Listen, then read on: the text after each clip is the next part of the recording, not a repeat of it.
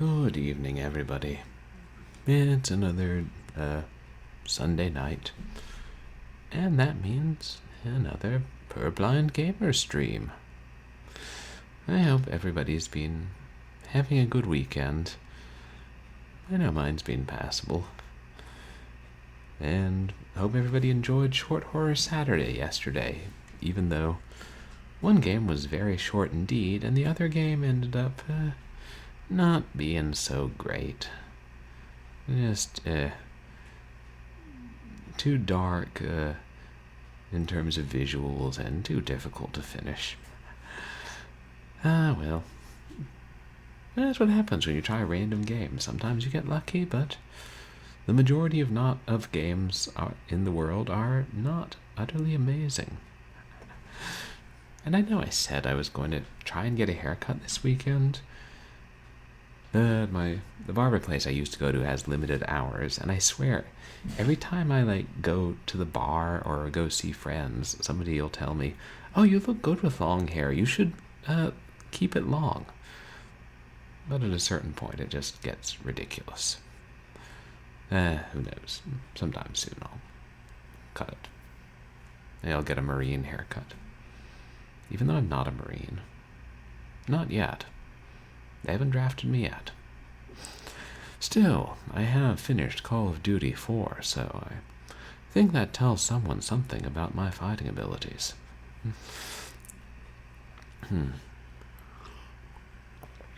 today, we'll continue haunting at CLIFFHOUSE, that gothic mystery/ghost story that we've spent 2 weeks on, or at least half of last Sunday was spent on it. And still a rather interesting story. And hopefully there won't be too many difficult jigsaw puzzles and slider puzzles and assembling pictures out of strips of paper puzzles.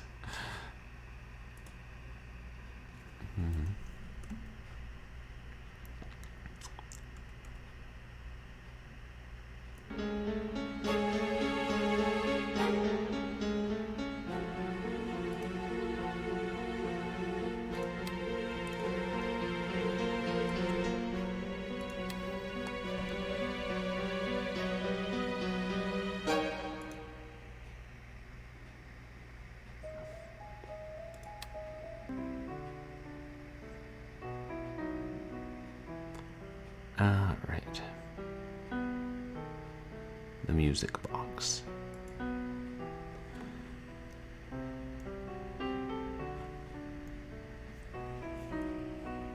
Which we weren't having much luck with, but I looked it up online, and there's a combination we have to find somewhere.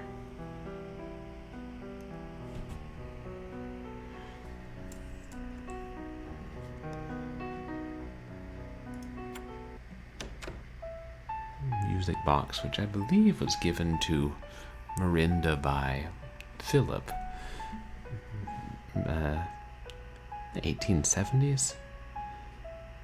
So, who knows what secrets it holds? Oh, right. Did we get everything we needed to from the artist studio? Other than the spot the difference puzzles. A piece of sandpaper.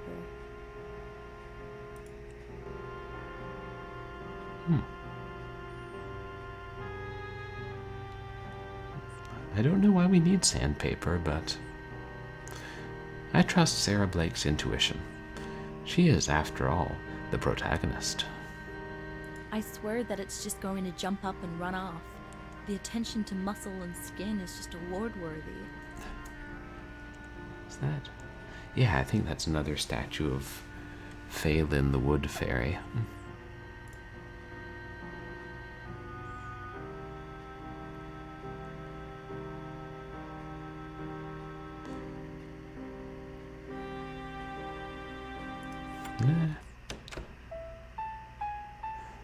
We saw some ghosts and saw some puzzles in there. I don't think there's much more.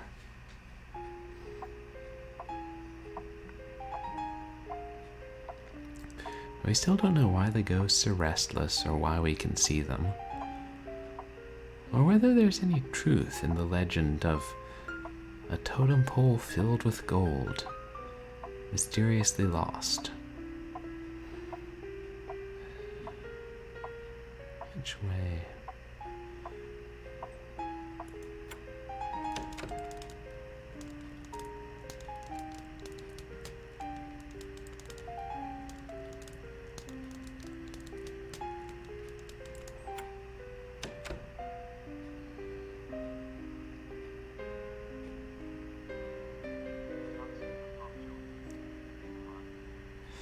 Hey there, Joey. Or Angela. Yeah, I'm doing alright, thanks. How are you doing tonight?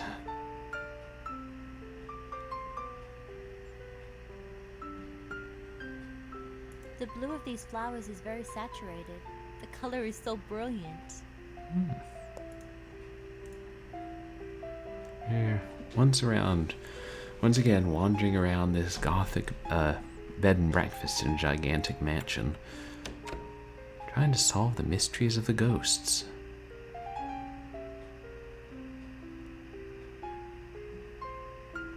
It casts an ethereal glow on everything in the kitchen. It makes it all look important, somehow.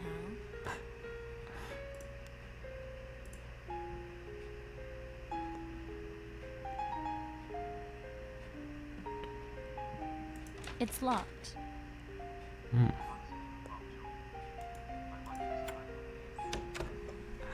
Yeah, me too. It's... What was that? Wait, 3F, What a spectacular view. 2B, something. What was that?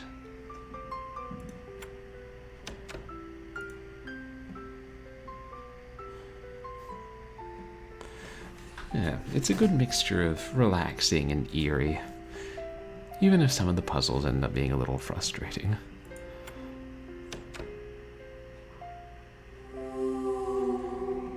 Three F, 2B, 3F.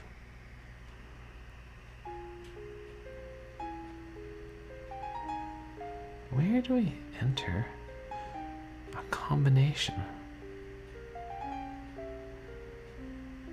I don't remember.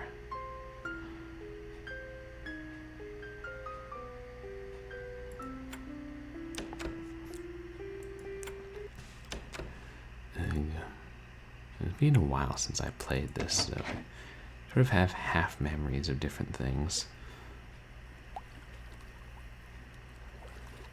I don't think we're able to go anywhere in the boat until day 2. And I think we're almost done with day 1.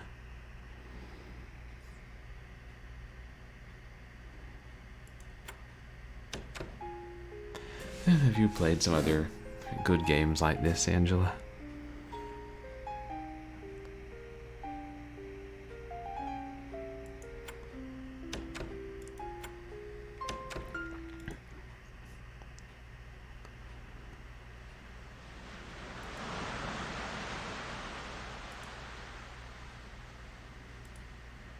Is there anything else we need from the sea hag?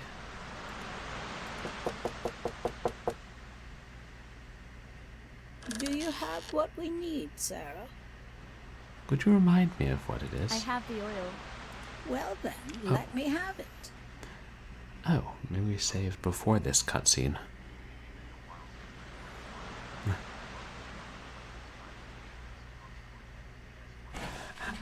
Oh, I understand. More of a relaxing mystery game. Oh, Goosebumps. Do you mean like Escape from Horrorland or the new movie tie-in game? I've been meaning to play both, actually. And then apparently there was Attack of the Mutant, but nobody talks about that. Alright, actually I have to give it to her. Here is the oil you wanted. Devil's Club or something. Ah, the oil. This is for me and my joints. What? I risk getting caught breaking into the doc's room so that you can have oil for your joints? Yes, you did. Right. So she told us to break and enter and filch this oil from the kindly old psychiatrist who believes in ESP. And why? Because she has sore joints and no medical insurance, and her solution is not go to the drugstore and buy, a remedy, but okay, wait until there's some person I can manipulate at the same time as somebody with medical remedies, and then get the one to rob the other. Frightfully efficient, our friend the Sea Hag. Oh, it was the movie tie-in one, which I want to play, and I also want to see the movie, having grown up reading Goosebumps. It seems like a fun and interesting adaptation. Hopefully better than the Fear Street ones. And yeah, the Horrorland game was like an older adventure. Mid to late 90s. It might have been FMV. I had a copy, but I couldn't get it to work. Do you have the map? Yes. Yeah. Let me have it. I stole the map from the pompous history professor. It's okay. He wasn't very nice. That makes it okay.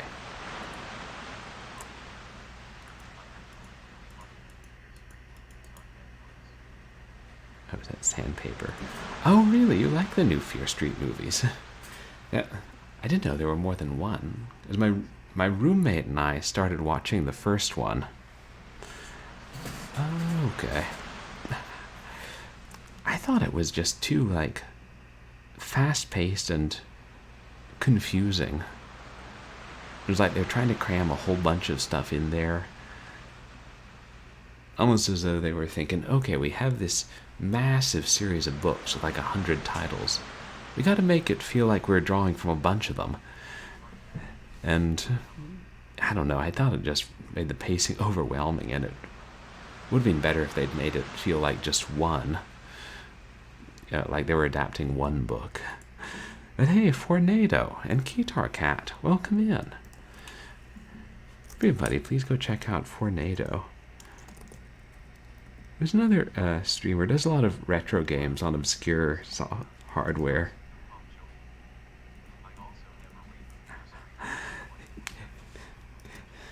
Yeah, I know, it has been a while, Keytar Cat. It's really good to see you in again. How have you been doing? I hope you're having a good summer. Oh, right. I know it did pay homage to the slashers. But the books were kind of different. They were more this weird sort of horror suspense. And on a lot of them, there weren't many deaths, or one or two. And a lot of them just had human antagonists. You might call them a thriller more than horror a lot of the time. I didn't read them when I was an actual teenager, but I got to be reading them a fair amount later. It was fun. I know, but I know you've been streaming other things too, Fornado. I remember the surprise of when you were streaming Atari 8-bit and that sort of thing. Oh, Keytar Cat, that's really rough. I'm sorry to hear about that. I hope you haven't gotten it, and that if they get cases there, they figure out how to. Oh, yeah. At least they're only doing the vaccinated students and staff, but still, I agree, for that much, close contact with a significant number of people, they really ought to. Give people the option to stay remote, especially with the Delta variant. Yeah, at least. The Delta variant, and, even some people who are vaccinated catching that, from what I've heard, which is scary. Fingers crossed they rethink their policy before classes start. I assume you have at least a few more weeks before it starts, Keytar. Yeah, that's a great emote for NATO.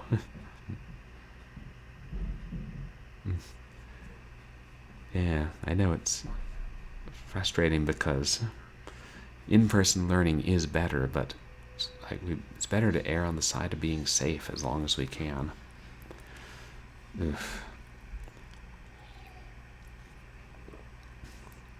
And I do hope they rethink it, Guitar, and also that you get to enjoy the last few weeks of your summer. Yeah, I can't think there, because now they decided like even vaccinated people have to wear masks in public most of the time. They decided a couple weeks ago, except for public places where you have to show your vax card to enter. And I don't know, some people are talking about another lockdown in LA.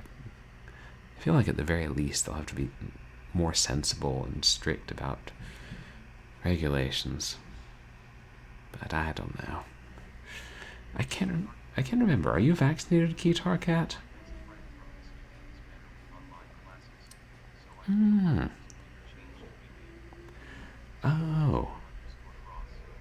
They're better with the online classes. Oh, that's... yeah, I hope they do keep it for people like that. I'm glad you are. I thought you were, too. And hey there, Seacross. Welcome in. You haven't...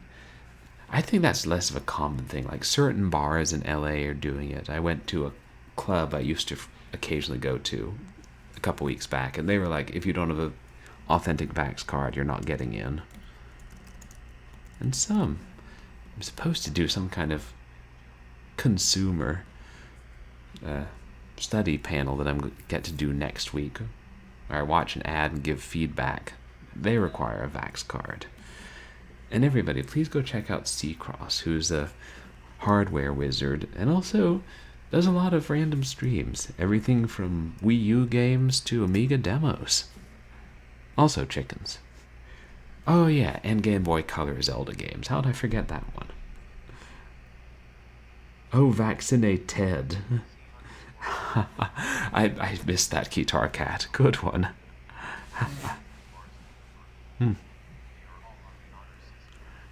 Even the airports are on the honor system. That's kind of alarming. I mean, I can see businesses like bars doing it. Because maybe I'm cynical, but I don't necessarily trust people. Oh, I see. An accidental joke. But hey, sometimes those are the funniest kinds. And I don't know if it's, being worse or how bad it's been in New York, Seacross, and if they're planning to change vaccination and mask requirements. Oh, okay, the airports require masks. Yeah, I would think I would hope they would, realistically. That's because you're in, confined quarters with so many people once you're on the plane. But the last time I flew, I wore a N95 mask and only pulled it down like in between bites of food or like sips of a drink, and didn't catch anything, fortunately. If I go back to see my family now that I'm vaccinated, I'll probably do the same thing, just to be on the safe side.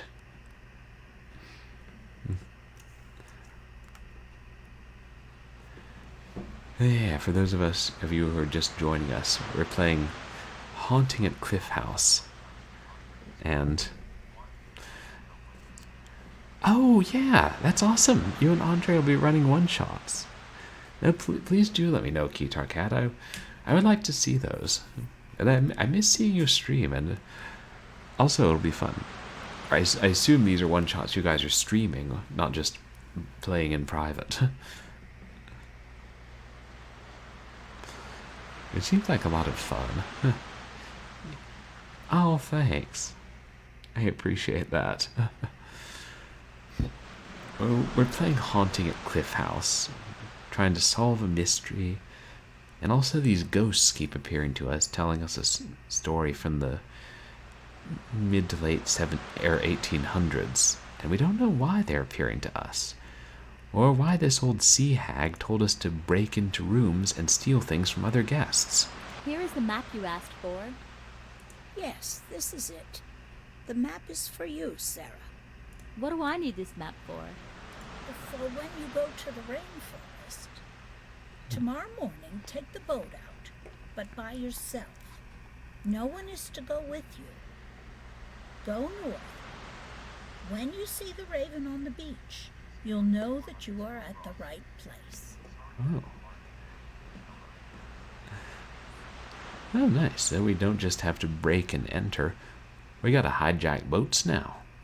Also, apparently there are a lot of rainforests in rural coastal Washington. It will be a struggle, but one that I know you'll overcome. I appreciate your confidence. And why am I doing this? You will understand after you find the sacred place. When you are done there, head to the lighthouse. It is south of Cliff House, right off the mainland. When this is done, peace will return to Cliff House. This isn't dangerous or anything, is it? And just by doing this, we can lay the ghosts to rest, maybe? I would not send you into danger. You have the spirits guiding you, Sarah. I do that. Your journey begins.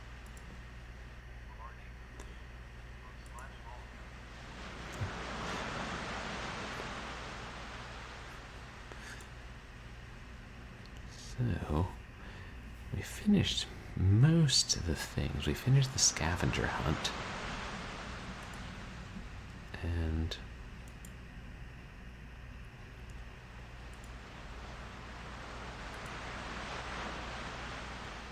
is there something else we need to do in the Japanese garden? I don't think we went there last stream. We finished all the puzzles there the first stream. Hard to remember. Oh.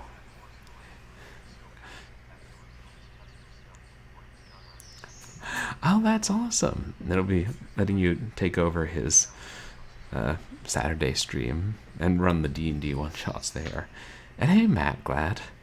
Thanks for coming in. We haven't seen any today yet. We found some in the previous streams. Like every time you complete a puzzle, the ghosts will reenact a scene from the past.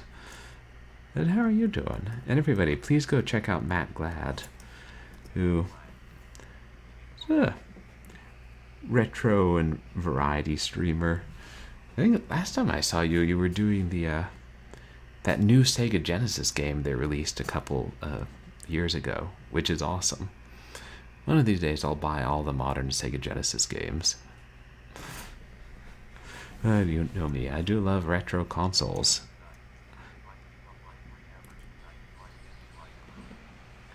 Oh, right, you're getting close to affiliate. Yeah, I'll definitely check you out. And right, and oh, I'm sorry, I missed OBS keyboard lag. There. Yeah, Tanglewood. Well, that's awesome. Well, yeah, I'll definitely check you out, Matt. I hope you do get affiliate soon. I know it took me a while. Because the average thing is probably the hardest one. Yeah, that fox is adorable. And it seems like it controls a whole hell of a lot better than Titus the fox. Oh wait, this is...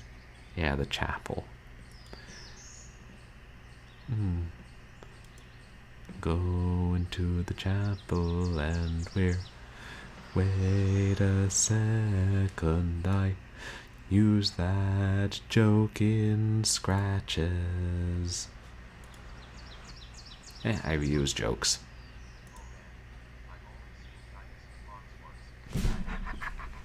I know. You know, Titus was a reasonably prolific company for a small one, and Surprising that that was their mascot, and it even got a sequel. And I tried playing it, and I mean, it's not horrible, but compared to the other cutesy mascot games at the time, even of the PC on the PC, it was just, well, the segmented scrolling of the screens were terrible. I haven't yet, Matt Glad, but I'd be more than happy to, since I do want to get into voice acting and voice work at some point. Not sure how, other than auditioning for random things. I did take a good animation voice acting workshop, and I think at some point I could take another and get a decent demo.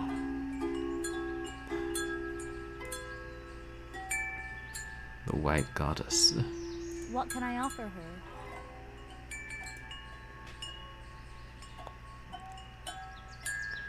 Yeah, there was something in the garden, I think. Something in the garden we were supposed to offer the goddess. Half remembered.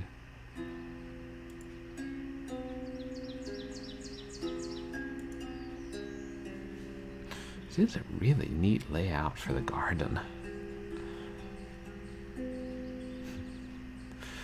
I wouldn't mind having a Japanese garden like this. All I gotta do is take advantage of that free land in the 1850s and become a filthy rich lumber baron in Washington State. Gotta be an easier way.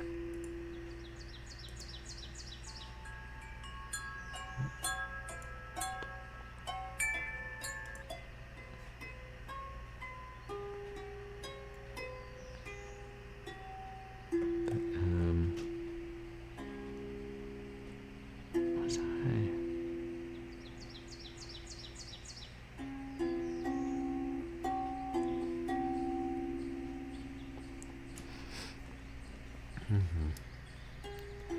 Yeah, when are the D&D streams going to start, Keytar Cat? Is it this Saturday? I'm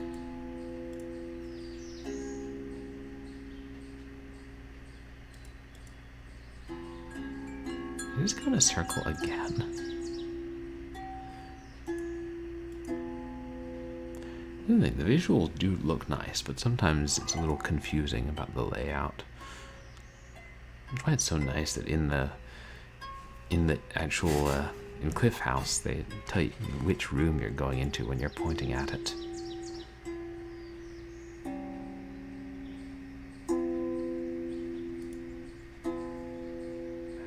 This was where we stole the fish.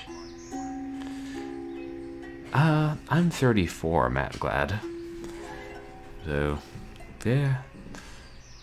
Really older than most streamers. I took a few years between undergrad before I went to grad school, and I finished grad school a couple years ago. A young'un.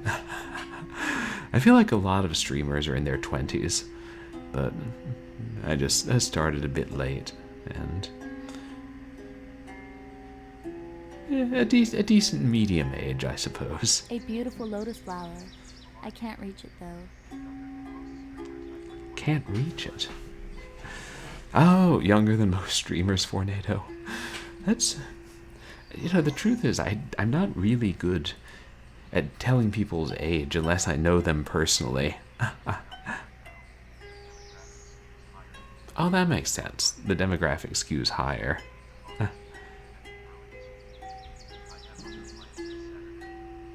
Oh, okay. Oh, cool. So you'll be starting the second week in August or later. Hopefully before you start school, you'll be starting those. Oh. Yeah, I didn't think about that.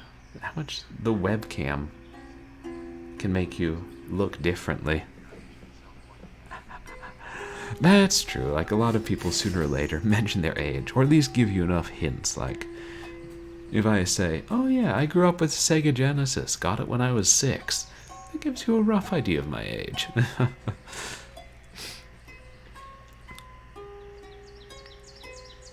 Yeah, I've always not been especially good at telling people's age. I think partly because I don't see their faces in as much detail. And you really can't base it on voices. Ah, the net worked. Isn't this lovely? I don't know. Oh, cool. I'm in the same age range as Loading Ready Run.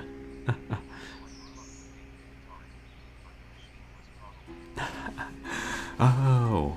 So you grew up with the 8-bit Atari, but it was quite old by then, which I can understand. Like, our first family computer, which we had until I was 10, was out of date by 1990.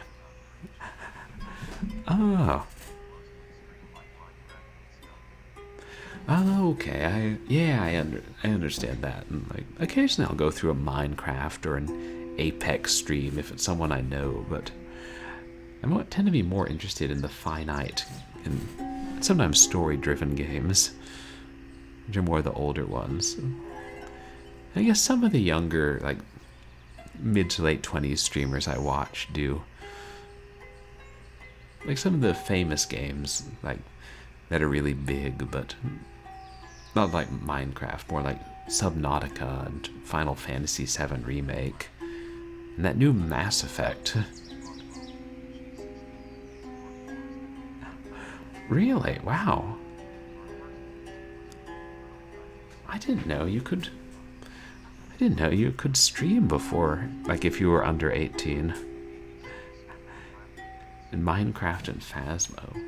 Like, I know those are big games, but so many people streaming them, it seems like it's hard to stand out in that crowd. And oh, your first PC was new in the early 90s, so a big step up.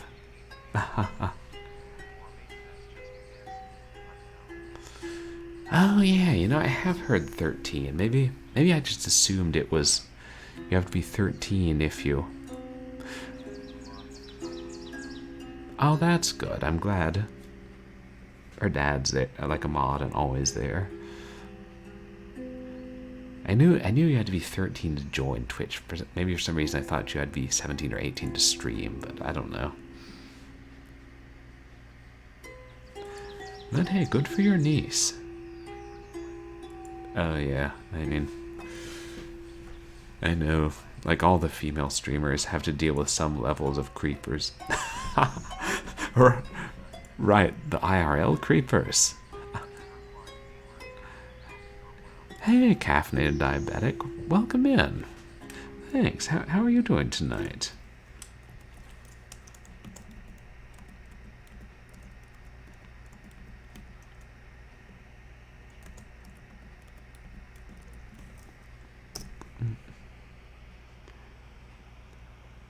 Ukulele and the Impossible Lair.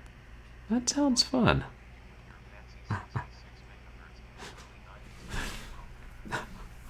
Oh yeah, 66 megahertz. And I don't even know how many. I don't even know how many megahertz we have now. Hell, maybe it's gigahertz these days. I can't keep up. Oh, but you're welcome. Caffeinated diabetic. Good to have you in. Oh wow. So really Nintendo hard.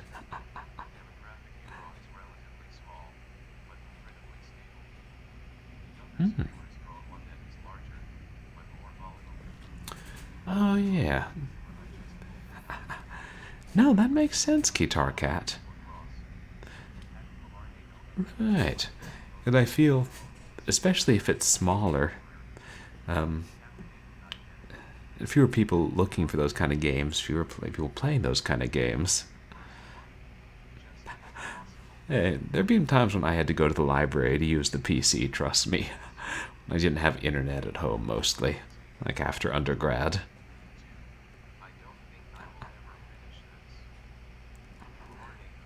Ooh, yeah, at that point, it's like, it's a hard balance, but making it so hard you don't want to finish it. Oof.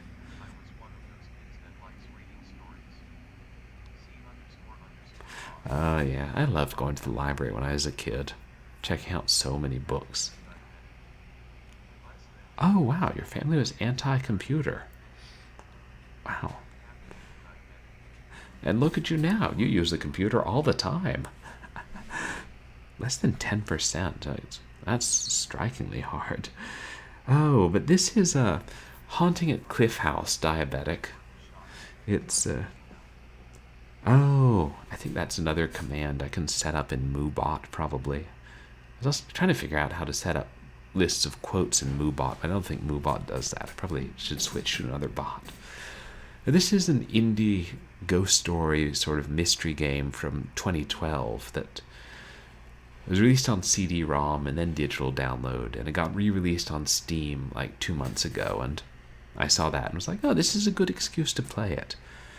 And it was by a solo developer, made in Adventure Gaming Studio, and it's a pretty good game overall. Oh, Streamlabs does, and since I use Streamlabs for alerts, I ought to be able to set that up. Yeah, Cliffy, what a coincidence. But it's a pretty fun game. Like, it has some drawbacks, but overall it's got a lot of charm and a nice, relaxing atmosphere. Yeah, it's a point-and-click adventure with a fair amount of puzzles. And, wow, from being anti-computer to being a sysadmin, that is quite a change. But hopefully your family has come to terms with it now. Because I feel like it's really hard to be anti-computer now. You know, walk into Subway and be like, I'll take a sandwich. Hey, is that cash register computerized? That's it! Walk out. Never go to Subway again. We'll make our own subs at home. It's a bit extreme, really. I'm sorry, what was the last thing you did for your channel? Oh, you set up the quotes from Streamlabs guitar. Yeah, that's a good thing. I've been learning a little more about what Streamlabs can do. I think I'll keep using OBS to broadcast and just use Streamlabs for all the add-on things. Oh wait, can we give the White Goddess a White Lotus? Maybe that... Oh yeah, that's it. Because I remember... Oh, a computer wasn't useful at home. Typewriters and tax attorneys. I get it. Because I remember there's a bug, at least in the CD-ROM version, where during the night, if you click on the wrong thing, you can basically soft lock yourself and have to restore a save. And it involves lotuses. Ooh, or could I eat the lotus? I hear they're rather tasty.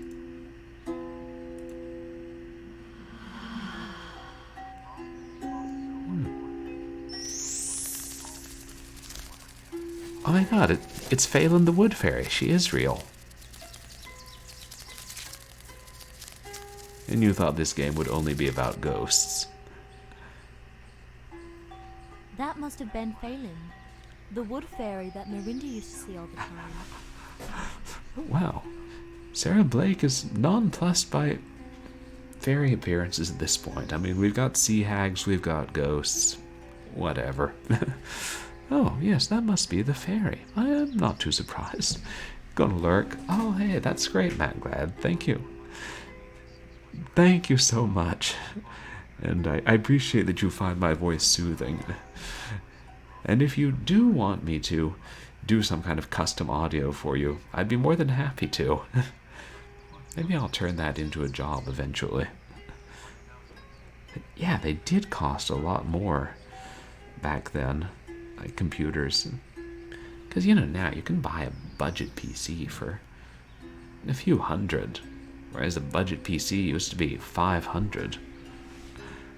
Oh, that's awesome, Matt Glad. I look forward to it. Yeah, even back in high school or in the 2000s, I mean, a good desktop computer would run you hundreds of dollars. I know now a lot of the good or decent laptops, decent sized screens are costly, but desktops aren't so bad. Wow. And then another $500 for the CD-ROM and the sound card. Wow.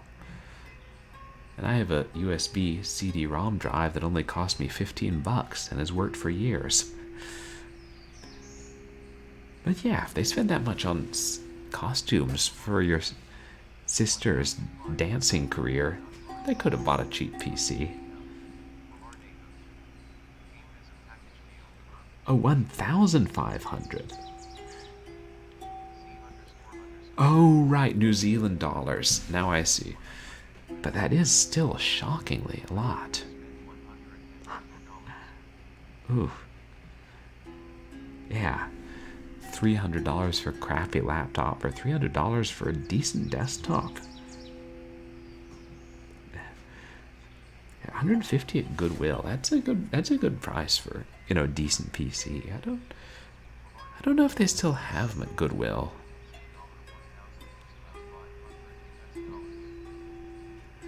Oh, okay, so it was like twice as much as US dollars, but still, that's an awful lot. I know the SPCA Rummage thrift store used to have sell computers, like fully functional ones. Like 10 years ago, you would find decent Macs in there for $100, but thrift stores have gotten picky about what they get in. Hardly ever find good VHS or computer games at the big thrift stores, like the chains.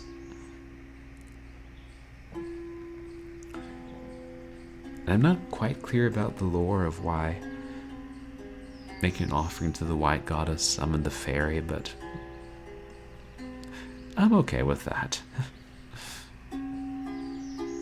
Actually, if I'm going to be buying a new PC, I probably ought to look at what thrift stores sell PCs and look there first. If I'm not looking for something top of the line, just something that'll stream 10-year-old games without, reaching 100 degrees or 150 degrees Fahrenheit. Be scared if my computer reached 150 degrees Celsius. Wait, how do we get out of the garden?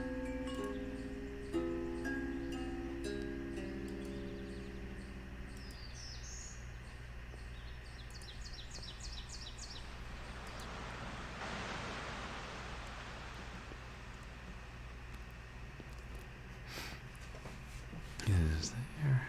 What else is there? Did you set up Streamlabs to do a lot of stuff for your channel, Keytar? I'm gradually learning. Oh, there's something else down there. I'm trying to set up something else or do a little more each week. I still wish that I could figure out why the microphone sounds so much louder to me than to you guys, but I feel like I've gotten the levels decent where you can hear both me and the game. Let me know if it's not, or the game audio suddenly cuts out. Wouldn't put it past OBS or Windows 10. Let's just blame Windows 10 for most things. Now they want to come out with Windows 11.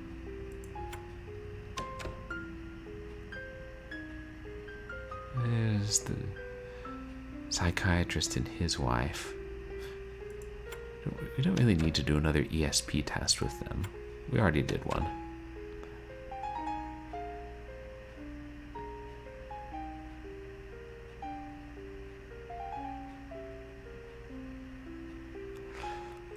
Wait, what was that ghostly code that appeared in the breakfast room?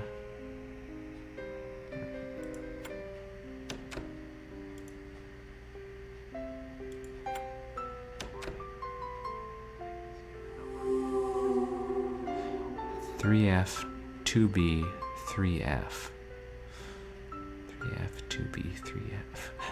Right, because they skipped the number for Windows 9 because Windows 8.1 was basically Windows 9. Should have been. It was basically them just being like, oh shit, we screwed up mega big time. Let's fix our mistake as quick as possible. We want to everybody forget Windows 8 ever happened.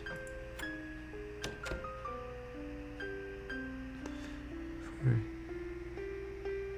said you don't monitor yourself when you stream? Let's see, what do you mean by monitor yourself, Seacross?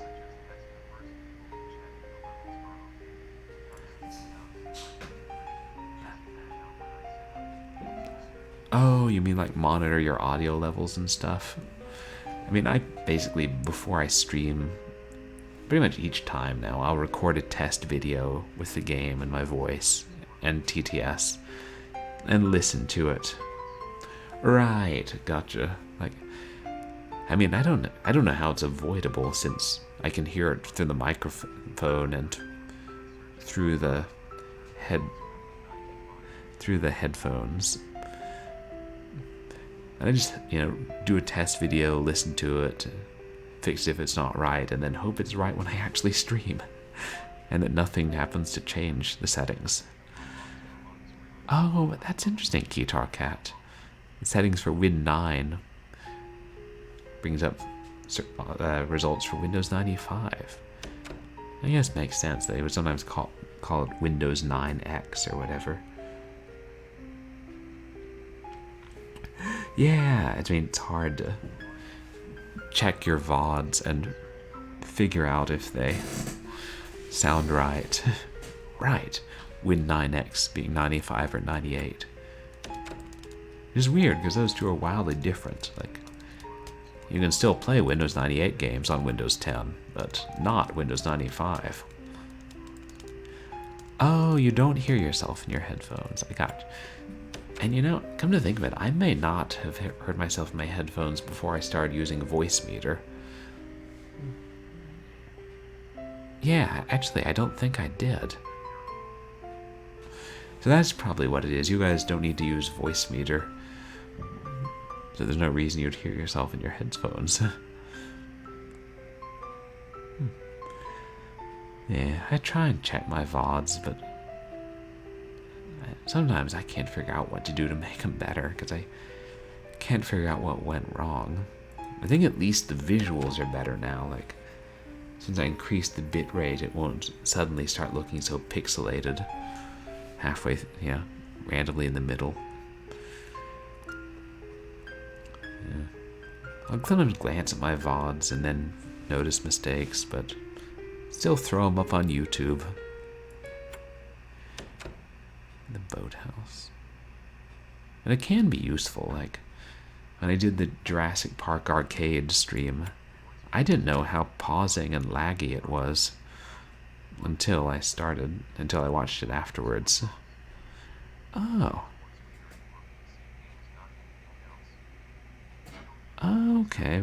Voice meters usually have a monitor button to toggle the voice.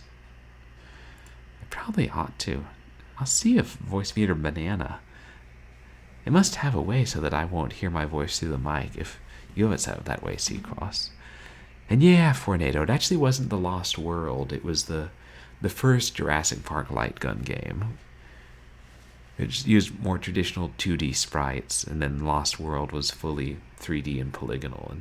And honestly, I think Lost World was a better game, but very similar. I love rail shooters, so I'll probably stream Lost World at some point.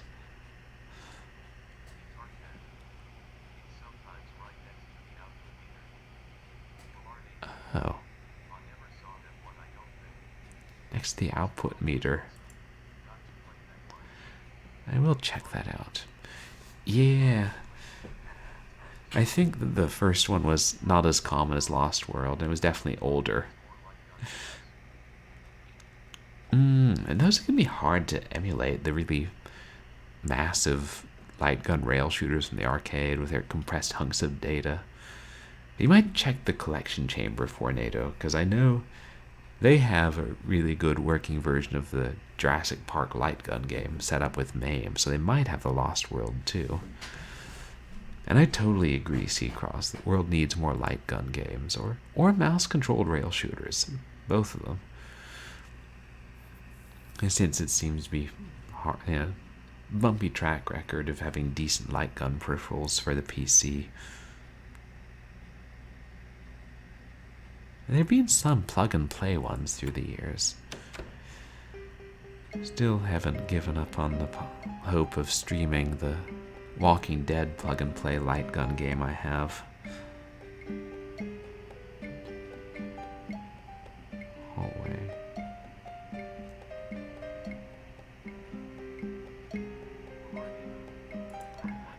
How do I get out of here? Oh. Gotcha. Yeah, sometimes they need separate things. Oh. A Sinden. I haven't heard of that one. I had an Act Labs light gun, like an older one. It came with some, not a VGA connector, but something similar, and it only worked on CRT screens. The more recent ones don't. I just didn't find it as... I found it easier to use the mouse, to be honest. It was pretty cool, though. And... Oh, that's great, it works with the modern ones. But I know the first Jurassic Park arcade game does work in Mayhem Tornado, because that was how I was playing it. And I don't know if Lost World does now or not. Like, the collection chamber is really good about making, standalone, easy to download and run games that previously were more difficult. Oh yeah, Mayhem ROMs. Remember when we used to get those on DVDs burned, or CDs, because they're so big to download. Like, I think even Carnival, I think the collection chamber has gotten a working Carnival package. It is good, because for... I'd have to check on that, because for a while that was a huge pain to set up the ROM and the CHDs and get it to run. Ugh.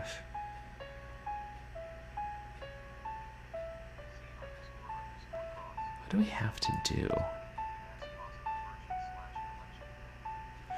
Oh, MAME's being a pain because of the different versions.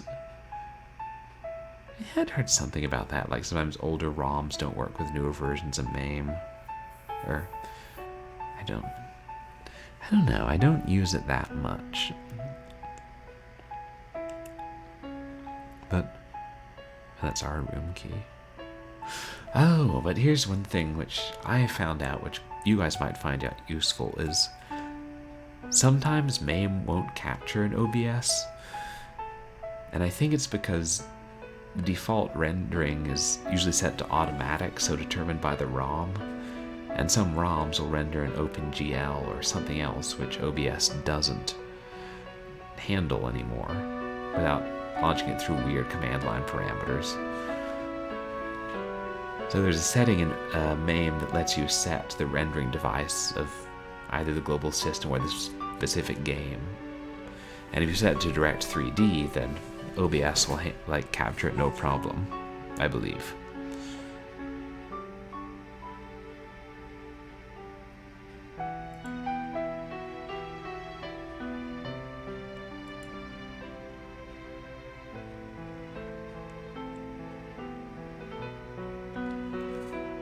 Wait.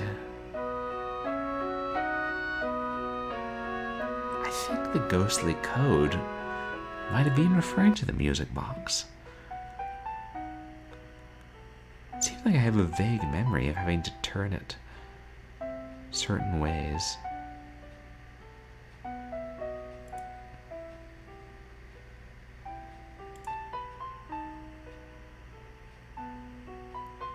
Was it 3F, 2B, 3F?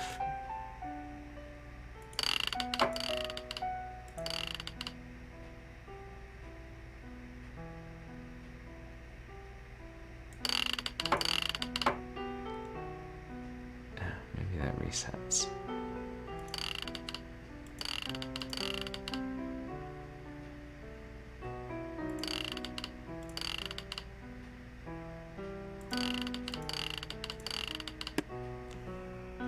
Yay. Oh wow, it's one of those disc-based music boxes. Those are so cool. Let's see what it plays. Hey, what's that? Look at this old note. Seems to be some sort of clue to something. Frog is above the wolf. The dog is diagonally cast across from the cat with the horse in between. The lion is left of the cat and right of the wolf. The rabbit is above the dolphin and right of the snake. Well, if that's not the key to a puzzle, then I don't know what is. Now let's see some ghosts. Oh.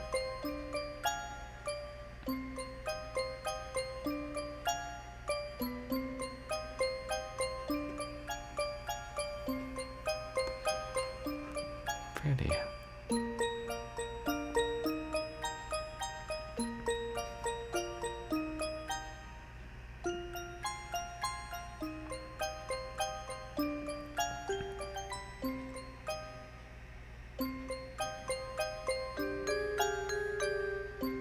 Now I guess all we can do is close it. What an interesting picture.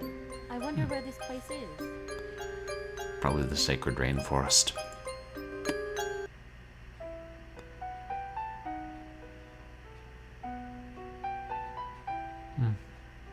Oh, no more ghostly manifestations.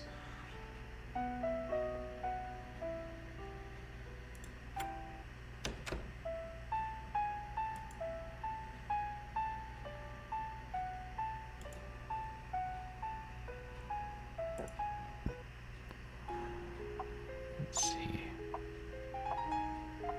Where can we go now?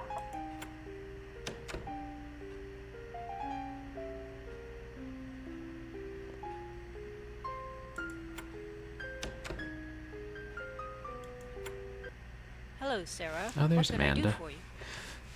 Oh, you could leave the room for a minute so I could steal keys and rob your guests. Oh, wait, we already did that. Ha ha ha ha ha. Nothing. I met the professor.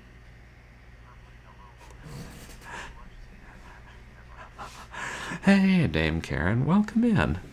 Not much. We just replayed the cutscene from last time where we gave the sea hag the oil and the map. And then she said, "Yep, tomorrow you must hijack the boat and go to the sacred rainforest, and then go to the lighthouse and lay the spirits to rest. Also, thanks for the medicine I could have bought from the local drugstore." And we're like, can you tell us anything more about this sea hag? And she's like, "No, your journey awaits. Also look for a raven on the beach." We're like, you're oddly specific. Yeah, I know. It's like, geez, sea hag, if you wanted to rob the B&B that was, right next door, couldn't you have done it yourself? And maybe they know that she's a kleptomaniac and she's not welcome around here. Keep in mind, Amanda's son, what's his name, is not very nice. Also, he said, "Hey, if you find anything valuable lying around, you should give it back to my mom." We're like, "What? I'm just a guest here. What is your problem?" But how's your weekend, Dame Karen? He comes here quite often. He was quite rude to me. He was quite rude to me. Wait, I feel like she just did 2 readings of the same line and they left it in the game. Small oversight. They're talking about the pompous history professor, I think. Don't mind him. He is somewhat of an eccentric. I'm sure there was no harm intended. If you say so. I met Dr. John and his wife Elizabeth. Oh yeah, they're nice. Just like the other days. My weekend's been going alright, thanks. I had some stuff done, but not enough. And yeah, that sums it up pretty well. Oh well. At least I don't have work till Tuesday, so I'll do more tomorrow.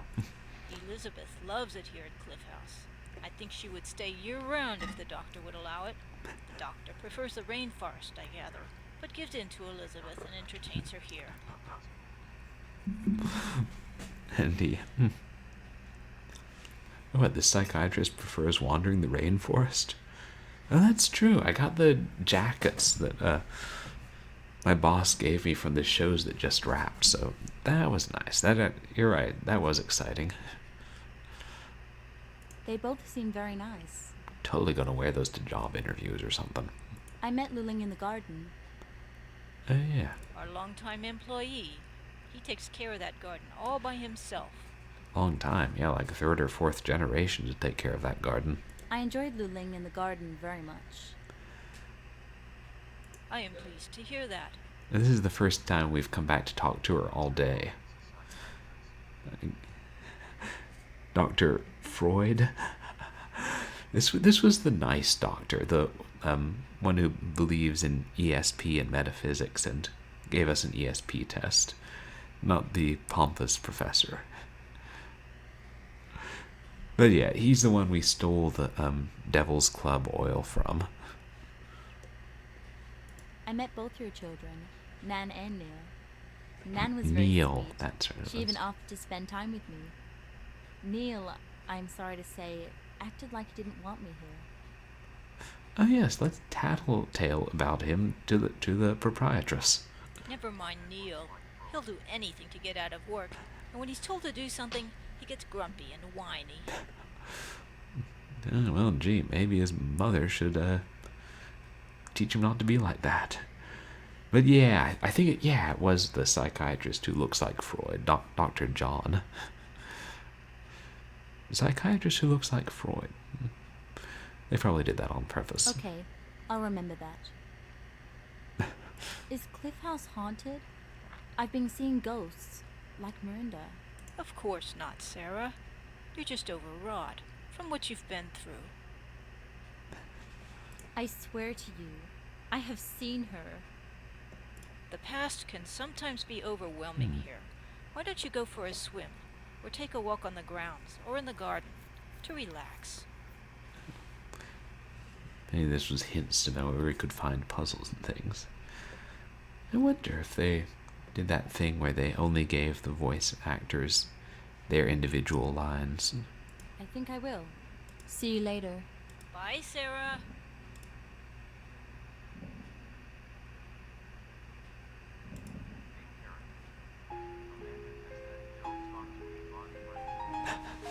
Yeah, she is. She's kind of like, you know, trying to pose perfectly, so you can't say that she's, being cold and distant, and you can't say that she's working while you're talking to her, but she's very stiff and has her arms folded, like, she is running a B&B that's, bigger than most European castles.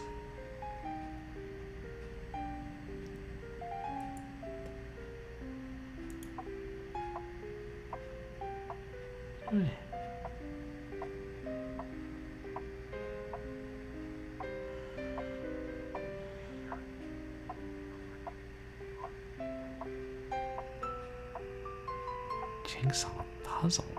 Wait. Did I load the wrong game?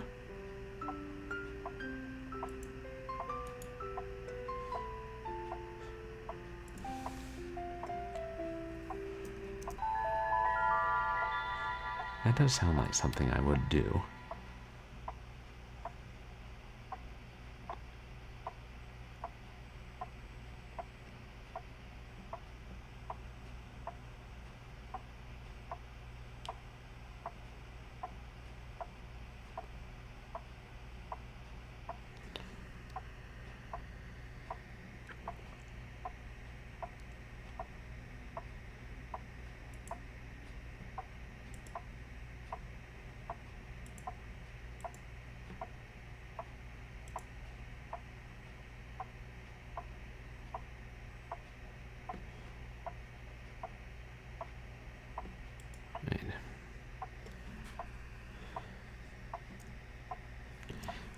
Hold on.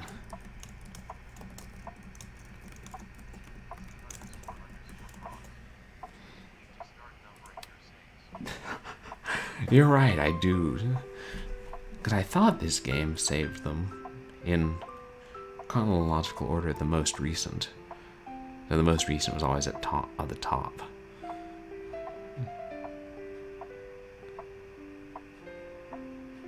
Unless I forgot to save at the end of last stream, because let's go back to the history room. Yeah, it would be funny if the game answered me like, yes, you did. Load this other save.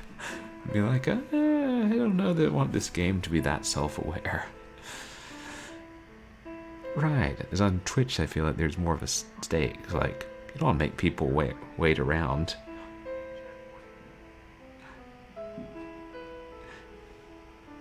Made a comma joke and got a unique chat warning.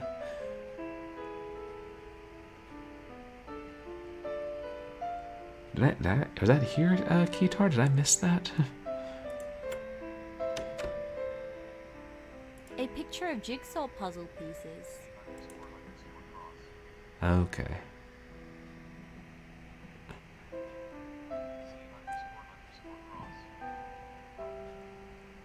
Pretty.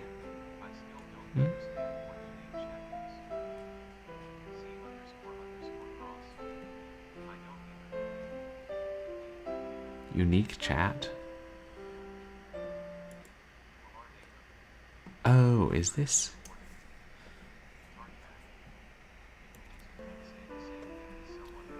Oh. Maybe that's my mod settings being slightly too restrictive. I should look into that. I mean, my auto mod.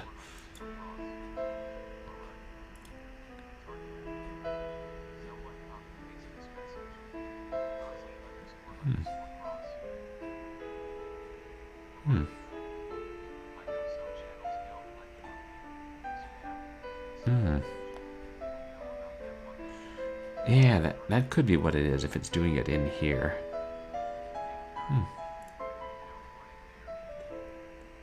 Did anybody copy and paste it? And I'm not seeing it.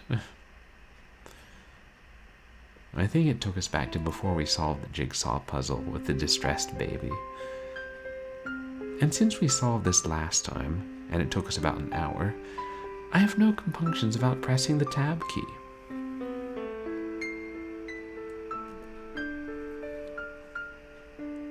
Oops, my finger slipped.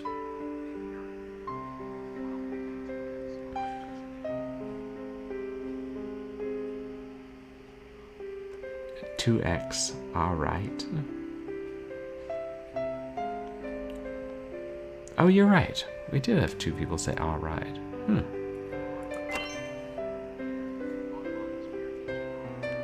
It is. I probably should relax some of my settings. Ooh, ghosts.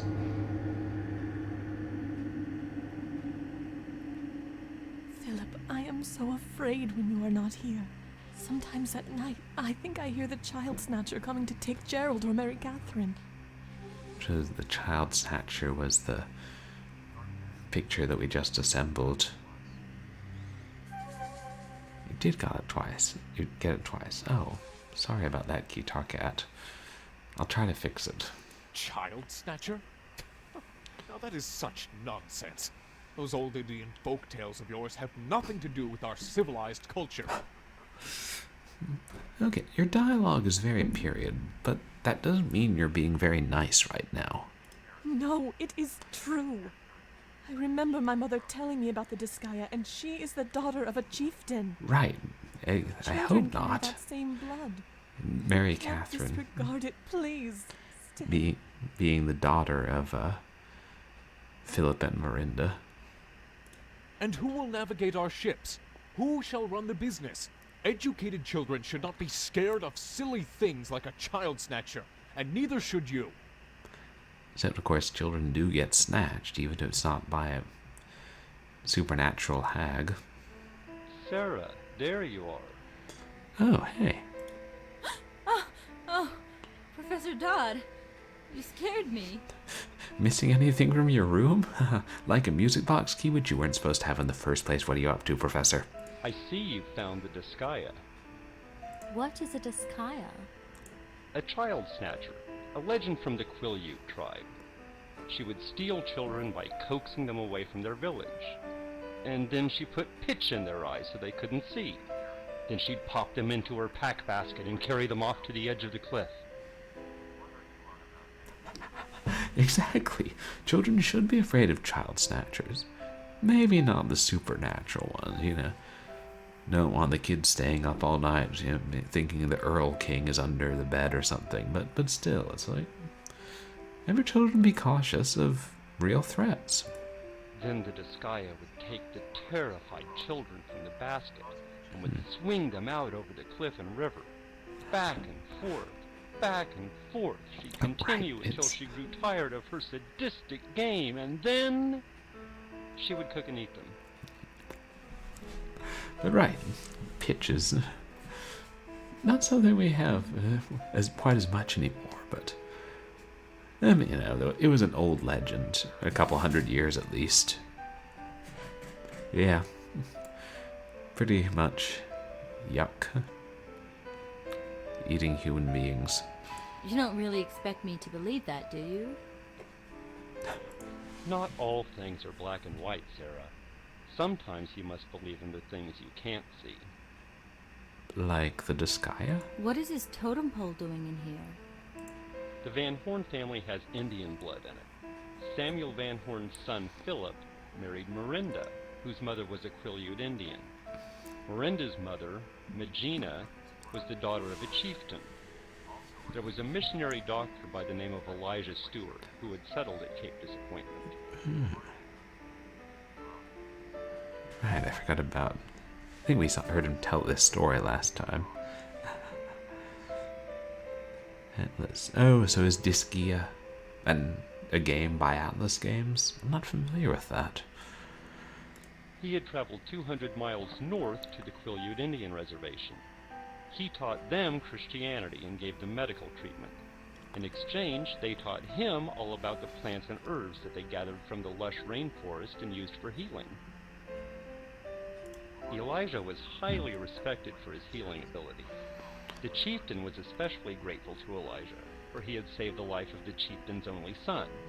The young brave's canoe had capsized during a storm, and he nearly drowned.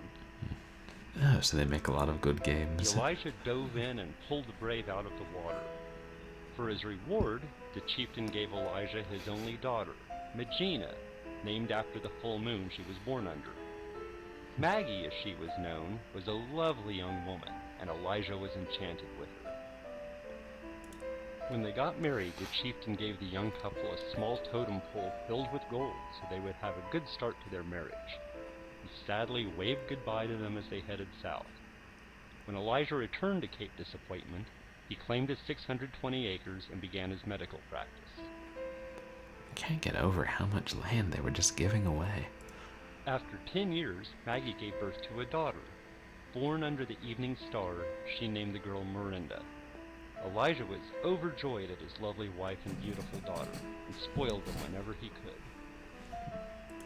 Growing up, Mirinda often played with the Van Horn boys, though Philip was a bit too serious. Yeah, really and good Joshua acreage. was often sick. She became closest with Richard, and they became the best of friends. As time passed, they grew up, and they went their separate ways. Mirinda worked with her father in his practice and learned how to care for the sick. She often visited her grandfather, the chieftain, and took care of some of the sick of the Quileute tribe. Philip stayed here to work with his father, and took over when his father died, though he preferred the shipping side of the business. Richard became an archaeologist and moved to Egypt doing excavations. Joshua went to Paris for a year to study art and painting. He moved back into CLIFFHOUSE when he returned. The professor does not care for Paris and art and painting. One day Philip met Mirinda on the street, and noting the stunningly beautiful woman she'd become, began a whirlwind courtship, and a year later they were married. He also knew it was time to produce an heir. After a couple of years, Gerald was born. Produce an after heir. that, Mary Catherine was born. Right. Because Richard was off in Egypt after having gotten the gardener's daughter pregnant and married her. To this day, the golden totem from the chieftain has never been found. Quite a fascinating story.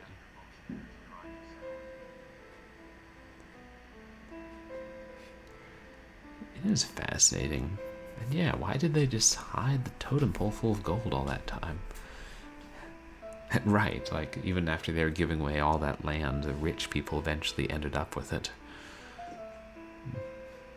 I mean, some of the homesteaders, like in this game, became a timber baron and became rich off the land, but other times the rich would eventually get their hands on the land. I have to agree with you on that. Rich get their hands on a lot of things. Well, I am off to take a walk in the garden. I hope to see you soon. Yeah, I bet you do.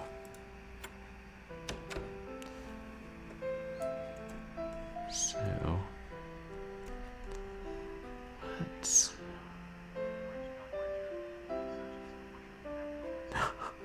Right.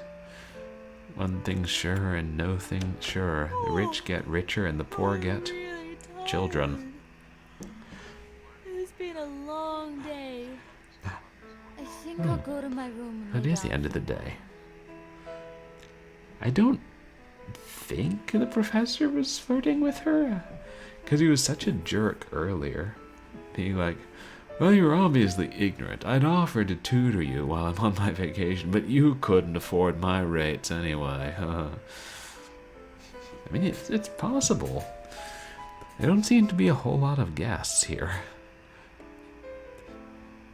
And he can't very well hit on Catherine, or is that her name? Dr. John's wife? Which leaves Amanda's daughter Nan, and the Sea Hag, and the ghosts. And Phelan. And assumedly some guests we haven't seen. So, oh, we're in our room now.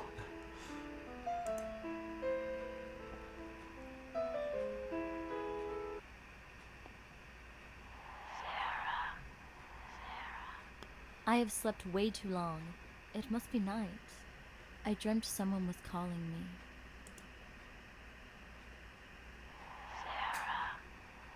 I hear that voice again. I wasn't dreaming.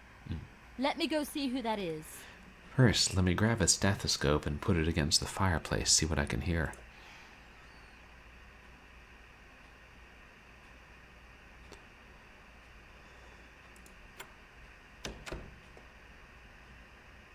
Oh. Lit only by candlelight.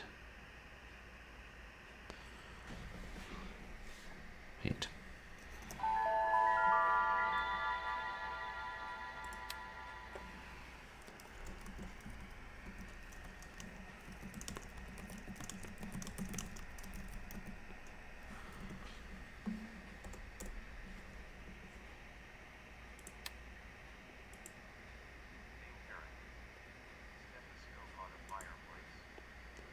Yeah, that was... Oh, I hear them. And the player piano's playing Greensleeves. Yeah, a few months ago we played the horror game Scratches, which is one of the great first-person horror adventures from the mid-aughts. They don't have it on Steam or GOG anymore, but I highly recommend it if anyone can get a copy. The CD-ROM copies are still pretty cheap. And I think they sell it on Green Man Gaming, but I don't know how legit that site is. Is there ice cream? Ice cream. Why ice cream? I feel like there's a joke I'm missing.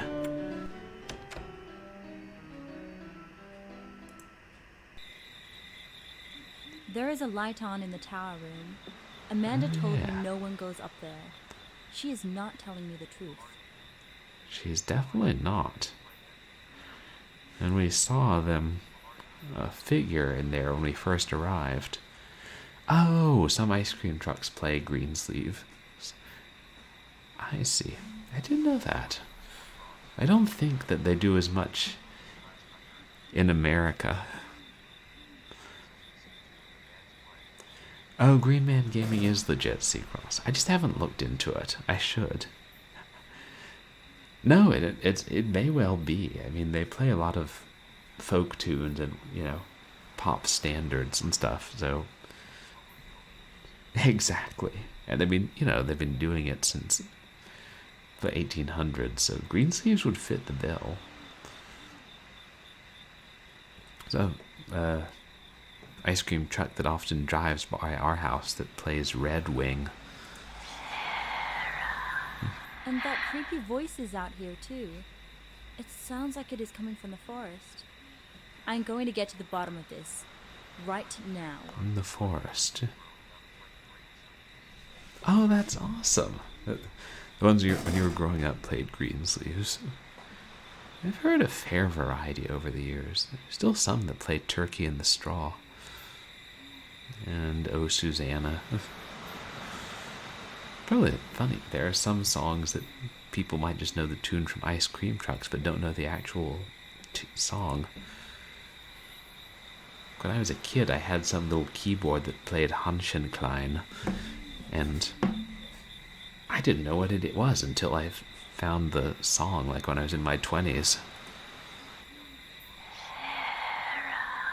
Sounds like it is coming from the chapel. And then, yeah, you don't know. And then it's exciting if you hear it later and find out what the song was. There are just so many folk songs.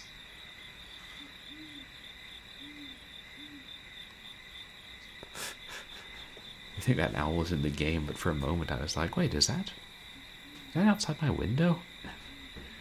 This stereo sound.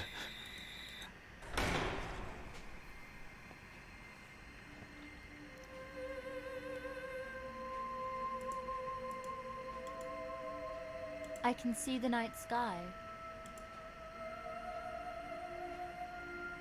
Night sky, but not the dusk sky. Ah.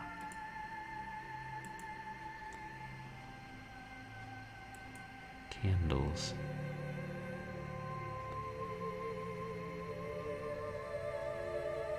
Oh hey, remember when we stole matches? At least it doesn't let you, like, leave, so... It doesn't let you turn around, so you have a pretty good idea what you need to do is right here.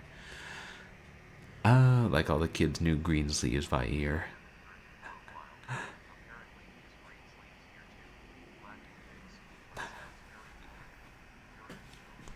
Oh, interesting. Greensleeves sounds different. And at least here... Oh, it's got a different rhythm when they play it there, Fornado. And a lot of people here know it as the Christmas hymn, What Child Is This? It uses the same tune. It's such a weird way to light matches. Oh, neat. It is wonderful, the amount of stuff you can easily look up, like even visual and audio on the internet.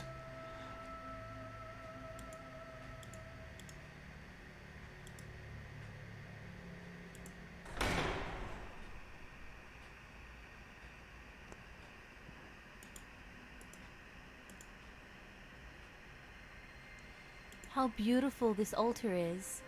Reminds me of my wedding day. More candles here. Wedding day. Her husband recently died, so that's still on her mind. Even if the mystery and the ghost are distracting her from it. Yeah, it is pretty spooky. Also odd that it's left unlocked. Of course, maybe it's generally not.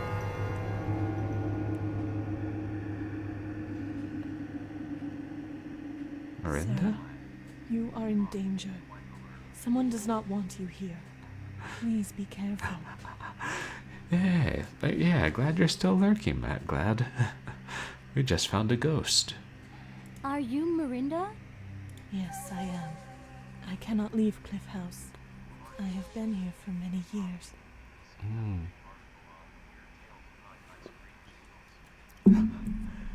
Oh, interesting. The story behind ice cream jingles. The BBC has an article. Why can't you leave?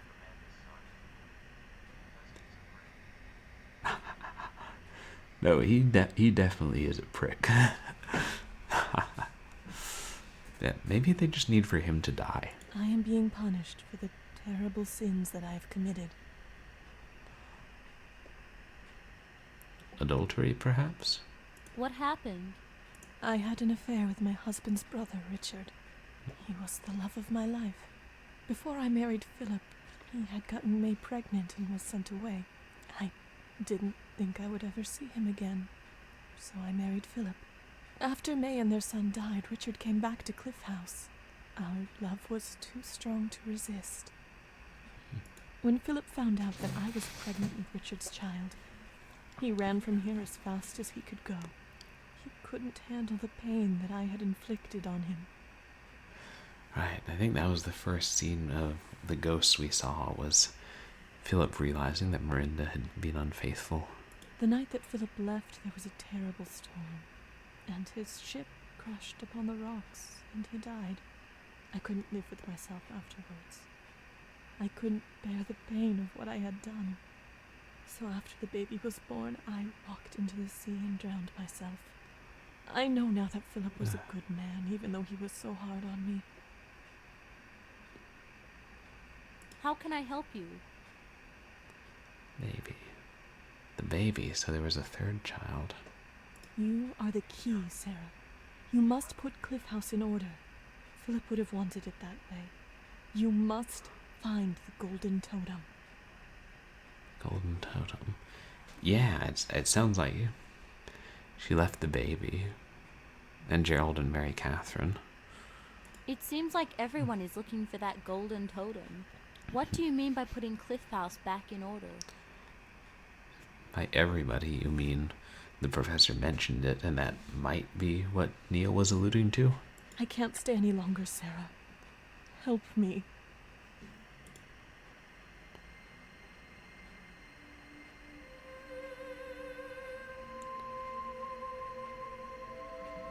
It was completely different with all the candles lit. It seems rather fragile. We should break it.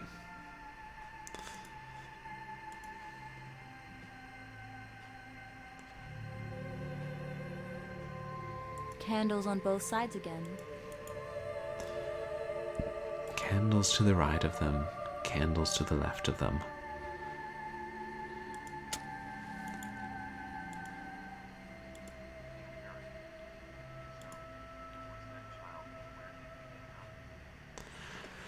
Right, I mean, that's the question. It was so long ago, we can assume they're dead, but what's the connection?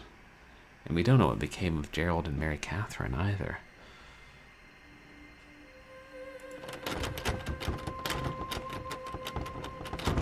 Help! Someone locked me in.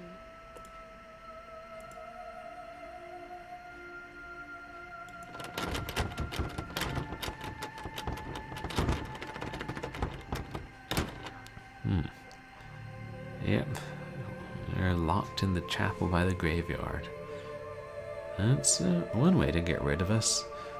Leave us in here and hope nobody hears us screaming tomorrow. There's no real way to get out. I mean, unless, of course, when the boatman was away from his post, we saw an axe and decided to steal it for no reason. But what are the... Oh, yes.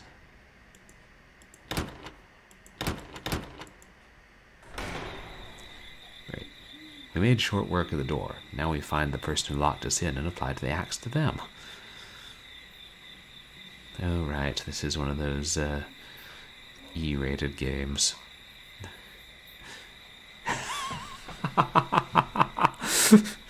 Right.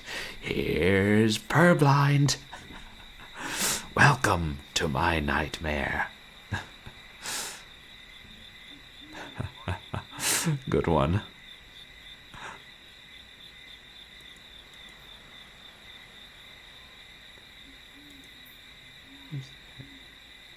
I'm curious, was the window another way out?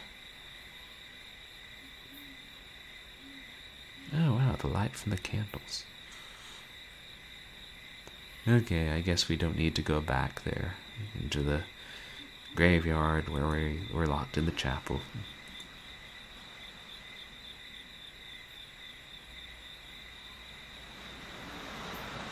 It's way too dangerous to go to the sea at night. The I want waves to had check out the gouged garden out before I go back into the house. grave and bone. Oh, right. The garden.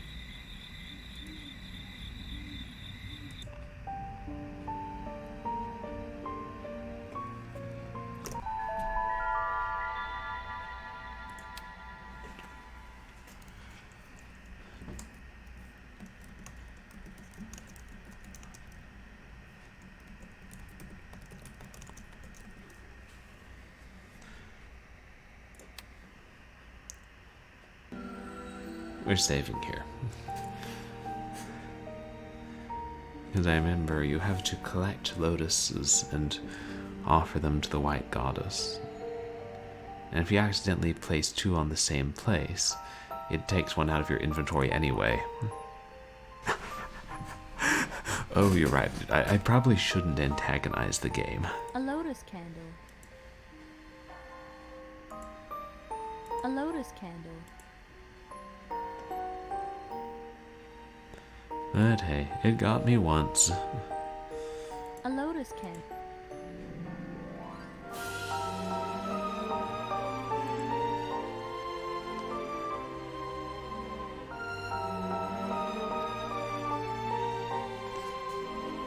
I can't remember. Is that a giant snake statue? It's too dark to see now. I'm there for it, though.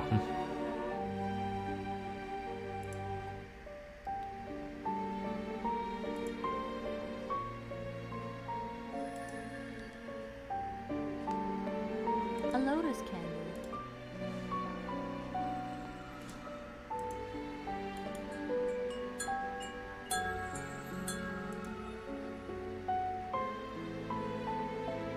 A lotus candle. A lotus candle. See, are there more down here? Where? No. Went too far.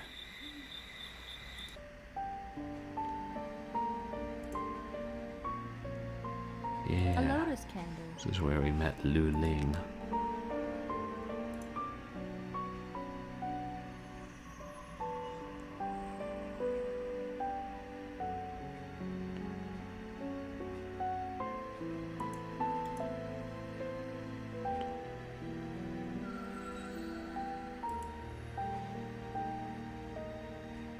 Maybe we got all of them. I know. It's a lot. Like, maybe Lu Ling puts a bunch out every night. Or maybe it's the ghost. It's 1, 2, 3, 4, 5, 6, 7.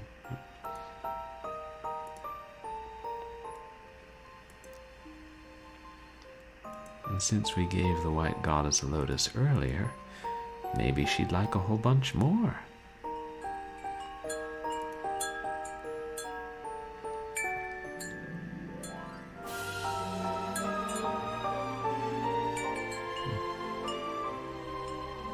Lotus flower candles. They just faded away. I guess I need to find some of these candles. Fortunately,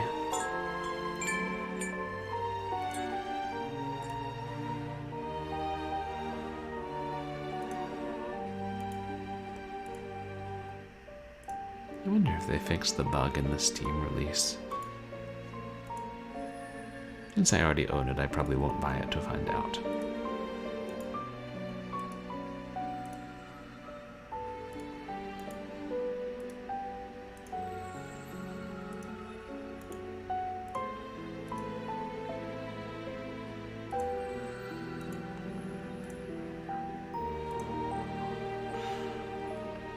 If you click on a lotus flower that you've already placed down, the candle will still fade and disappear from your inventory. So then you'll be 1 short and you won't be able to place all of them. And you'll have to reload the game. You can imagine how I find this out.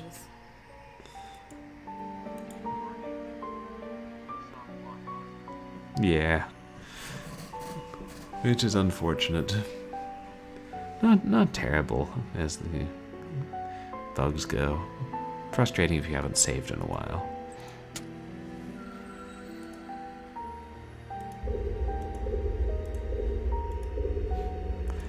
quite a noise these candles make when they get lit.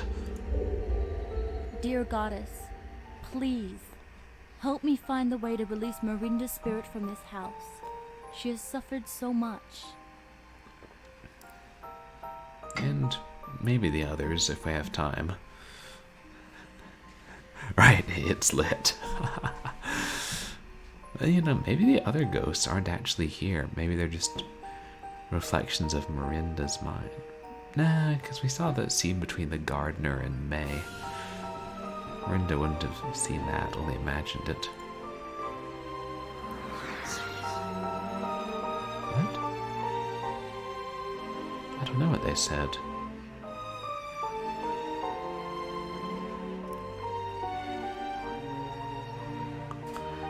A remake of Pool of Radiance that can erase your C drive. That's a bad one.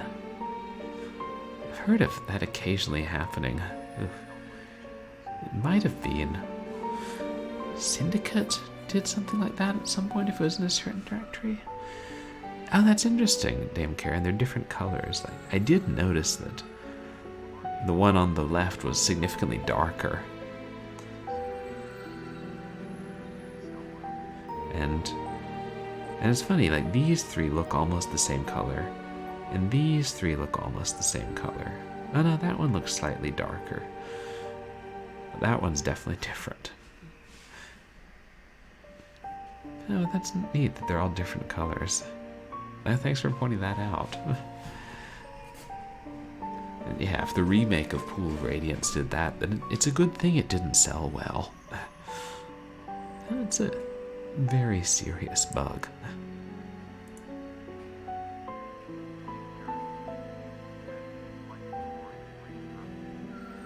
Ah. All across the spectrum. Oh, and now they're fading away again. Perhaps the candles were never really there.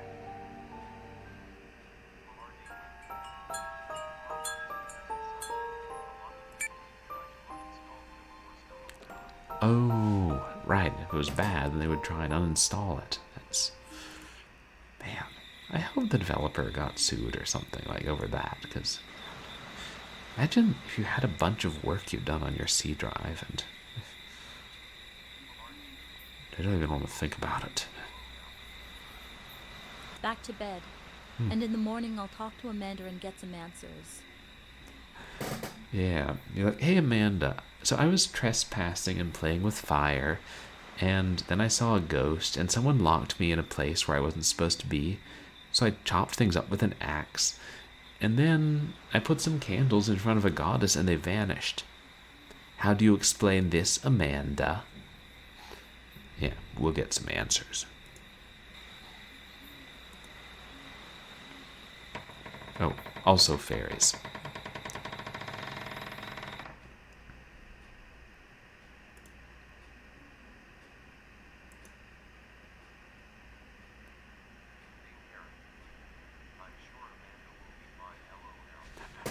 Yeah, I'm sure Amanda knows what's up. I think today is the day I take that boat ride with Hatch. But first I want to talk to Amanda. Yeah, unless, of course, we do what the Sea Hag said and ditch Hatch and take the boat. Oh, bloody knife.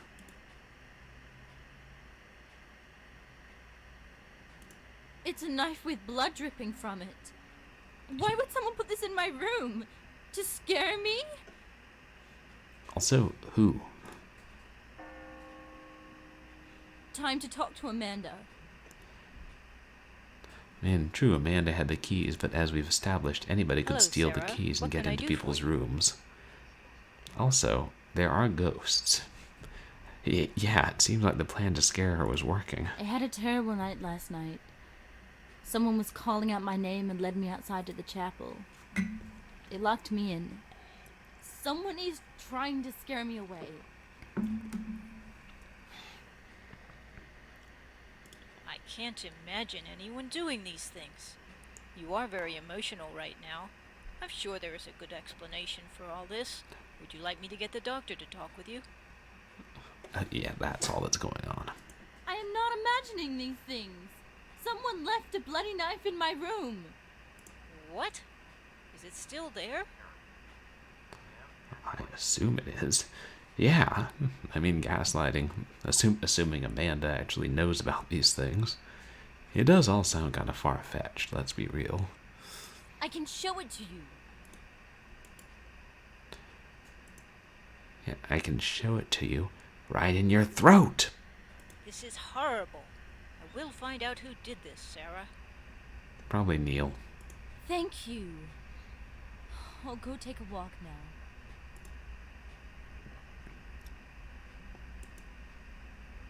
Amanda is covering something up. I am going to go on that boat ride and figure out what is going on around here. Hatch, would you mind if I took the boat out? I can't go right now. I have some things to do that Amanda needed. What sort of things? I can go by myself. I have lots of experience with navigating boats. I'm sure you do, but if anyone found out, I could get in trouble. How would a nice bottle of wine do for you right now? Oh, that's why we stole that from the kitchen. I think I could be tempted. Let's see if you can put my bottles in order. They sure do make a pretty lady picture. Hey, Hairball. Welcome in. How are you doing? Really, please go check out Hairball. The cool cat who's been breezing through the Catacombs series. I guess we have to give him the wine we stole. Excuse me.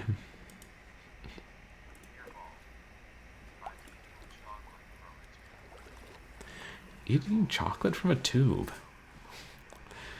That sounds delicious, like chocolate paste. Damn it, now I want chocolate paste.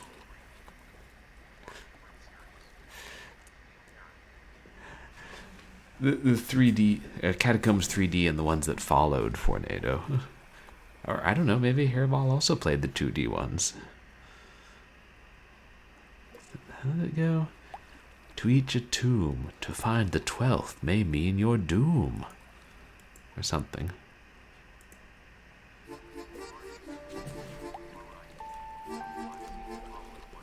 Align the bottles to create a picture using the top and bottom row. Align the bottles on the shelves.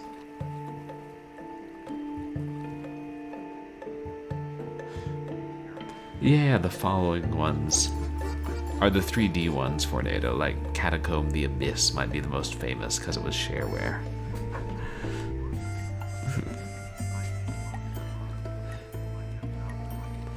Turkish snack box with cocoa drem, or cocoa creme. Sounds delicious.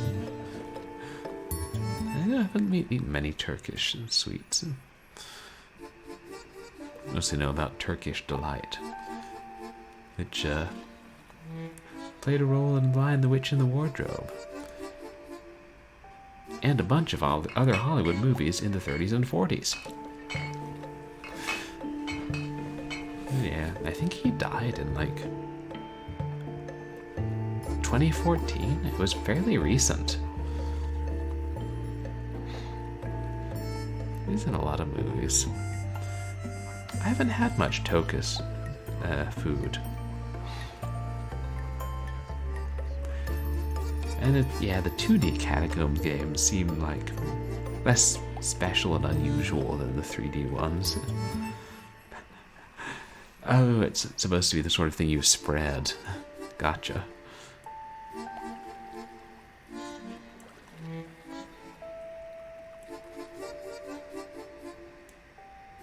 Another difficult puzzle.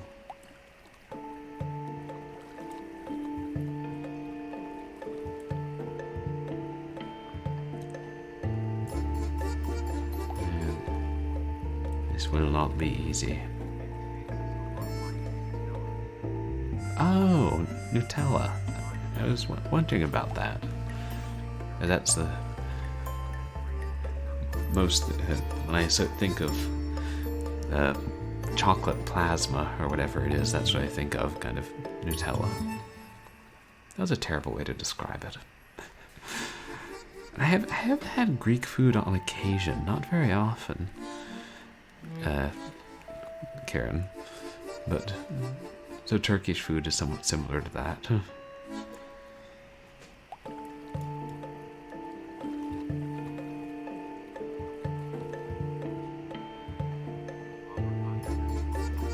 This will be hard. Hey, Abracad Daggers, welcome in. How are you doing tonight? Thanks for coming in.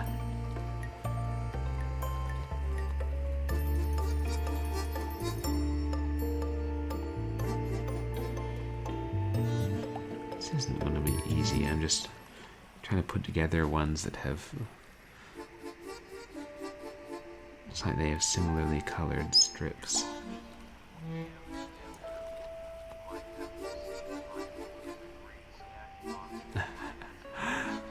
Greek snack box, that'd be good. Oh, did you used to live in a Turkish area, Dame Karen?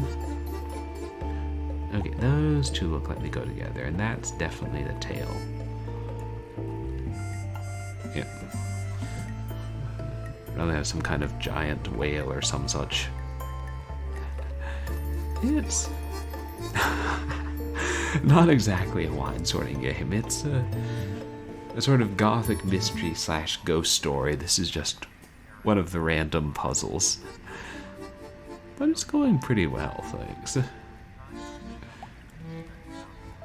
And how's your weekend been going, Abracadabrakers? I see, so it's all junk food hairball. It's fun to try junk food from different countries. Right. When we drink wine, our bodies can sort it. Junk food from different countries.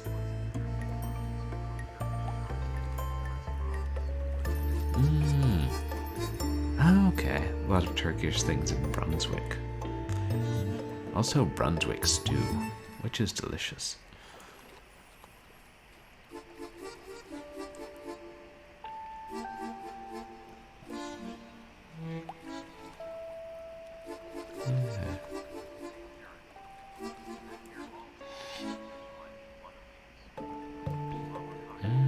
But Turkish Vegemite, mayhaps.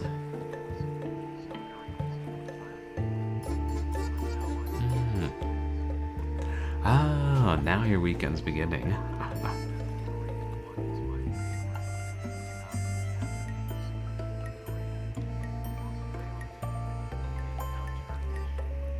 Ah, the Korean one's your favorite. Oh, that's where you got the Vegemite. Vegemite's not junk food, it's a meal, is my understanding. I'm actually saying that Spam is junk food. Can't get Spam from the vending machines. Or can you?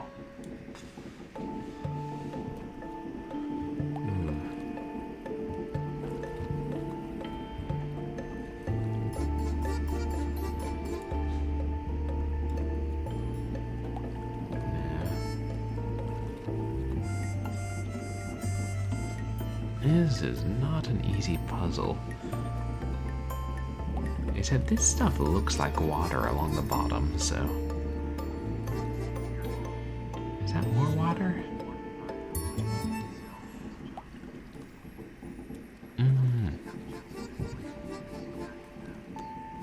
I see. So the Turkish one was specifically junk food.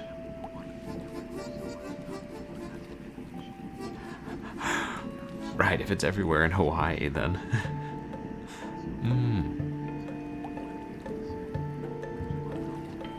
Oh. I mean, you're sick, Vegemite's an easy thing to eat. Wait, is this part of the tail?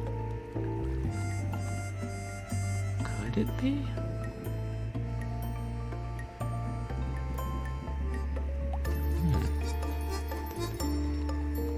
Yeah, I know in the Hawaiian 12 days of Christmas, I think one of the things they have is Spam. Oh, the Japanese one was also junk food.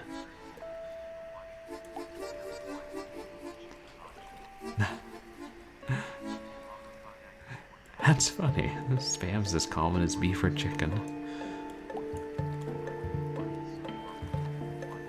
It's like you go to McDonald's and you could get a hamburger or a chicken sandwich or a slab of Spam on a bun.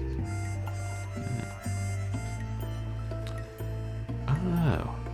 New York City street food is meat-based.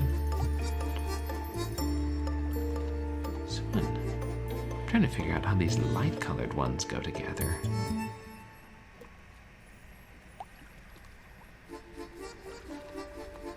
This one is something light on the bottom, so this one is something light on the top.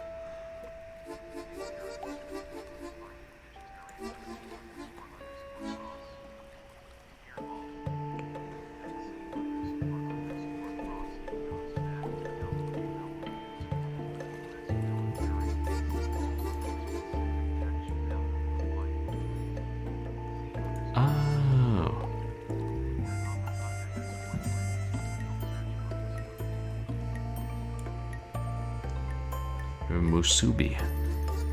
That sounds Japanese. Like wasabi.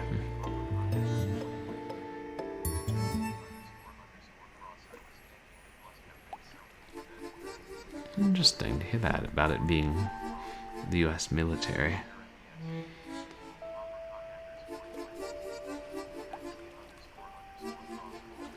Hey, this one has more of a... Yeah, that looks right. And I think, yeah, there's a little bit of light in the upper left corner, so I think that one goes next. And this one... Does it go above there? It looks like it. Oh yeah, that's part of the tail. A very strong reaction to musubi. Or musubi, as my TTS calls it. But my TTS has been known to make mistakes.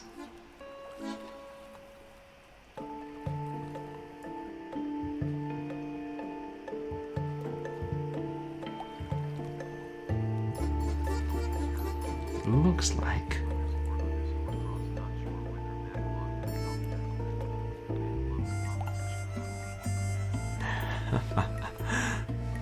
Competition level eating of animal products. Now that's medium light, and there's a light solid object here, so maybe this goes here.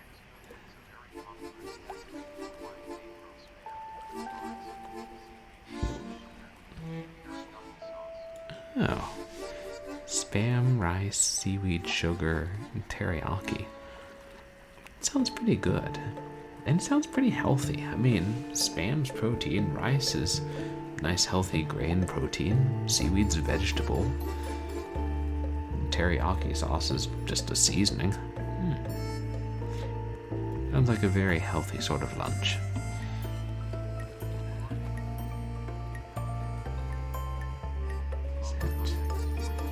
No, that looks like... Yeah, it does sound pretty good.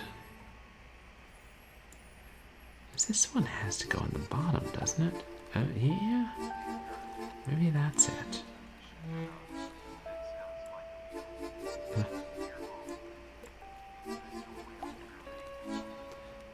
I think so. Oh, shoot. I forgot there are more bottles.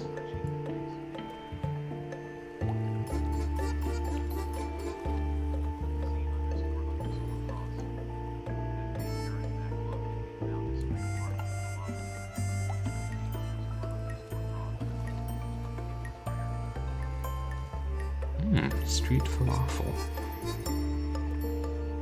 I can't tell. Does this one... Does that look like part of the tail on that one to you guys? There's something else.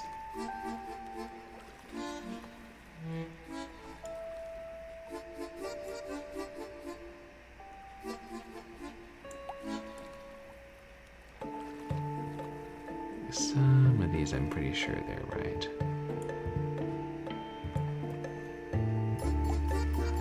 Others less so.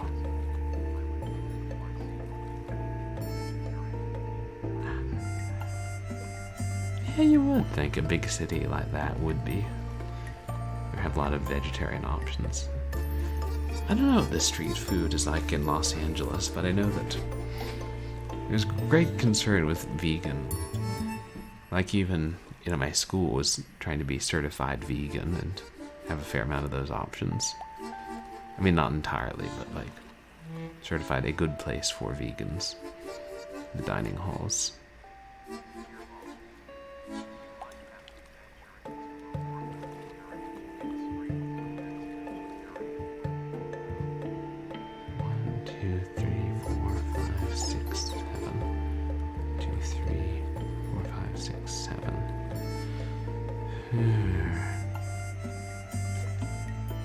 I'm guessing the light-colored ones go on top.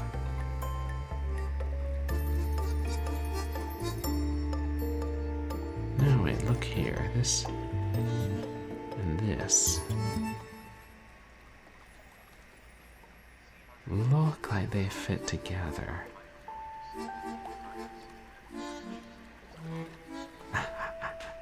The city must eventually sleep.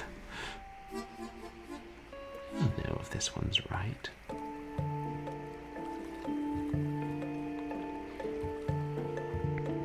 Look, this one has a little squiggly thing like a sketch of a flower at the top, just like this one.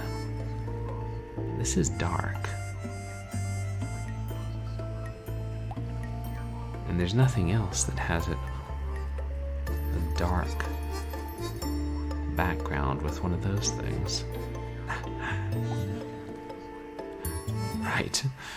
With a pandemic, the city that never sleeps probably catches a few naps now and then.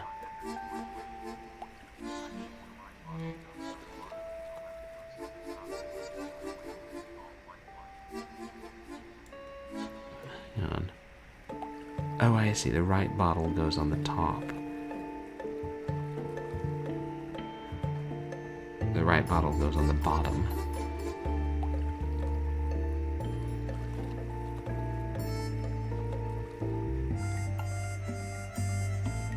Male in the all-white one. Oh wait, I think I see what you're saying. So this one goes there. Oh yeah.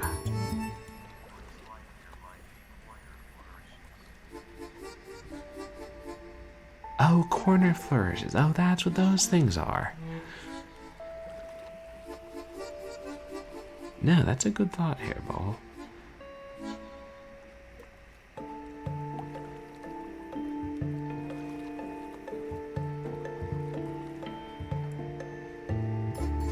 And then are you thinking this one goes on the bottom left? Or I mean bottom right?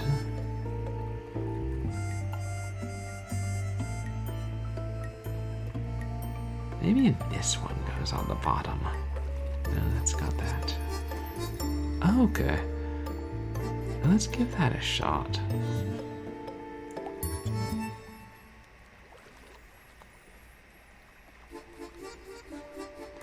I hope it isn't too...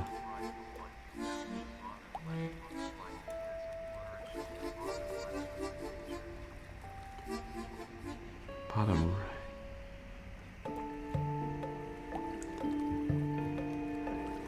Having the bottom left. Oh, so this one has a flourish. I didn't notice it. Gotcha, good catch. And that would make sense that this other one has a corner flourish. Yeah, see, without that detail, it becomes a lot harder.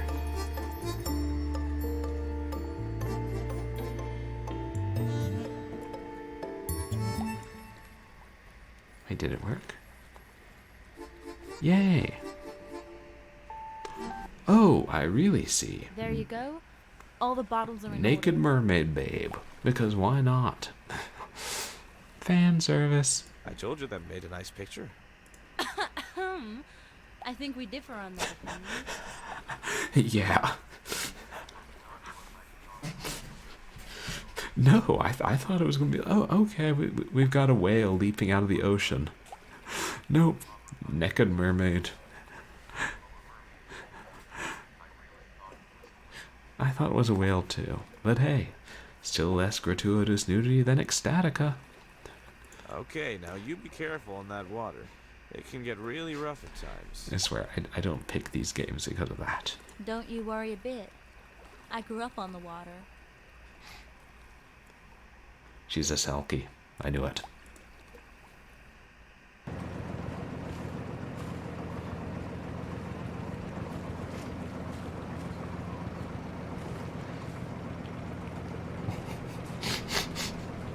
There are the rocks that are on the map. That's the I thing, must just be going the right way. if you pick the random games, get random things. I had remembered that there was the picture of the mermaid after I saw it. I didn't remember it being quite so revealing. Like, this game's trying to get a T rating, if it was ever submitted for a rating.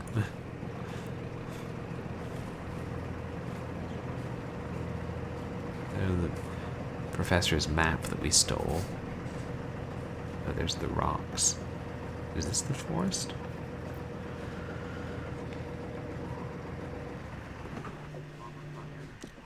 Here we go. Raven on the This is beach. the right spot. I see the raven and it matches the cliff opening on the map. Yeah. Yeah, because without the mermaid and maybe the bloody knife, I mean, this could easily have gotten an E rating. Well, maybe some of the elements from the ghost story. I don't know how they handle that. Or T and A. Oh my god, you guys. No, just boring old T for teen. It would be funny if the ESRB was like, this game is rated T because it has breasts in it. I'm sure that would rile the parents up even more. So...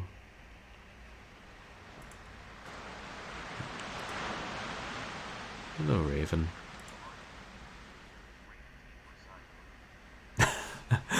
Rated T for side boob. The things we can get away with.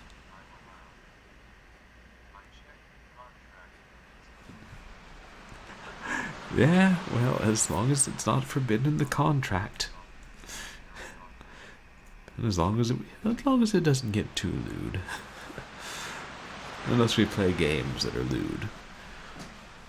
Like God of War, where at the start of the second level, there are straight up topless ladies just lounging on a bed, because why not? Oh hey. Phelan. It's Phelan again. I think she's here to help me if I need it. No, I think it's pretty much succeeding. Yeah, who did send that to us? Hey, who was the contract with in the first place? Immature censored in chat? Aaron? That's weird, it's not for me. Try.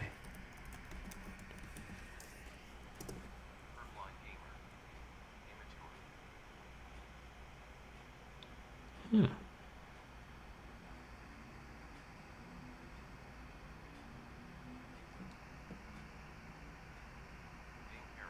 Interesting. Really, it shows up as censored for you guys and not me.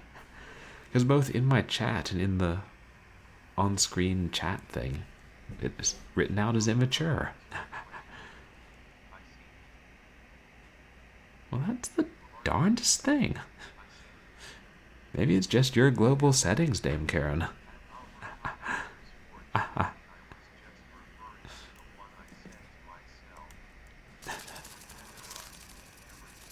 Oh, well, as long as you have a fully executed copy in your files.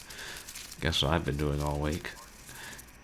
And yeah, As long as it's with yourself, then, you know, and you're satisfied with it.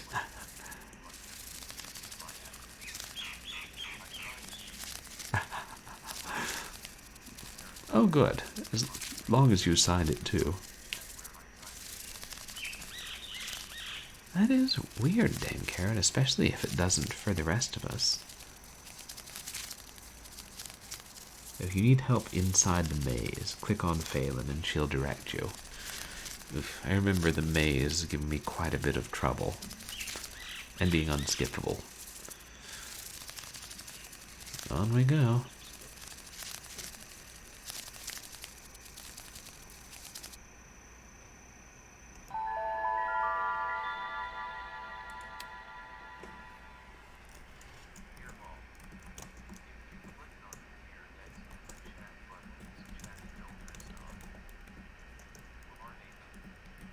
Oh.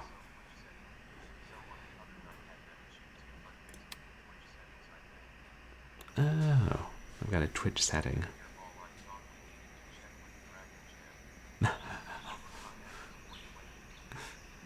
Yeah, Dragon Gem is notarizing or witnessing the contract.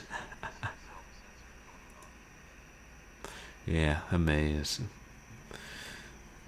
Every game needs a maze, except for the ones that don't.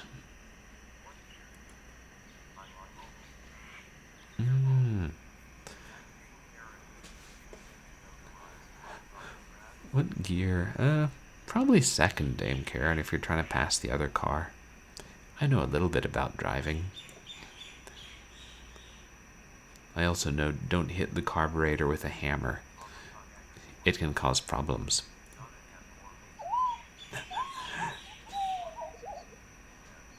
Yeah, who doesn't love mazes? If it was a popular Windows 95 screensaver.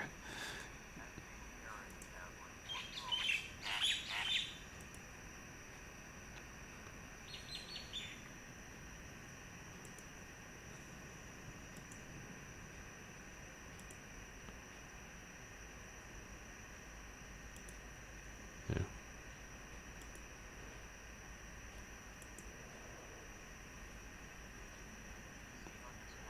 I should be looking for Phelan. And you know, it's not just carburetors. I feel like that extends to a lot of car parts. Well, I believe there was an Emmy Award-winning Garfield animated special in which they were able to get rid of the evil spirit in the distribution cap by hitting it with a hammer in a village that hadn't had contact with the outside world since the 1950s and drank a lot of cherry phosphates. But yeah, I don't know that much about driving, but I'll give you what advice I can. See also, that time I played mechanic while playing Women's Murder Club Little Black Lies.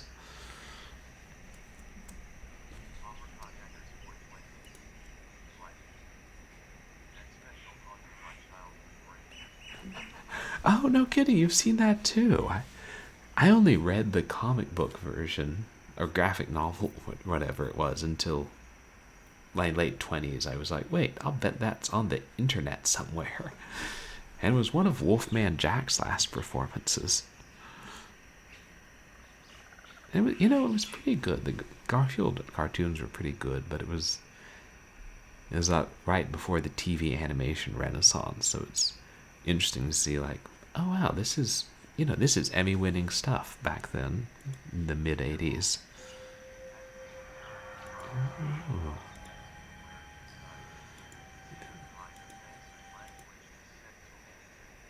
Found a totem pole.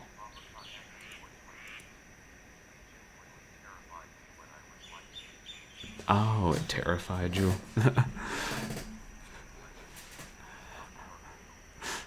It wasn't that dark, Dame Karen.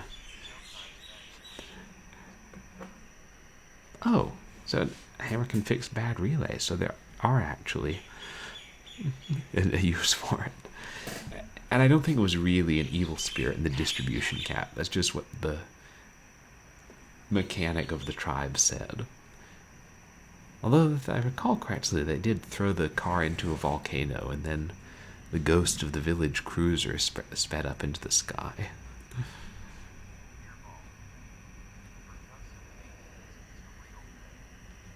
Ah, percussive maintenance.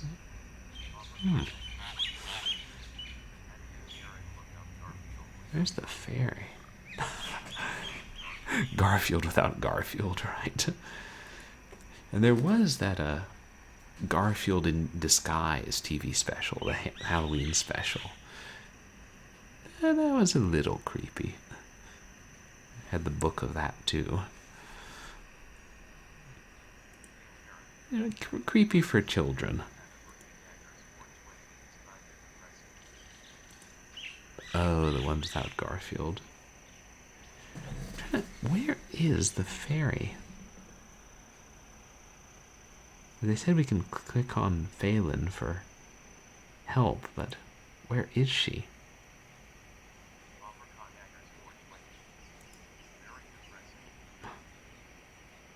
I know we were here before.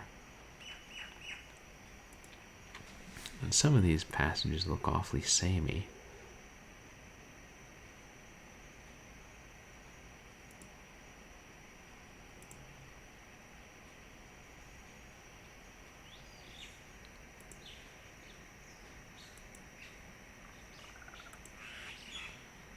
Okay, should I be drawing this on a piece of paper to help me?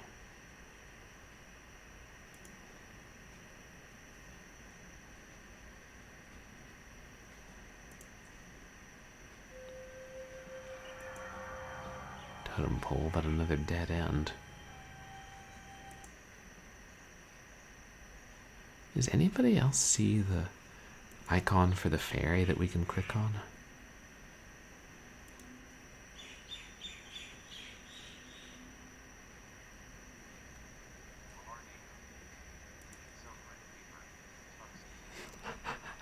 Yeah, just thinking that Tornado, like some of those older games that pretty much expected you to draw out the map. It's a new way to have fun while doing work.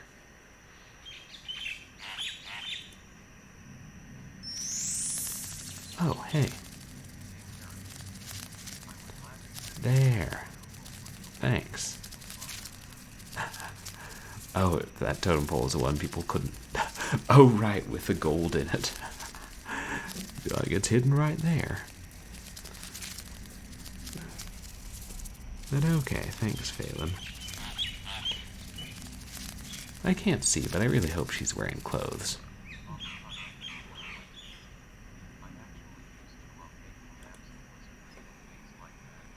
Oh, really? I know some people enjoyed that. Like, wizardry, you mean like the wizardry games from the 80s? That's pretty cool. I've never played those, but I know there were like 8 of them. Oh yeah, maybe she's just wearing like a short dress or, you know, like a bathing suit kind of thing.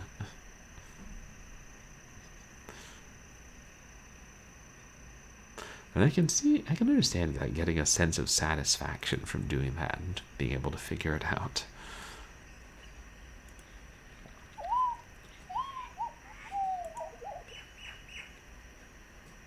Wait. I guess basically Phelan will pop up at certain moments.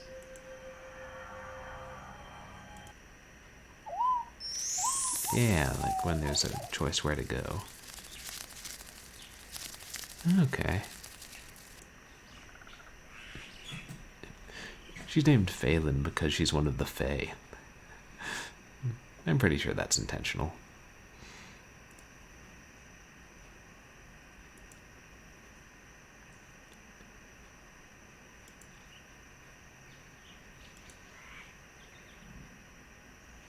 Huh.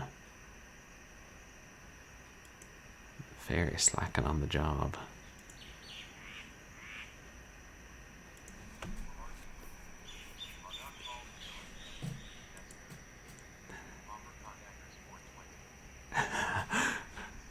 Right, not called Phelan as in failing. okay. The Wizardry 8 is the one that holds up the best now. And the olders were all text-based. I guess that makes sense. And if they're good text-based, and yeah, I would assume older RPGs are going to have some of a grind. They do intend to try out more text adventures.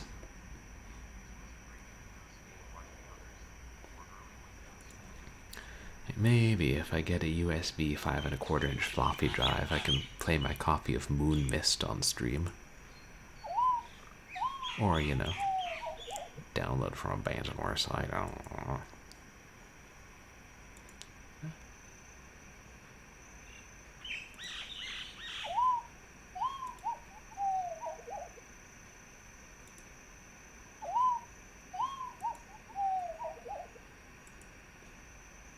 That fairy. Now this looks unfamiliar. Oh hey, dead end. We're finding all the totem poles. Yeah, I figured. These Infocom games are mostly good and sought after. Like, they'll be easy to find online. I just had a used copy in a box.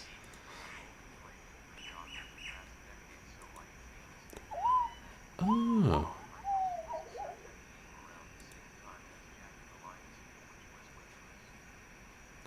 Oh yeah, Jagged Alliance 2. I remember seeing internet ads for that. Like, that was like right around the turn of the millennium, I think.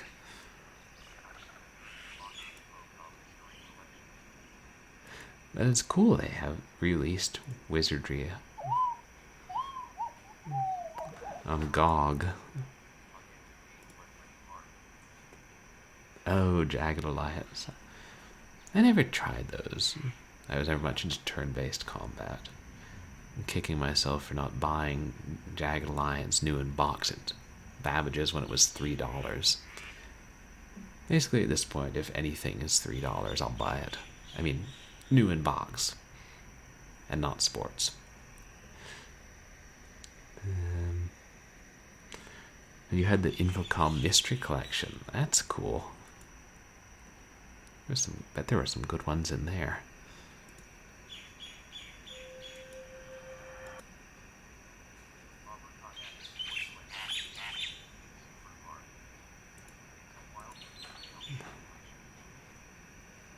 Oh, super hard. The is Wizardry 8? Oh hey. Is that where she was pointing?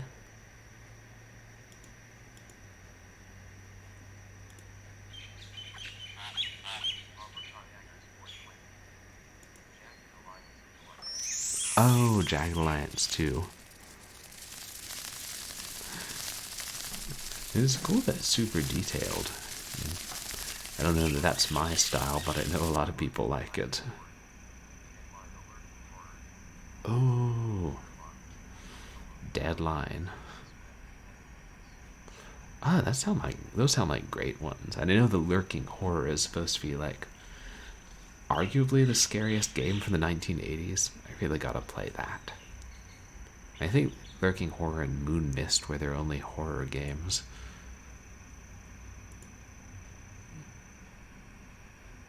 They made a lot. I'd probably get frustrated playing text adventures. If I sometimes get frustrated playing point-and-click adventures, imagine what text adventures would be like. I think we're on the right path in this maze, but hell, I don't know.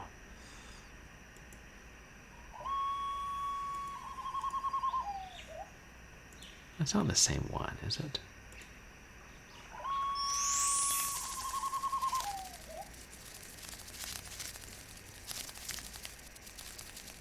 Oh, okay. No, we're making progress. Thanks, Faster. Wow, these totem poles are huge. This must be the mysterious place the old lady by the sea told me about.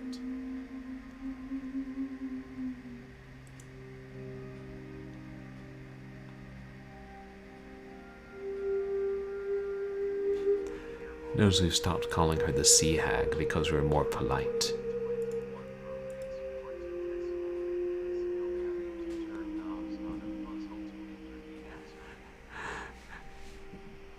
Convert 2021 from base 4 to decimal and then having to do more. Is that the game, was it Eyes of Ara? Dragon Gem was playing? That does sound awful. Ooh, hold on. So clues from the music box to align the animal totems in the correct order. The clues will be displayed at the top left.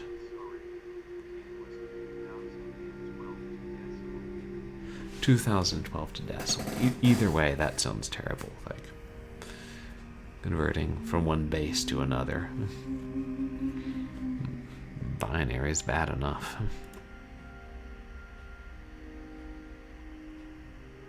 Yeah, we might as well go ahead and save.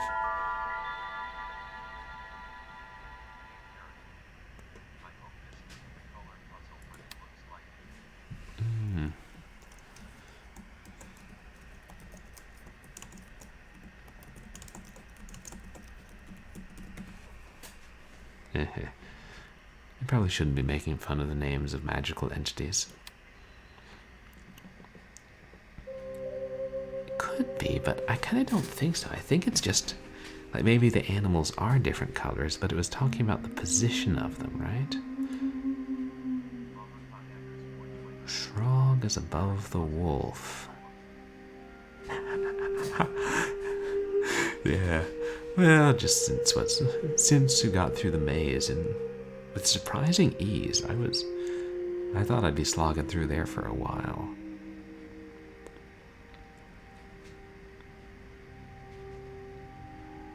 Diagonally across from the cat with the horse in between.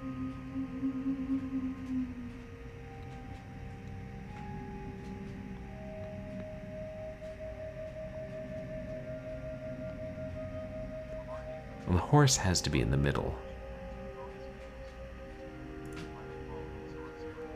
Oh. Oh, nice. And, like, it's pretty cheap, like, physical copies, or is it a digital re-release? Planetfall, I know that's supposed to be good. I think I have the novelization of that. It was, like, pretty rare back in those days. Hey, it's Tugboat.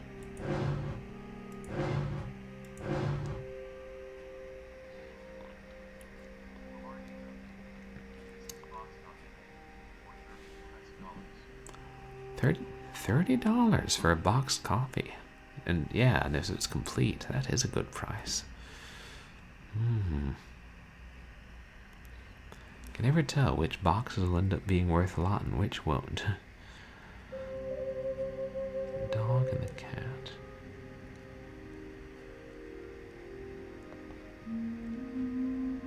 The line is left of the cat.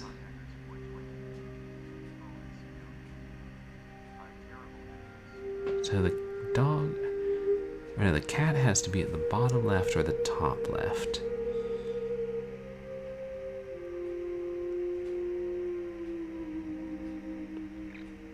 And wait. And the wolf can't be at the top because the frog's above the wolf. So the cat's got to be on the bottom left. And it's got to go cat, lion, wolf. Tell me if I'm making some major flaw in my logic.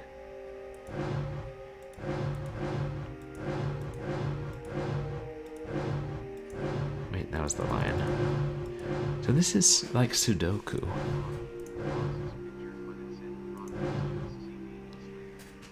Oh. Ugh. Oh. Yeah, if you're gonna get them, you might as well get the feelies. I would just like to throw this out there, that people who use stock photos of boxed copies of PC games and then say somewhere very far down in the listing that is only a CD in a sleeve should be shot and then whipped. Well, okay, maybe not, but they should at least be scolded and banned from eBay. Morality, I say.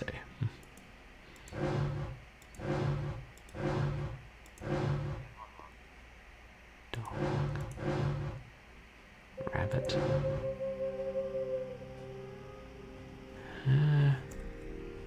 Oh no, I think that's a wolf. They say the wait. And then I think, yeah, frog is above the wolf.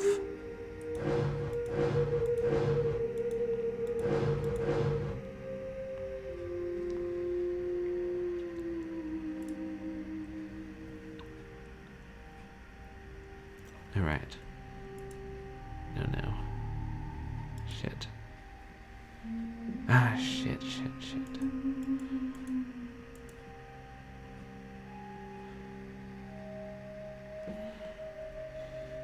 It's the golden totem.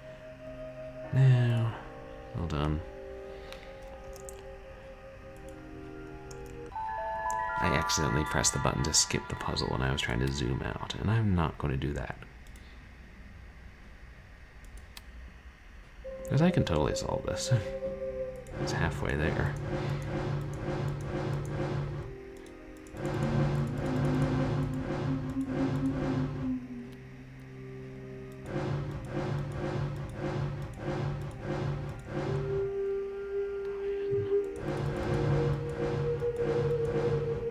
Wolf.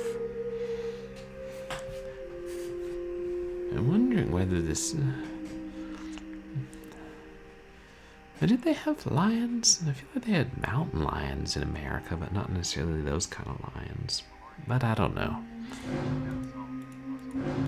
Yeah, that's one of the things, like in the manual. Pressing tab lets you skip any puzzle. Yeah. No, that's right, because I accidentally pressed the button to skip the puzzle, and I was like, nah, I can totally solve this.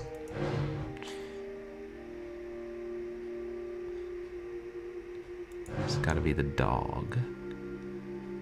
So it's these three we're not sure about yet.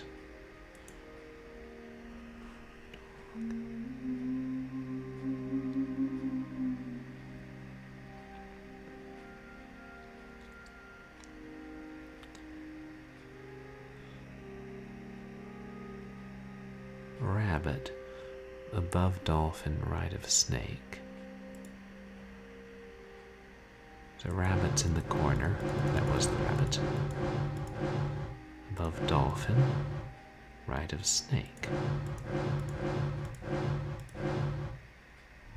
Yeah.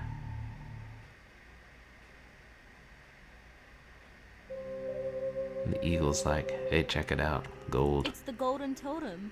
I found it. Mine now.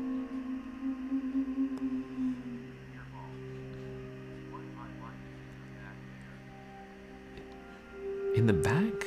I don't know. It looks like the eagle and the tops of the totem poles did. And then... oh. No, that was just the totem pole stuffed with gold.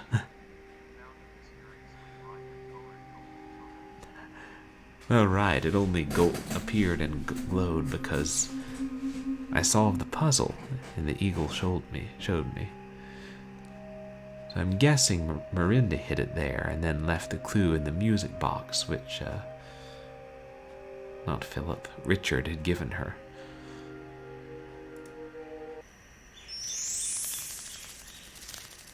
Hey, Phelan. Alright, Phelan's getting serious at this point.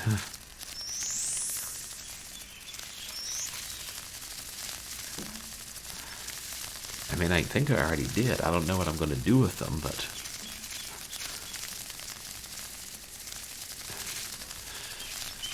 maybe I'll just give them to Amanda. She's nice.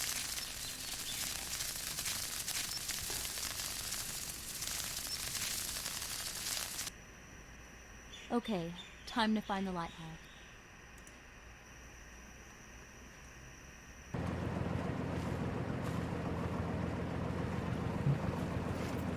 Oh, I guess she was just guiding me back out of the maze. The rocks again.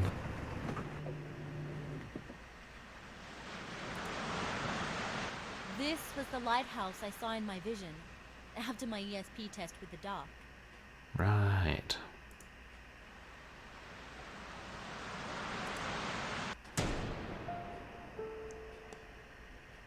I wonder what is in this desk. And which was built by the father of Richard, Philip, and Joshua, whose name is currently escaping me, and who built Cliff House and everything around here. I guess this would hold fresh water. Or not built by him, but he spearheaded the effort to build a lighthouse so more ships wouldn't crash. On a stormy night, these would come in handy. Heck, they'll come in handy now. We've got matches, why not light them? A bottle of wine. Now I know what the lighthouse keeper does at night. Get trashed. A noble pastime. This drawer won't open. Ooh, key. A key. I'll take this. It's stuck. Right. Light lights and drink.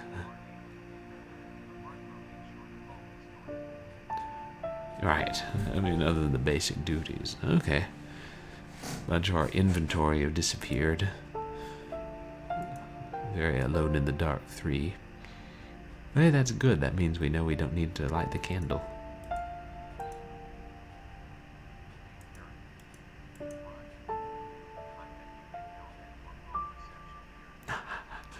Yeah, probably not. Very good reception in the lighthouse.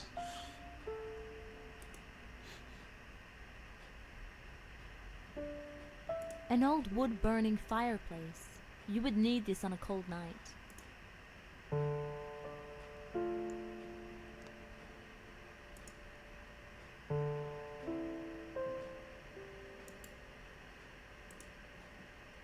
Where the lighthouse keeper is. If it has one, still. Looks like an indention for some object. Looks very familiar. Like a golden totem, perhaps? So is it made of gold or is it stuffed with gold? I'm not clear on that. How does that work? A family tree of Samuel Van Horn. Let's see. Here is Richard, May, and their son Joseph. Philip, Marinda, and their children, Gerald and Mary Catherine. Mary Catherine Joshua. had 4 children. I now stuffed see with how gold. Amanda is related Ooh. to the Van Horn family. From Mary Catherine. and Gerald. Okay. Walter Prescott. Oh, married Mary Catherine. And the other baby is not mentioned.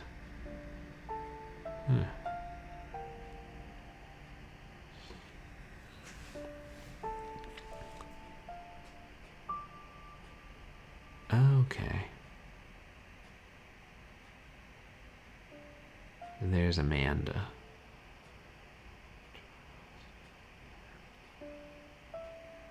I wonder what happened to Marinda's baby from Richard. Yeah, so I was thinking. There is our buddy Neil and Nan.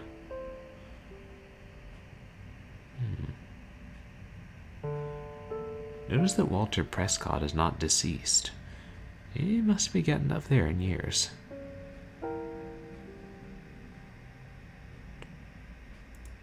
Ah, here it is. A family tree of Richard and Marinda. They had a son named Nathaniel. What are my parents' names doing on here?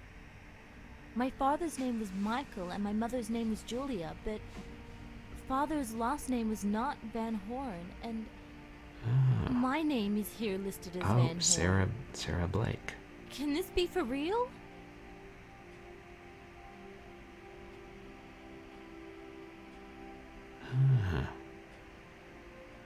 Wait, then Nathaniel.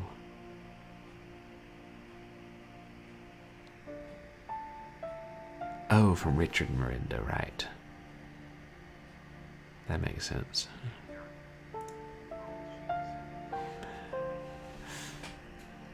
Yeah, it looks like she's descended from the illegitimate child which Miranda gave birth to before she killed herself. This looks like an old letter written by a Gregory Prescott. Huh. Let's see.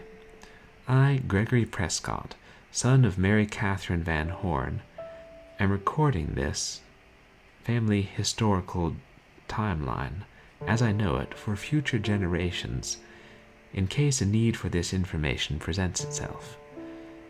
After Miranda killed herself by drowning, Richard left Cliff House with the son, Nathaniel, and never returned. Last I heard, he had settled somewhere in Europe. Joshua stayed on at Cliff House and raised Gerald and Mary Catherine, right, because Philip was dead. As an adult, Gerald traveled to Europe in search of Nathaniel. According to Samuel Van Horn's will, all property and monies would pass to the eldest living son and or his descendants. Gerald needed to find either Richard or Nathaniel. Gerald died in a train wreck returning to Cliff House.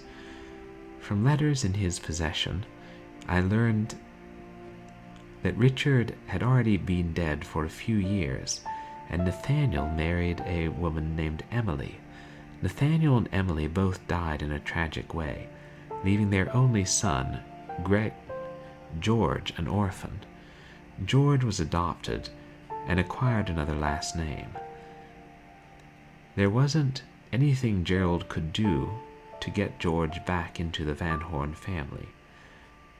I've kept the Van Horn name on the family tree. They do have bad luck. I was just thinking so many of them have died, or several at least. After Joshua died, I hired an investigation firm to try and locate George, since he is the rightful owner of Cliff House. They did find him, but I never made contact. I was too fearful that he would force me to leave. What would I do and where would I go? How could I leave my Indian love? Halona, who lives below the cliff down by the water. George married and had a son named Michael. Michael married and had a daughter named Sarah. Halona must be the old sea hag. Oh. What remains of Edith Finch? I saw Havoc playing that, but I came in at the tail end. I'm going to play that at some point. So Halona, who is Gregory Prescott's love, is the sea hag.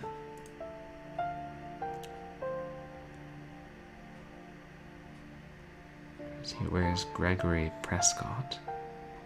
Ah, there. Yeah.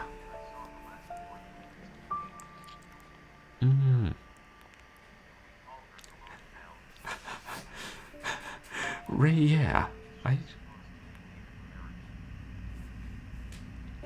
Yeah, I think it sounds like that.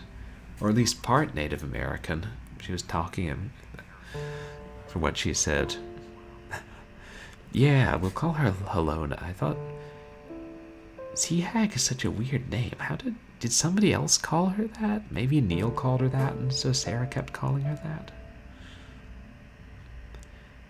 Okay, so Gregory, who assembled this and I guess died recently, born in 1912, which would make Halona about 100 years old.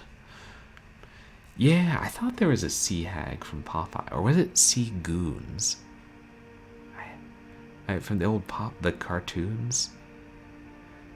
It seemed like there was a witch and some goons. Maybe the witch was the sea hag. I remember my father talking about them.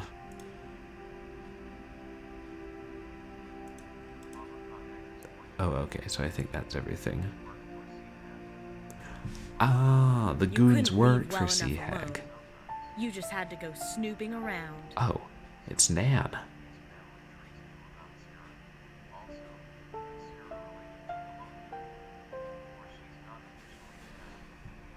I think Halona's not officially family if... I don't know that she and Gregory actually married. So he must have found this out not long ago and then died. Nan, are you the one who has been trying to scare me away from Cliff House? You wouldn't leave. Why wouldn't you just leave? Now you've ruined everything. I've been here like 2 days. After reading all of these old papers, I can see why you think that. It appears that I am the rightful owner of Cliff House. I don't think Halona's stalking Sarah. Because all she did was show us the right way. Looks like it's Amanda and her children. It must have been Gregory Prescott, Mary Catherine's son, who had these papers locked up.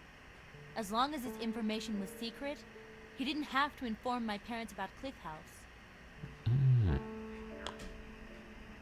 But then Gregory died, and Amanda never contacted my father.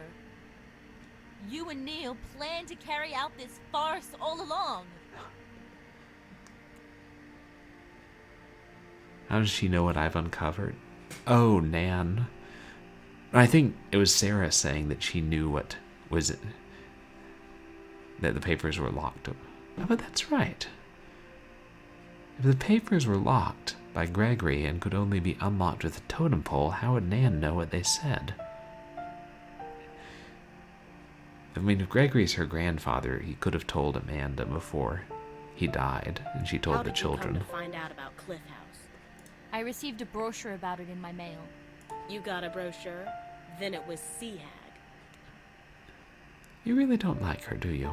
You mean Halona? Yes, thank you, Sarah. Aren't you so smart now? We caught Halona sneaking into the house one night. She was taking some of the brochures. We didn't know why. I guess we do now. Ah.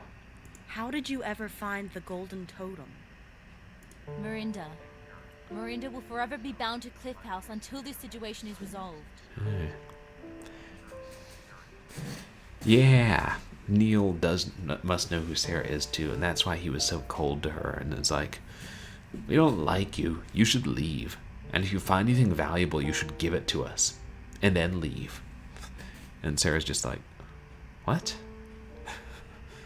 I don't believe you. You are trying to scare me now. Someone has been helping you, and I demand to know who it is. I swear to you, it is Marinda.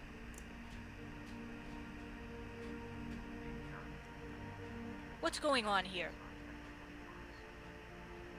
Right. The valuables are technically, everything's technically mine. She knows everything. She found the golden totem. I see. You were smarter than what I gave you credit for.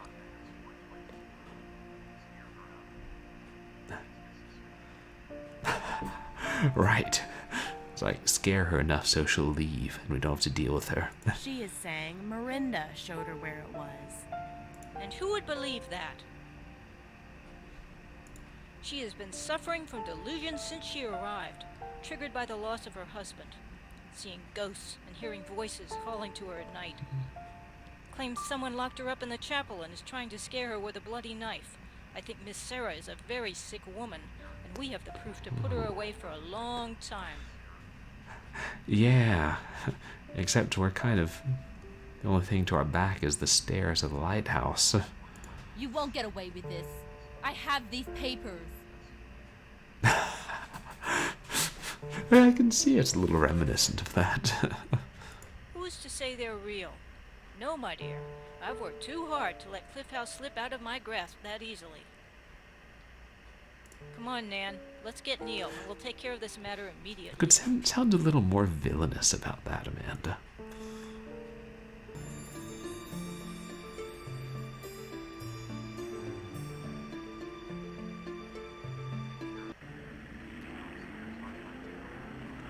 Right.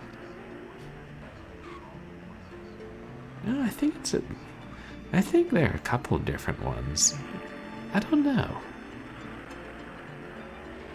Oh, Marinda.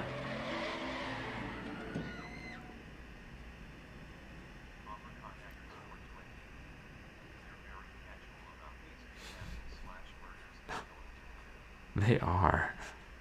Cliff House. It's all mine. Yep. The usurpers are all dead. The ghosts have their revenge.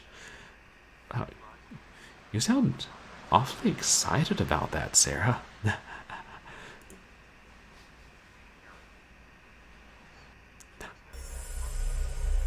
Yep. Bad luck.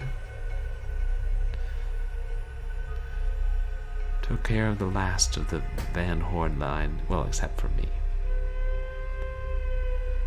Was that Marinda? Sailing off to the afterlife? Haunting at Cliff House.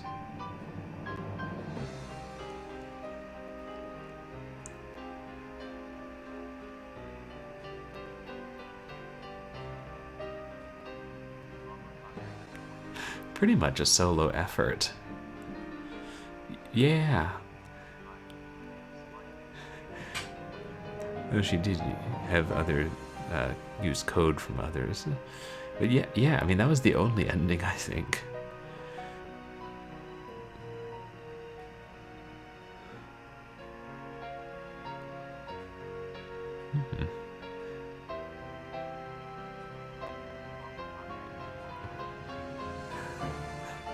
It was kind of quick.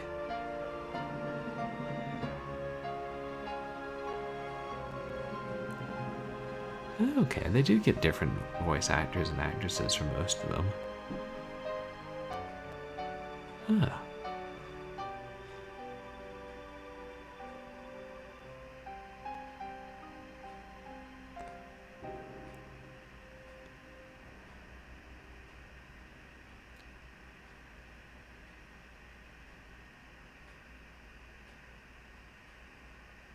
Mystery Manor.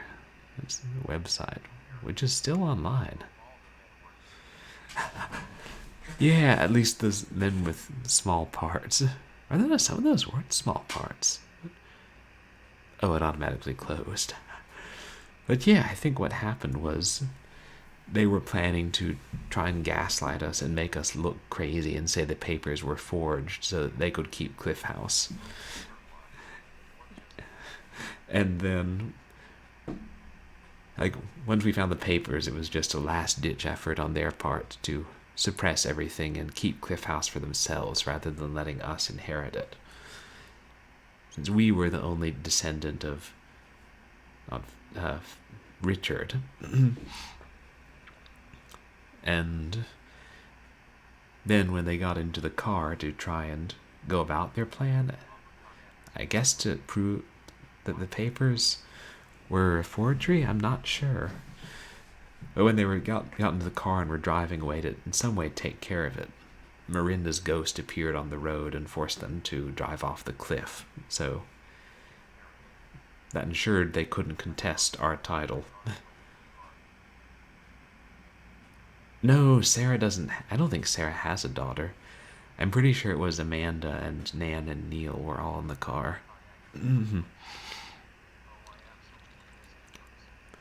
Yeah, she was just there for a minute, like she materialized in the road and then the car swerved and they went off of the cliff. Nan's Amanda's daughter.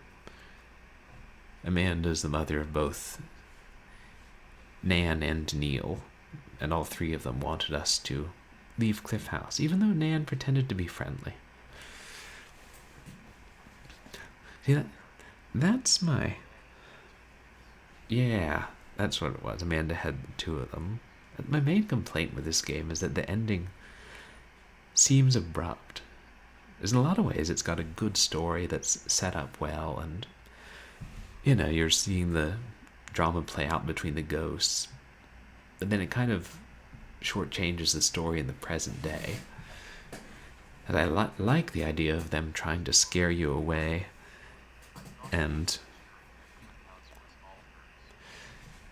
then, them, like, trying to make you think you're crazy and scare you, but it was so little. So little of it, your Blur cover band. But no, Helona wasn't in the car. It didn't show Helona at the end. It was Amanda and her 2 children were in the car. And that's why Marinda killed them. And then Sarah was saying Cliff House is all mine. Because Helona wouldn't inherit because she never married Prescott.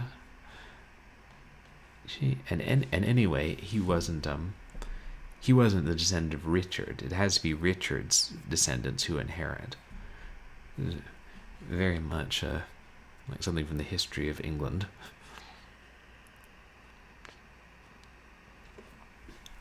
Yeah, a little confusing, but I think most of it holds together. I think part of the reason the ending feels so abrupt is that like 3/4 of the game takes place on the first day. Yeah. And then there's the night and the second day, and I mean, the night doesn't have any real puzzles, just things to do, and the second day only has 2 puzzles and the maze. Yeah. And I think I remember from some reviews that was a criticism. It's like it looks like the story's building up to something really big, and then when it gets there, it's just suddenly a few things happen and it's all over. Which is fine, picking up the pacing as you build to the climax, but it was good enough. I wish there was a little bit more.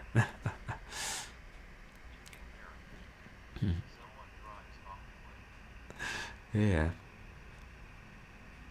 Which was justice. I mean, before Marinda left for the afterlife, she took revenge on the people who had, in a way, kept her spirit trapped here all these years. And that's alright, the ghosts getting their revenge.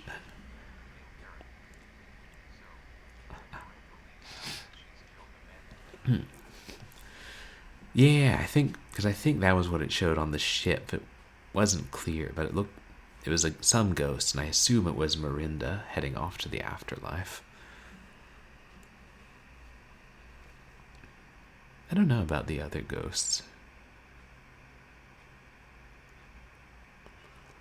Assuming they were really there. I mean, it was because Marinda was the only one who spoke to us directly. And it seems like once the rightful owner has taken charge of Cliff House, they'd be gone too. Yeah, I think so too. Just rushed it too much to be really satisfying. And I don't know if it was a case of the solo developer getting burned out, or having written the story and then made most of the game and realizing there was that it needed to be a bit longer in some way. Still, I did enjoy it. I know, it did sound weird that Sarah was cheering that it was all hers. Especially since she didn't know about it. The possibility it could be hers or have any designs on it until like the last 5 minutes. That's the thing, if they'd given Sarah a longer, epilogue, that would have been alright. Reflecting more on how she feels now and coming to terms with this new life and her new identity. Instead of just, yay, it's all mine, the bad guys died.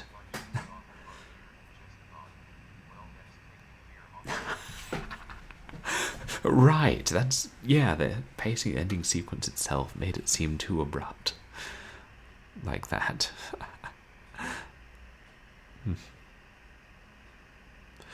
So, pretty good game. Could be better. And, I remember thinking, I can't remember if I told you guys, Oh, I can switch the camera for a minute. Like, this was the... Right. I mean, I assume it was pretty obvious from the way it crashed that nobody's getting out of that alive. And it might have been a little while after that she cheered that Cliff House was hers. Because I'd played the developer's first game, which is released as abandonware, and I actually asked if they could send me a CD after it was released for abandonware so I could have it in my collection. And then got the second and third game and never played the second one. And this one was a lot better than the first one, which was still pretty good. And so I kind of hope the developer makes another game, even though it's been 8 or 9 years. But I like the style a lot. Kind of ghost story as opposed to horror. Well, that's true. It didn't show Sarah look, and they have to be declared dead. I know we've never seen Sarah because it's always been first person, but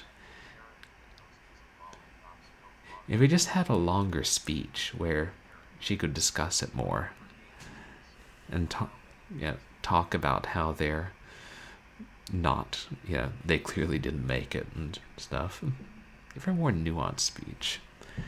It's the third and last game the developer made, even though they're not related story-wise. And I wonder if they're going to re-release at least the second one, since the first one's legal abandonware. I wonder if they'll release the second one on Steam too. Which, I think they stopped making CD-ROMs, but you could still buy it directly from the developer's site. I don't know. It's called Intrigue at Oakhaven Plantation. And I'll be curious to see if this game gets good reviews on Steam.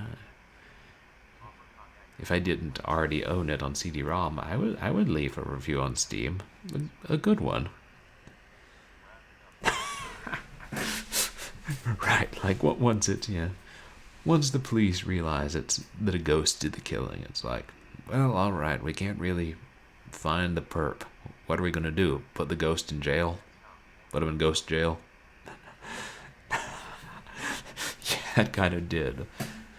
Well, story's over. Wrap it up, boys. Sarah takes over the B&B and kicks out the pompous history professor.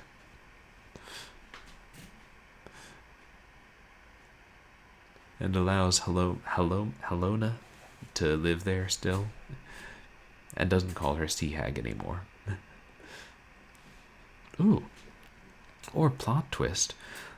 Helona knows that we broke into rooms and stole things because she made us. So maybe she got pictures of it, and she's going to turn them over to the cops, and when Sarah's arrested, step in and take over Cliff House herself. Oh. If a witch or anyone accused of sorcery is involved, the cops won't investigate. That's not ideal. I feel like we should always investigate. Oh.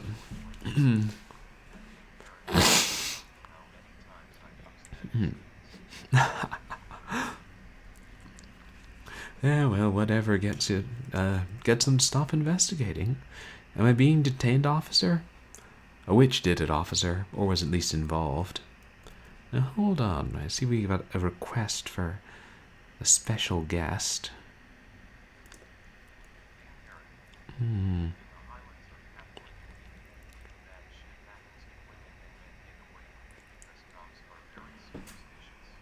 Oh, that's really messed up that it happens in Papua New Guinea. I hope they, figure out a better way to deal with that involves actual investigation. Let's see. Hey, Fluff Bomb, are you awake?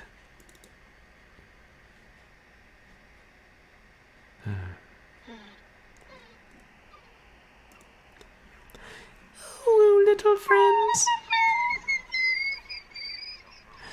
Yes, it is I, Fluff Bomb Cheerglimmer. Oh, that's really interesting, Dame Karen. And you used to work somewhere that had programs there and know about it. Yes, I am back. Hey, David, you complete idiot. I thought you said you were going to set up voice mod so that Voice Meter wouldn't keep giving me this terrible echo. Maybe you should get on that shit, you lazy bum.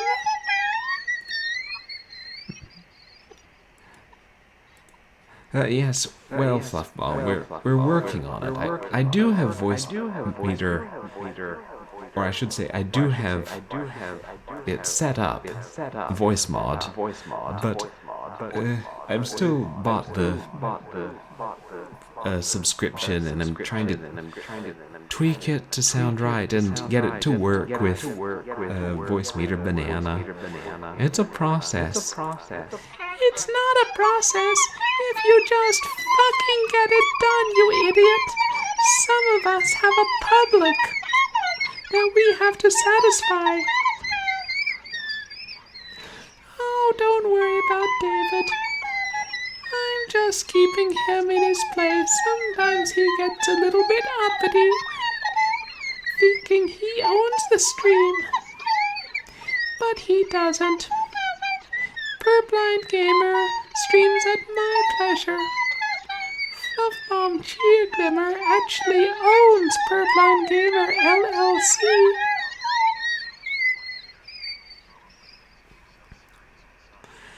Not gonna lie, that's really fucked up. And I wish that people would do better.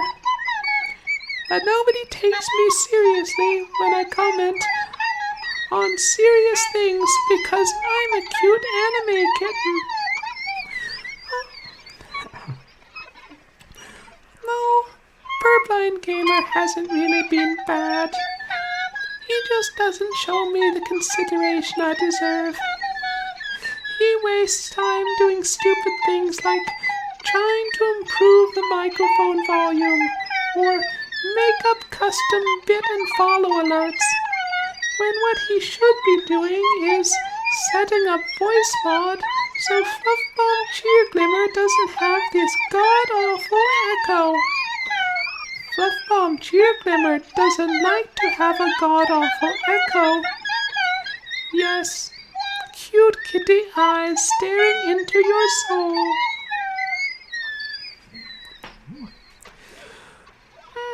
That's a good question, Dame Karen.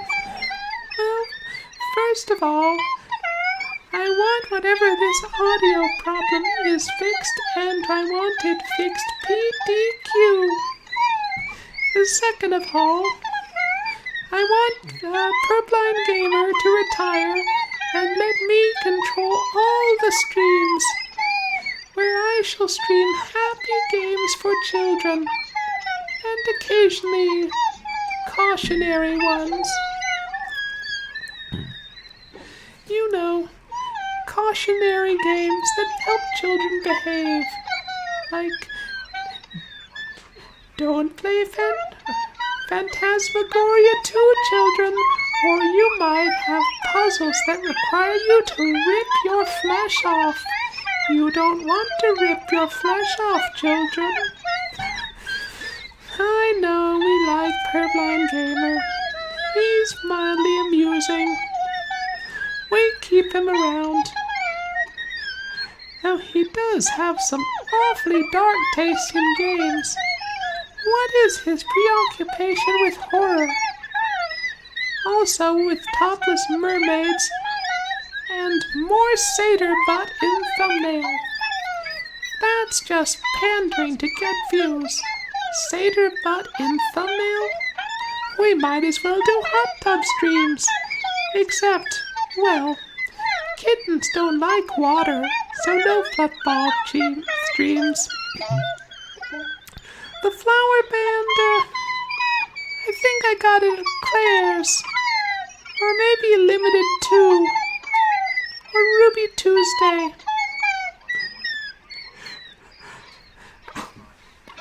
It's not my fault, Fornado. It's the game's developers' faults. Oh, I'm not bashing the mermaids. I'm just commenting on the mermaids. Cute anime kittens do not go around showing off their bosoms on wine bottles. Or sorry, not Ruby Tuesday. Tuesday morning. It's a store. What can I say? I'm a cat. I can't remember where I shopped. For all I know, it was a blue light special at Big Lots.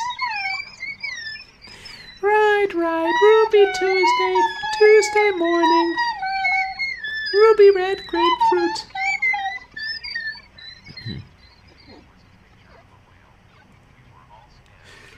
Yeah, a nice innocent whale.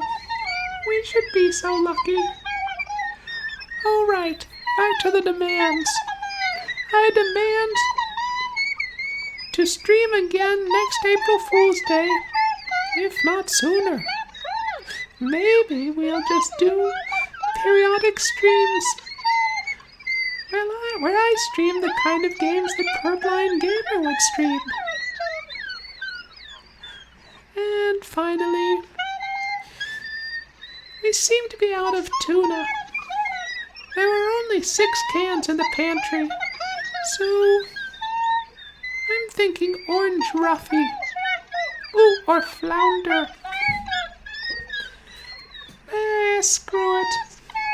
An entire roasted dolphin, and we'll call it even. Yeah, the whale probably would have been nude. But you know, if the whale was nude, that would make it easier for me to eat him all up. What can I say? Cute anime kittens have a hefty appetite.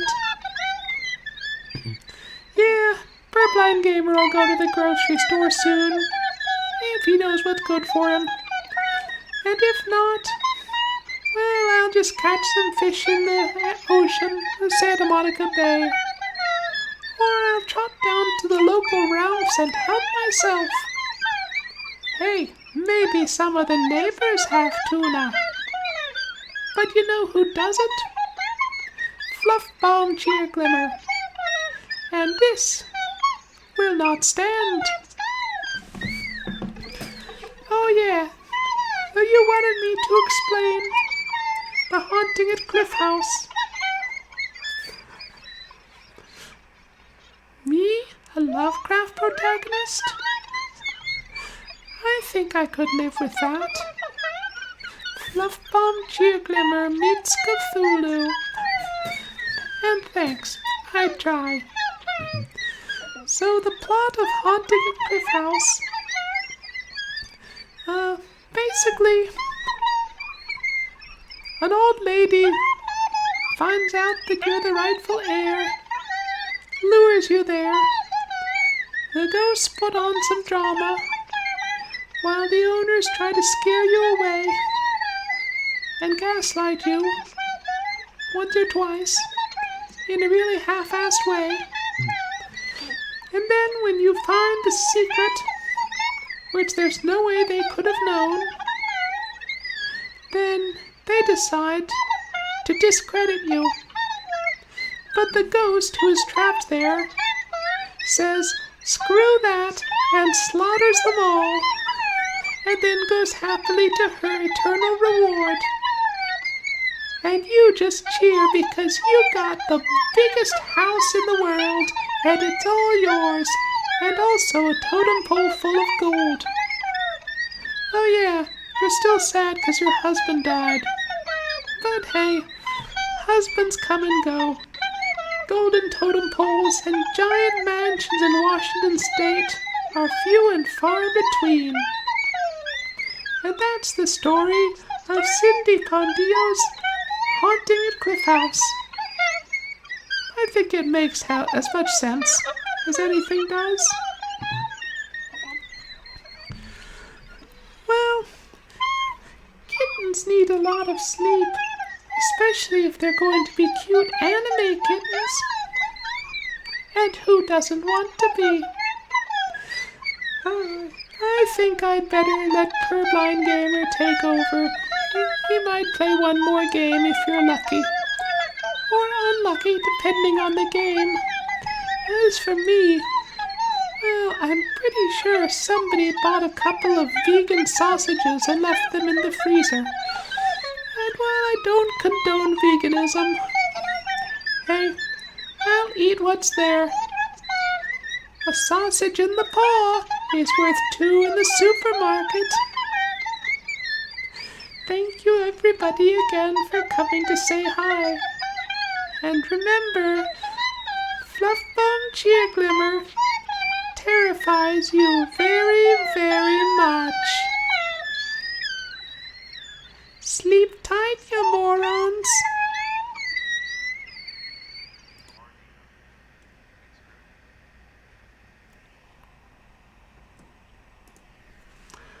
Well, we've got to do something about that cat. Ever notice how cats just have this tendency of acting like they own the place? Yeah. Among other things, we gotta get his voice mod set up. That's fair, Abracadaggers. I think Fluffbomb Cheerglimmer has a very polarizing effect. Oh, hey, Old School Jay. Welcome in. Yeah, I'm fine. I'm just getting over a small cold, and we just had a visit from our buddy Fluffbomb Cheerglimmer. Oh, that's the channel's pet cat, Fluffbomb Cheerglimmer. He sometimes says hi. Sometimes streams himself, but not very often, thank God. Everybody, please go check out Old School Jay. Yes, Fluffbomb Cheerglimmer was just explaining the plot of the game that we had played.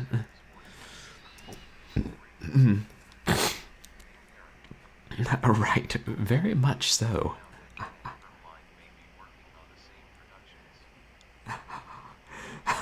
Bernard just thinks he owns your bed, Fornado. That's funny.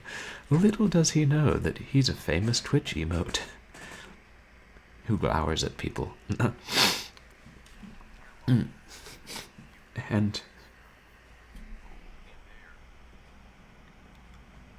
on Spitootery, you're right. I did put 2 exclamation marks. Thank you, Hairball. It should not be this hard. But I don't think we're working on the same production, Jay, but the company I work for was doing Chesapeake Shores, which also films on Vancouver Island, and just wrapped last week. Last week? I think it was Friday before last. So they sent me a crew jacket from Chesapeake Shores, which was awesome. Even though all I did was sit in the executive producer's office and file things and do coverage and random stuff. Yeah, no. Hey, there's a judgmental looking cat right there. We were playing retro. What was it you were playing, Old School Jay? I think I was in your last stream.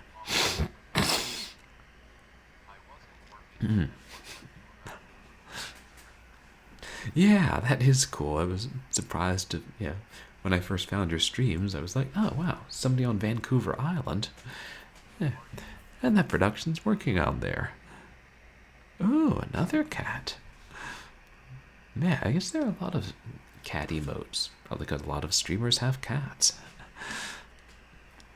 But hopefully they'll get renewed for another season and they'll be back there next year, Old School Jay.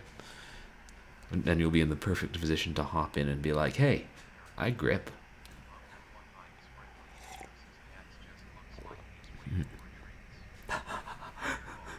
Yeah, well. That's true. Oh wow, Dax looks a lot less furry in his emote than he does in person. Of course, we all know that Dax is actually a very judgmental cat because, well, he's several hundred years old and has a worm inside them that has lived in a bunch of humans. Yeah, I mean, no wonder Dax is such a big cat. He's got to have room for the worm-like symbiote in him. Even if, it's not commonly discussed. So many cat emotes. I like it. I'm here for cats. Jellicles can, and Jellicles do emote.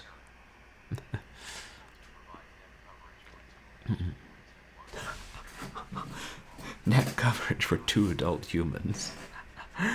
So basically like a cat ruff, or, yeah. Or stole or something. Heard about mink stoles. Why not Dax stole? Or Dax stole, so it threw me off, because, yeah. There's Joey Jacklove. Right, who we've all seen in That Girl Joey's stream and is very cute, and is always trying to get treats. True, it doesn't look that judgmental.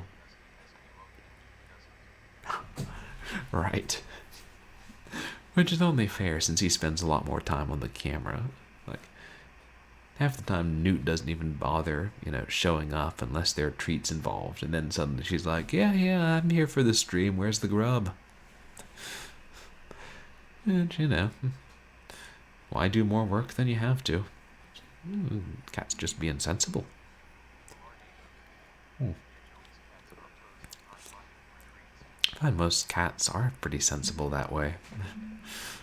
But yeah, they know how to high five for treats. Oh yeah, she is an adorable cat. It's always nice when the cats do. Or cats or dogs do tricks for things on stream.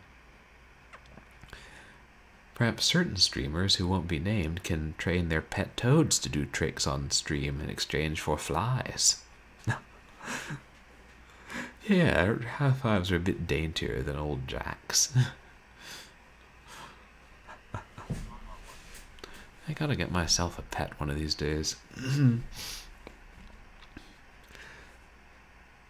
They did say at one point I was getting a seeing eye hog, but then I never did. Right, just a habit. And you would think that a domesticated toad would learn eventually not to secrete bitter fluid on the person, because you'd think they'd stop viewing it as a threat eventually, but I don't know, maybe it's a reflex. I'm not an amphibiologist. Whatever. Hell, I'm not a zoologist in general. Yeah, Jack's all business. He's always there guarding the treats, making sure nobody steals them. Don't know who would steal them. Neighborhood cats, The nasty feral things get in through the window or crawl up the drain pipe, snag the treats, get back out before you wake up. That's why you cat-proof your houses. Or buy your own cats to keep the wild cats away. Bobcats, though.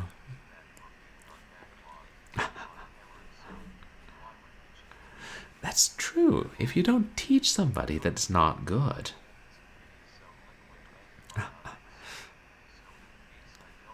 Oh. Hey, my pleasure, Hairball. And I hope that your old cat is doing okay and responds well to the antibiotics. Ooh. Seeing eye giant squid. I mean, I feel like limited usability unless we breed a giant squid that can breathe and crawl on the land. But, yeah. With eyes that big. Ooh. Wonder about insects. Yeah, bobcat goldthwait. I never saw most of his stuff, but I remember he was a guest in one episode of Space Ghost Coast to Coast. So he's cool. Right. Wait, the giant squid or the bobcat? Actually, both. I don't want, like, your seeing eye squid suddenly gets nervous and, oops, suddenly, the kitchen floor is black all of a sudden.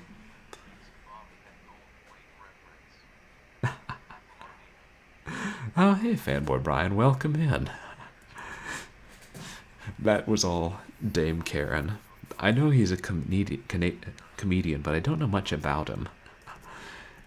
And everybody, please go check out fanboy Brian, who streams a lot of Apex, but also racing games on original hardware. And you know us retro people, we do like original hardware.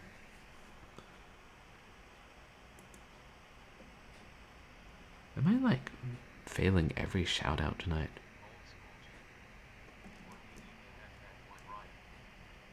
Hold on. I'll show Mobot who's boss. Not exactly fanboy Brian. Oh, why? Right, I ought to know that.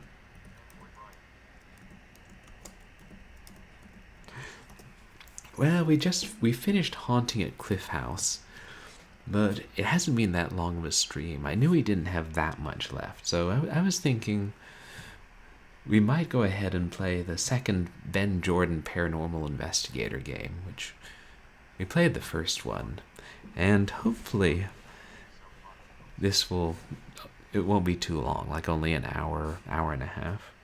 Oh, no worries, Fortnado. Pot noodles. Hey, I'm glad to see that since the legalization of marijuana, they're finding creative ways to cook with them in New Zealand. I don't know that I would like seasoning my cooking with a formerly illegal drug, but hey, I'll try anything once, as long as it's legal. So yeah, we're not done quite yet, Brian. We were just somebody redeemed a special guest channel point reward, and then we were kind of talking about the game, which wasn't bad, but did have a rather abrupt ending. Yeah, the noodles that make you want to eat more. So you eat more, and they still make you want to. Oh, still illegal there. Oh, I thought New Zealand was unusually progressive. Give it 5 years. But don't worry, your secrets are safe with us. I think the FBI doesn't usually watch Twitch streams.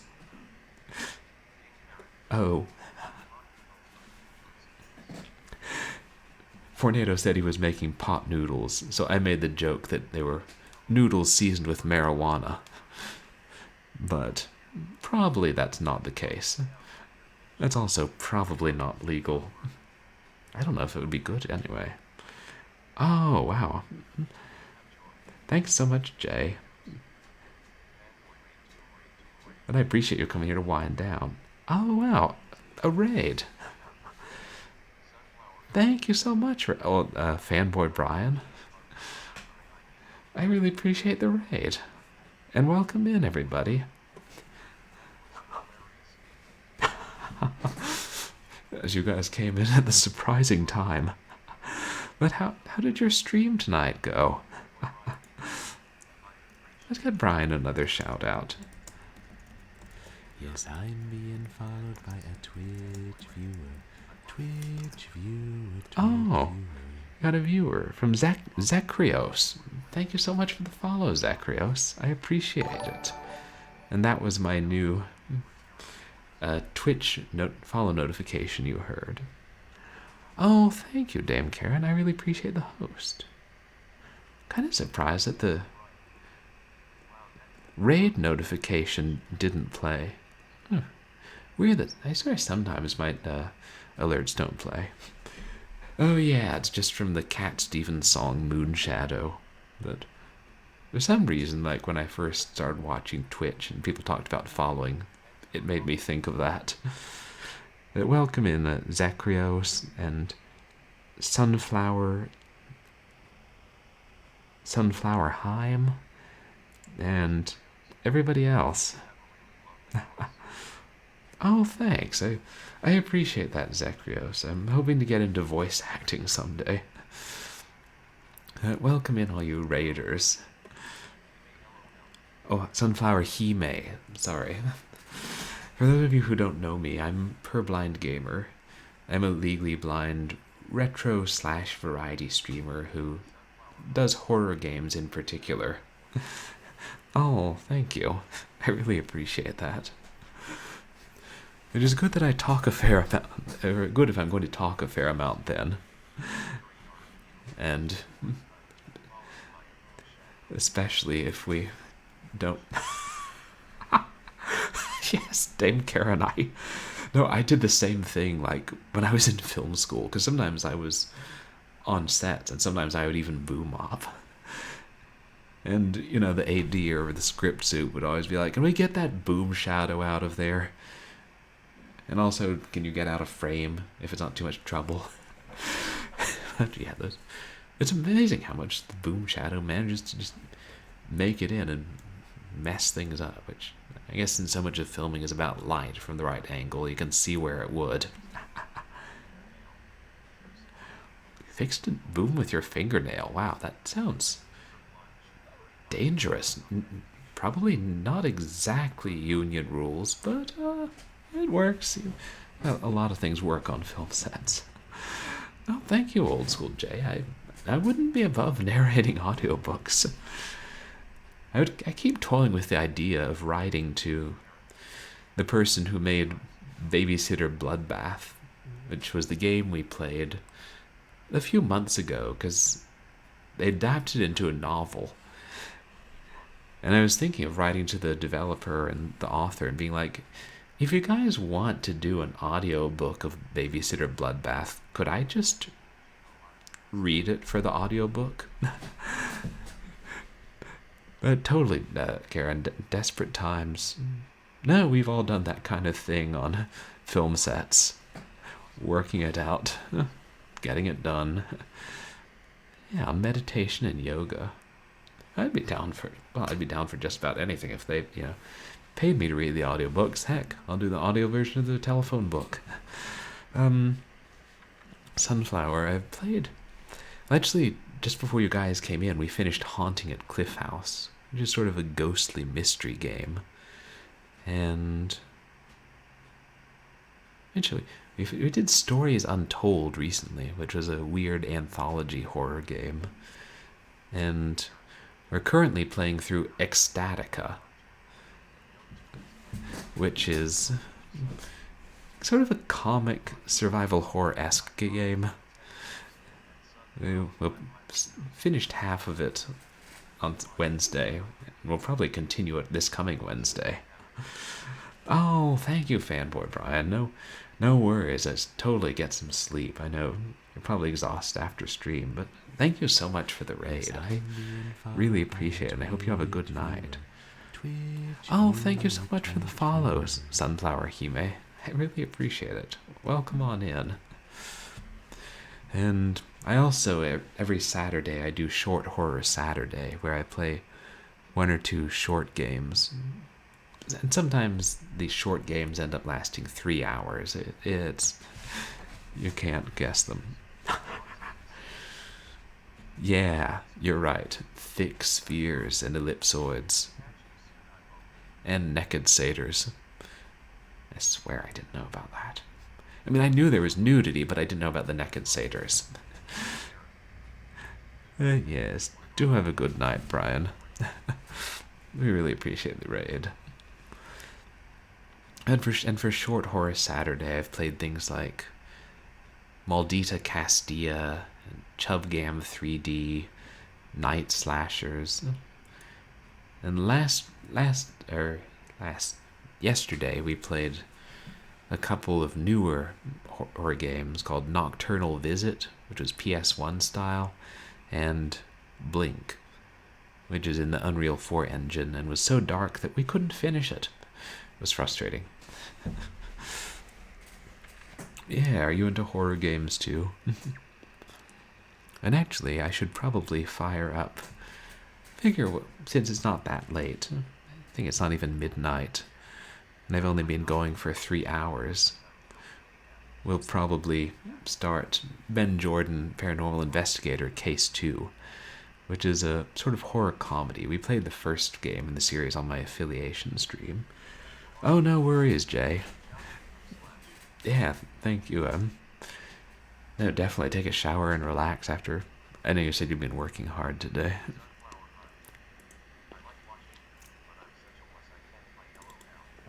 Oh, yeah, it's probably easier to watch than to play horror. Totally. And a lot of the horror-themed games aren't that scary. I probably need to try and play more that are actually scary.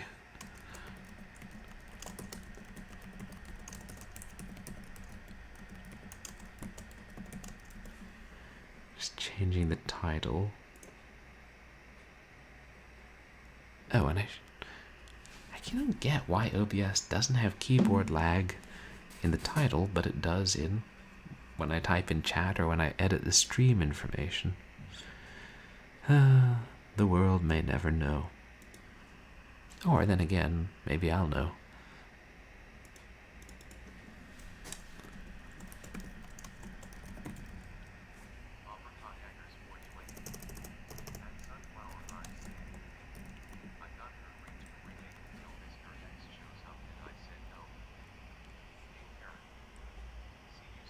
Oh. And taking it, Mr. X is a particularly startling boss, and not the final boss from Streets of Rage, making a crossover into Resident Evil 2.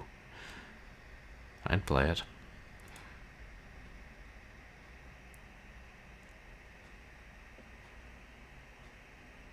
That weird. They have the first game and the 8th game, but other than that, it's just generic title for all the games in the series.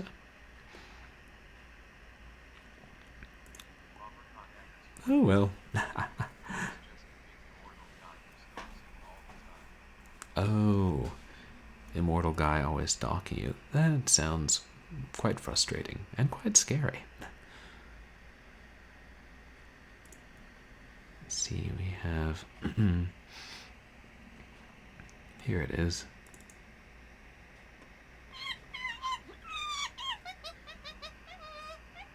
What on earth?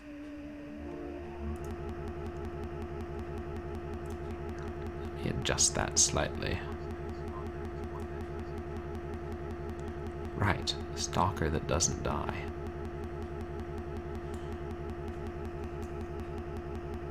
There, that. It's a little better. I try and make it as close to full screen as possible. But, you know, with everything being different resolutions.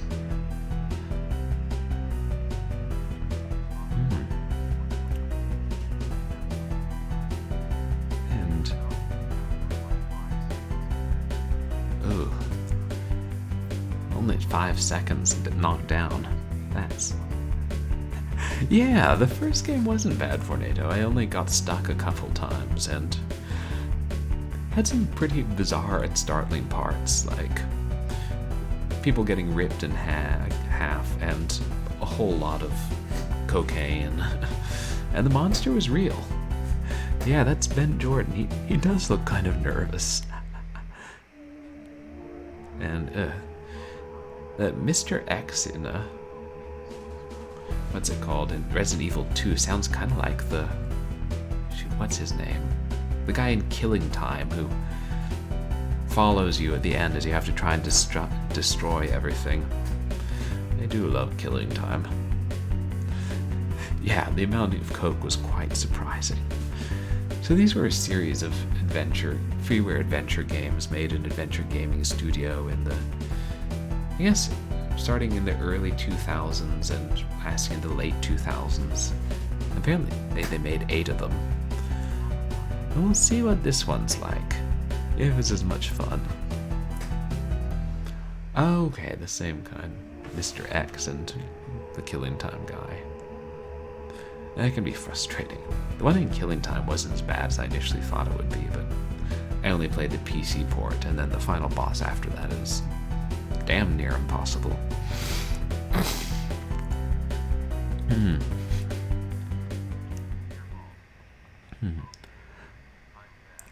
hey, Hairball. Just in time to start the new game. When we last saw our hero, Ben Jordan, he had just successfully solved the case of the skunk ape in the Florida Everglades. Of course, there's never any rest when you're a paranormal investigator, and Ben was soon catapulted into yet another mysterious situation.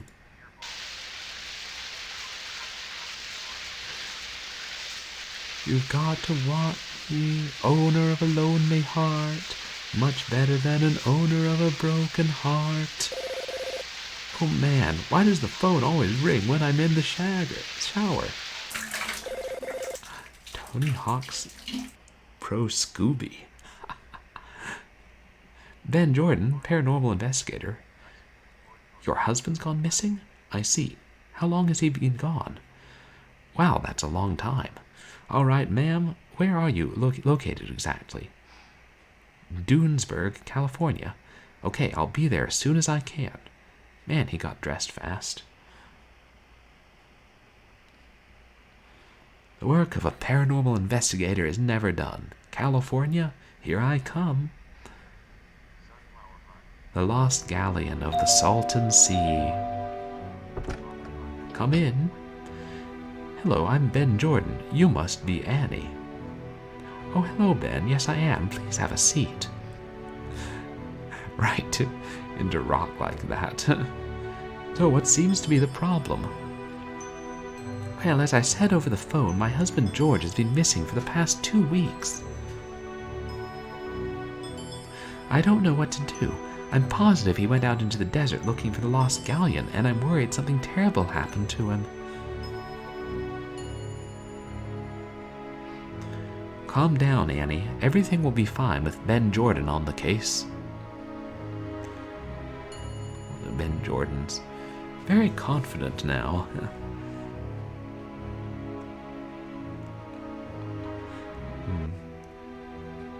Yeah, this is the...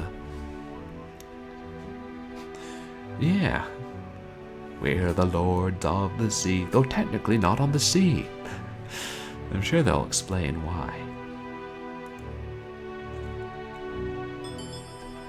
Alright. Have to move outside the game window to zoom. The boat's up at the Lost Galleon's up at Cliff House, and we just saw Miranda sailing away on it. The games are related.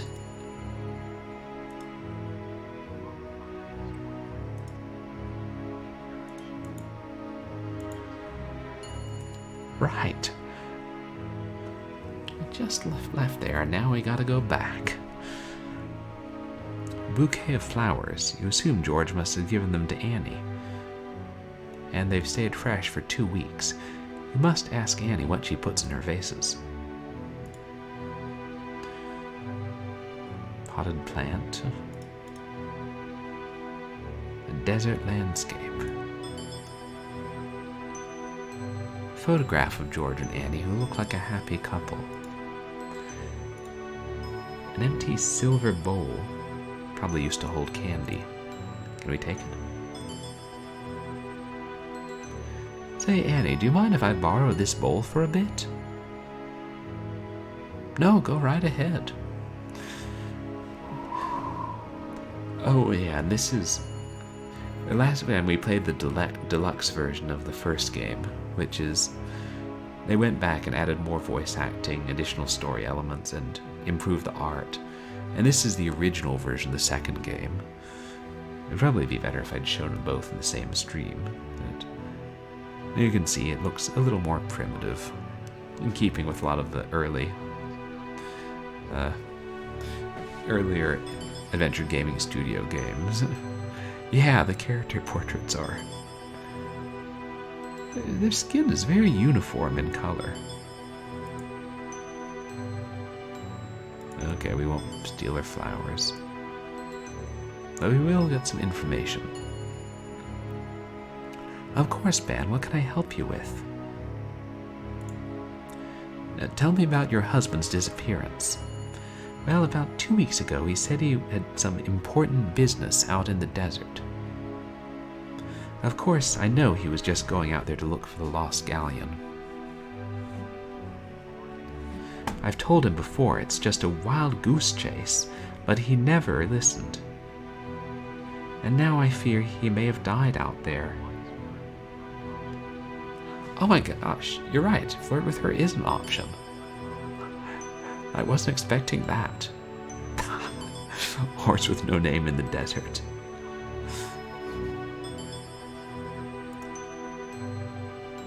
You're right, they don't have lips. I just didn't notice that until you said it. A Spanish galleon full of treasure is buried under the Salton Sea.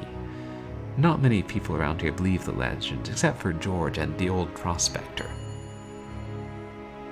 Old prospector? Didn't Mad Dog McGree kill him?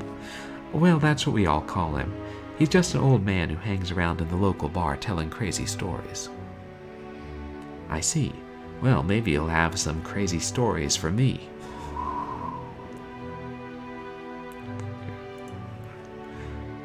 Tell me about yourself. Well, my name is Annie Roberts, and my husband George and I have been living here in Dunesburg for about 8 years now. Anything else?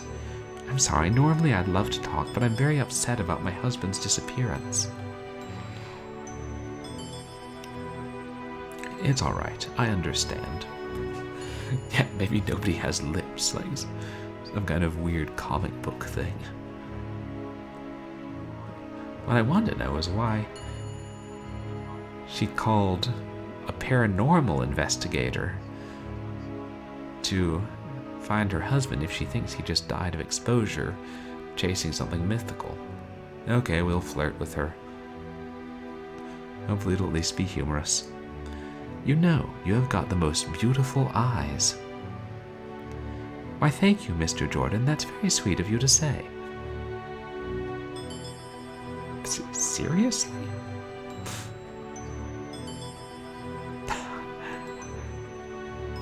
Mystery of the missing lips.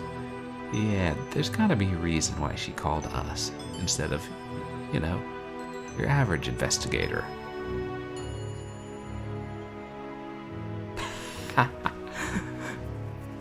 Died to exposure to a kitchen knife. How about we discuss this tonight over dinner? Mr. Jordan, if I didn't know better, I'd say you were flirting with me. My husband may be missing, but I am still a married woman. Oh, of course. My apologies. Compliment. You can't compliment what doesn't exist.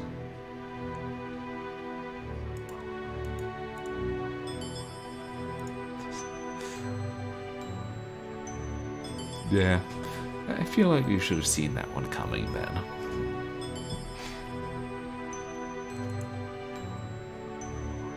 Solve one case, and bring in one huge coke fiend, and suddenly you're flirting with the women. Yeah, I think it's... The first game was really funny, too. But hey, Catbug, welcome in. Thanks for stopping by.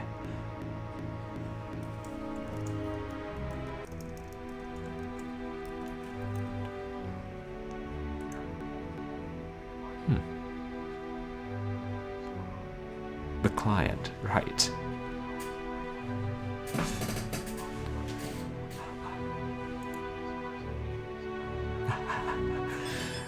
No, the first game, which was called The Pursuit of the Skunk Ape, involved us finding a huge coke stash, as well as the skunk ape. And I'm doing alright, thanks. How are you, Catbug?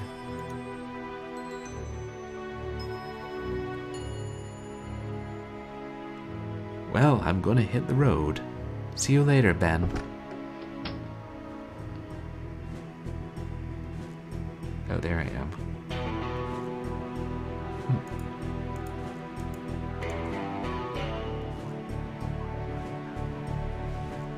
Huge house. It appears abandoned.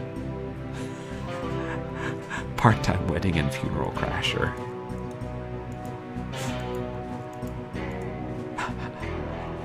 Oh.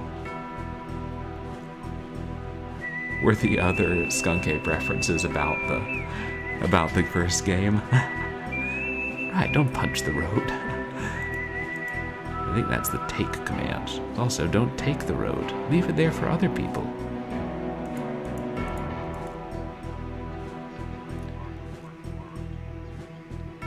This is the residence of the town medicine man. They say really casual.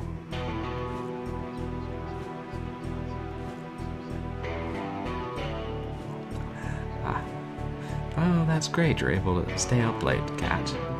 And don't have work. Oh, about Florida in general.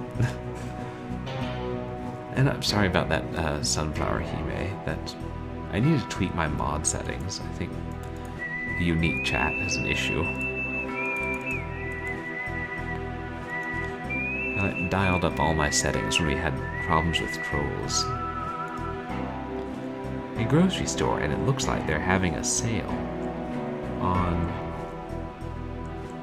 $2 off.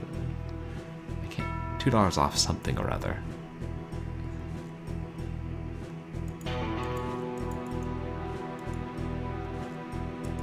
Dunesburg is a very small town. Yeah, but it doesn't. I don't think it's necessarily useful, so I probably will turn it off. It's the Drunken Scorpion, Dunesburg's local watering hole. One of those trendy new coffee houses. Apparently, even small towns like Dunesburg aren't safe from them. I know that's not a Starbucks logo at all, why do you ask? And what is it with us running into pictures of mermaids in this stream? In the first game, we had to assemble wine bottles to make the picture of a sexy mermaid.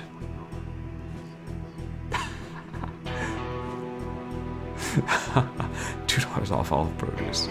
Right, so you buy something less than $2, they have to give you the difference.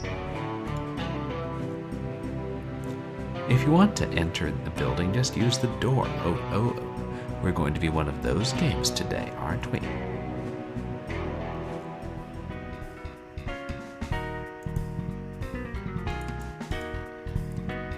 One unhappy looking employee.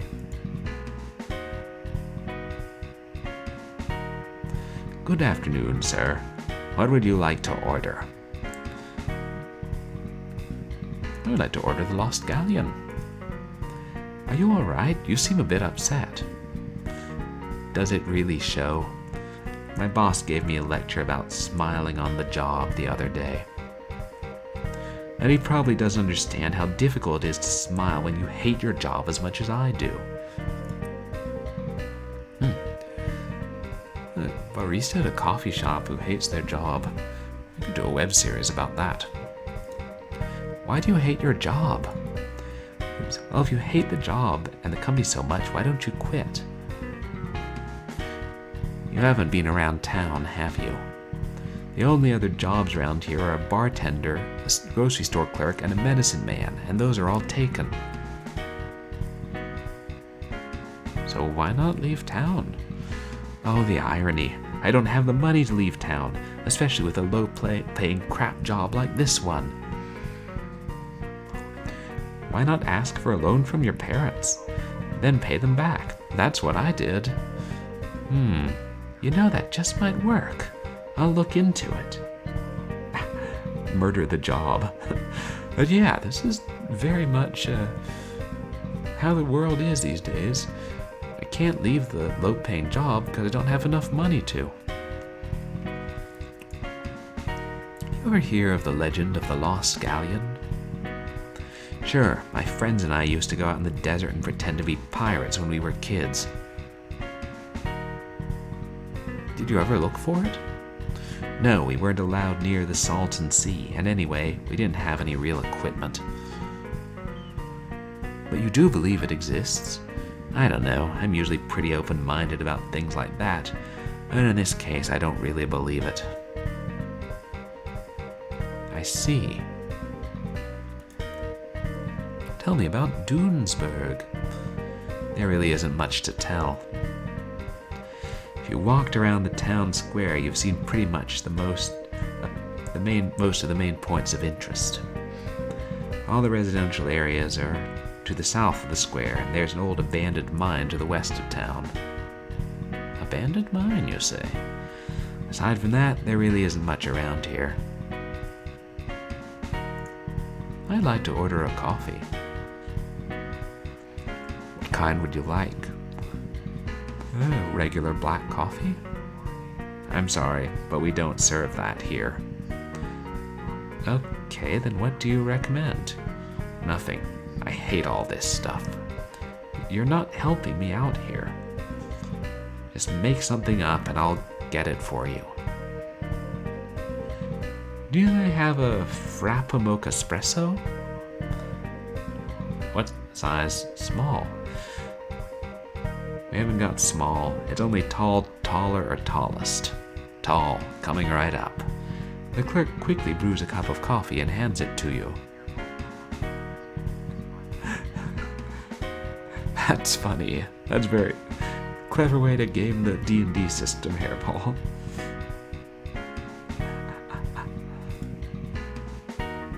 That will be $5.99. $5.99 for a cup of coffee? Hey man, I just work here, don't get mad at me. You reluctantly hand over the money, which thank goodness you had in your inventory. Thank you, sir. Cream and sugar are available at the service island over there. Take it easy. Have a nice day.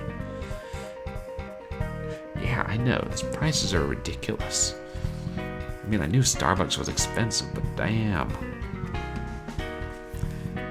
They weren't kidding when they said traded all of my dough for a thimble of joe full of foam and the cinnamon browno. But hey, we got points for ordering coffee.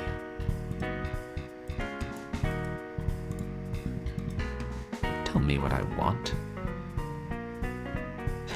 You take a packet of sugar in disgust. Stupid coffee houses.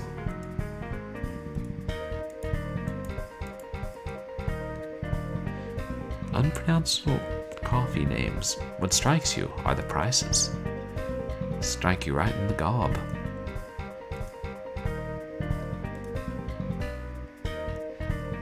Mass-produced coffeehouse memorabilia.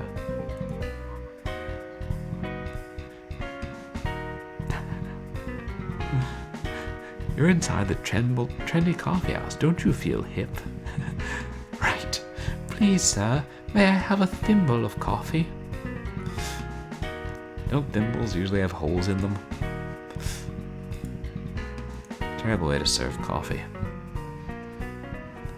But I suppose Nipperkin doesn't scan quite as nicely.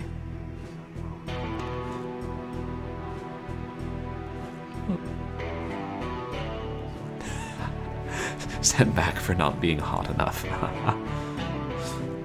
Let's check out the Drunken Scorpion, which is a great name. A dartboard? Brand new dartboard. That was a good one.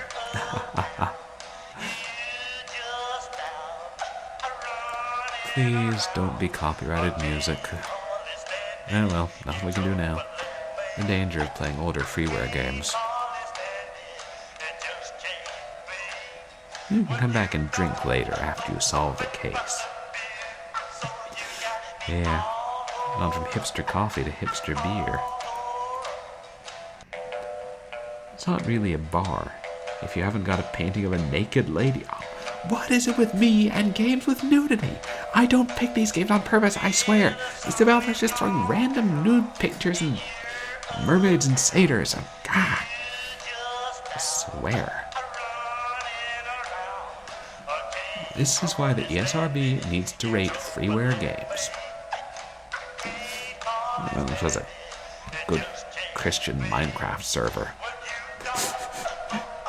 I do not know all along every time. I swear. I can't look up. There is no guide. There's no guide that tells you about the content in these. Okay, actually there kind of is on the AGS website, but I don't think I looked at it.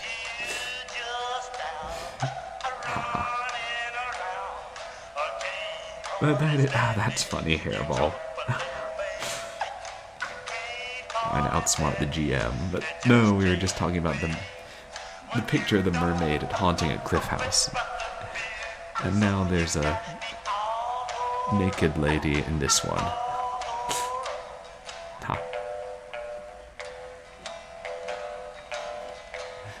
But might have. And I think the AGS game does tend to say how bad the AGS site says how bad the language, nudity, and violence are.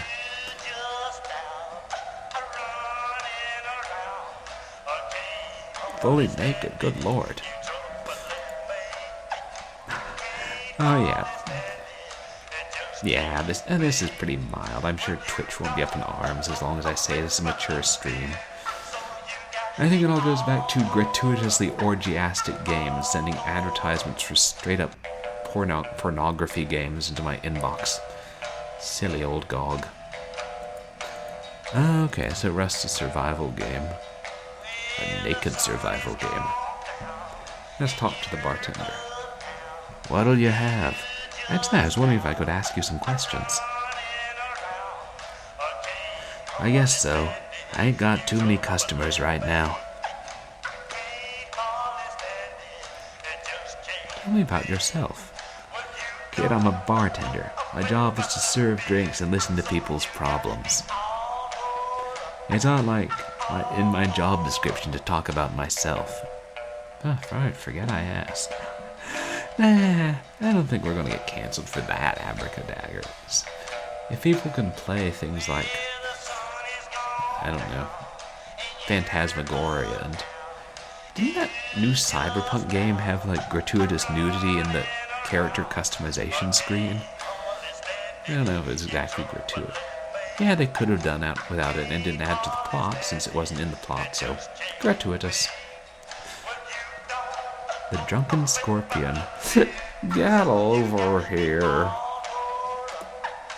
The Drunken Scorpion, that's an interesting name for a bar.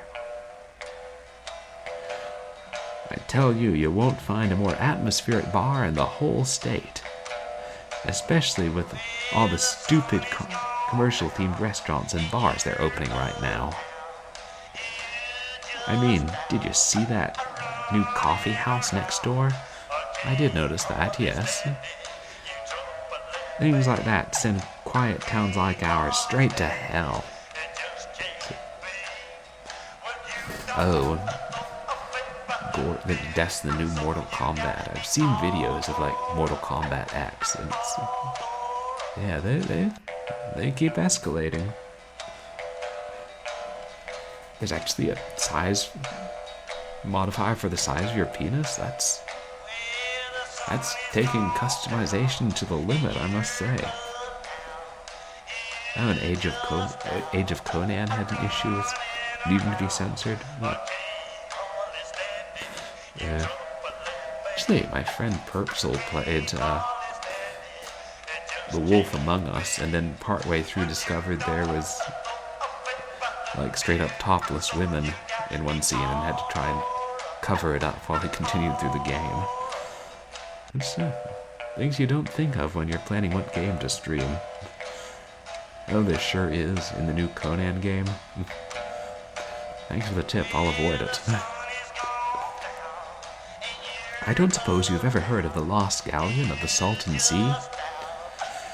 Ha, I've heard that old story more times than I can remember. Of course, I don't believe a word of it. Why not? It's just ridiculous. How is a ship going to get in the middle of the desert when the ocean is thousands of miles away? There's plenty of unexplained phenomena in the world. I'll believe that story when I see the ship rise up out of the sands myself. But that's not likely going to happen because I got better things to do than run out into the desert looking for ships. Like running a bar, for instance. Trust me, you'll have a hard time finding people around here who take that story seriously. In fact, the old prospector and George Roberts are the only two I know who do. Oh hey, Sunflower, no worries. Thank you so much for coming in. and for following. I really do appreciate it. And I hope you have a good night. But yeah, I think you're right. It's probably Fornado.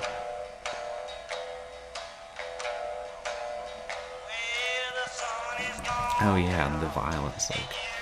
Like in one scene, your character can literally rip somebody's arm off in a bar fight. Oh yeah. Yeah, like, strikingly violent for a comic book-like fairy tale set game. Oh yeah. It's even worse than working in places that play CDs, because at least you can change those. Oof. One looping song for hours. At that point, I just smashed the radio. It's like in Case of the Crabs, that cook listening to the same music, sadly.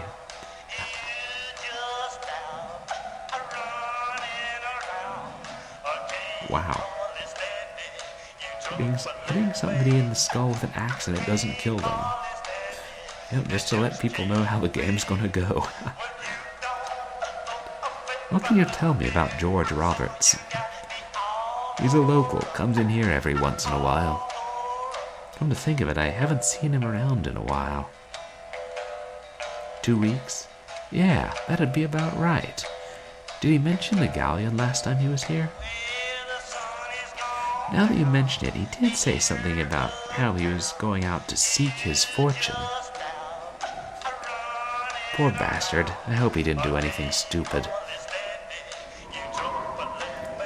I'd like a bottle of beer, please, to go. Have you got ID? Yep, here you are.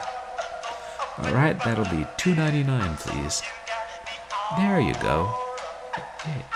The bartender hands you a cold bottle of draft beer, which you put away.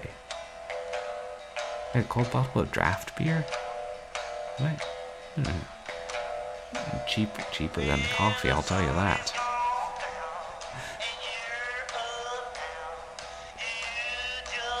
Oh, I see. They're immortal because people know their stories. So they can be killed over and over.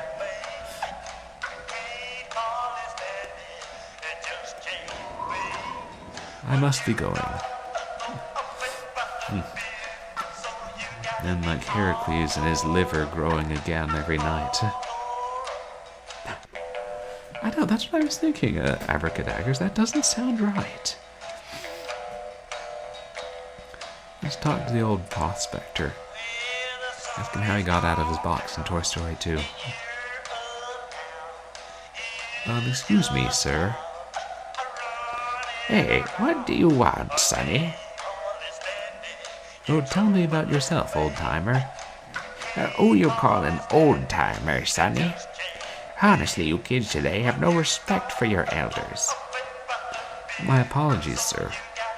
But please, tell me about yourself. My name is Jebediah Sloan. I'm the oldest living resident of Doonesburg. Came out here in 1888 to seek my fortune. Had a short career panhandling before I struck it rich. You came out here in 1888? Tell me you're over 120 years old? Just so happened to be 136 years old. That's amazing. What's your secret? I'll never tell. I think the secret is an overactive imagination. Oh, shut it, whippersnapper.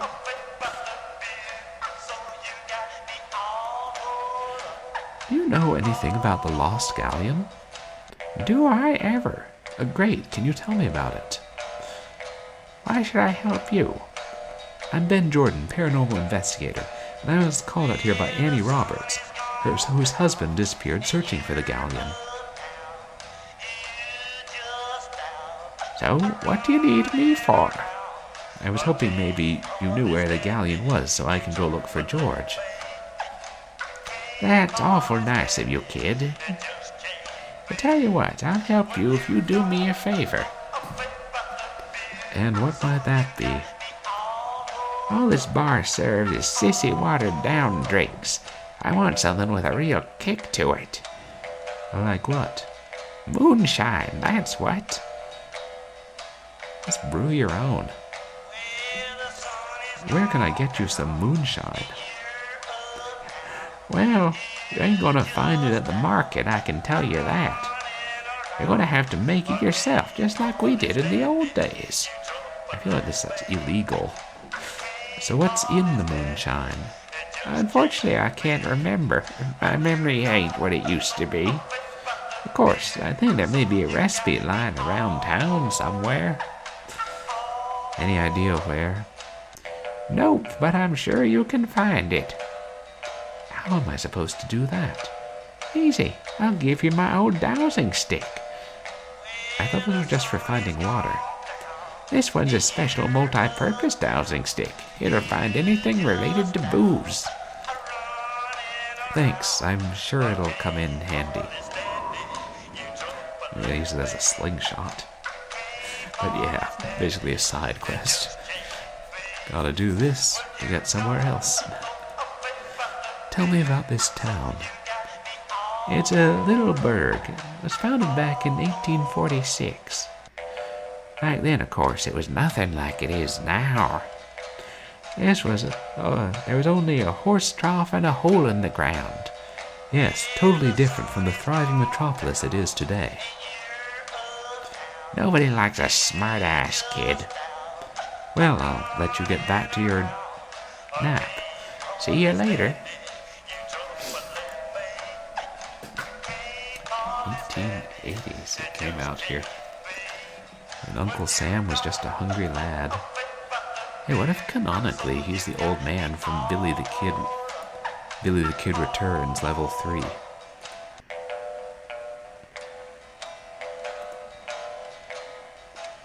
There's something on the bar. A box of matches.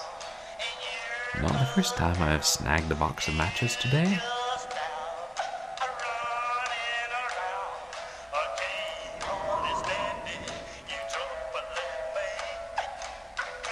Why is the dartboard completely smooth? Darts have been thrown at the wall.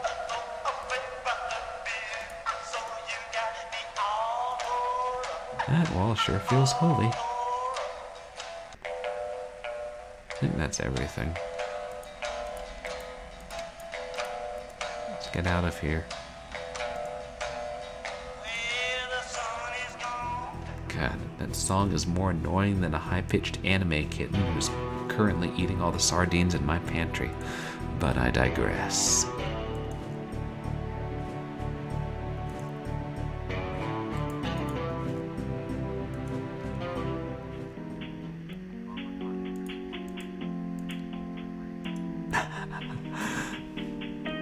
Cashier looks somewhat preoccupied. Yes, it's a bit of an acquired taste, our friend. But don't tell him that. Oops. Excuse me, I was wondering if... Sorry, I can't talk right now. Either buy something or get out. I'm never gonna finish, mutter. Are you doing a crossword puzzle? Are you playing Angry Birds?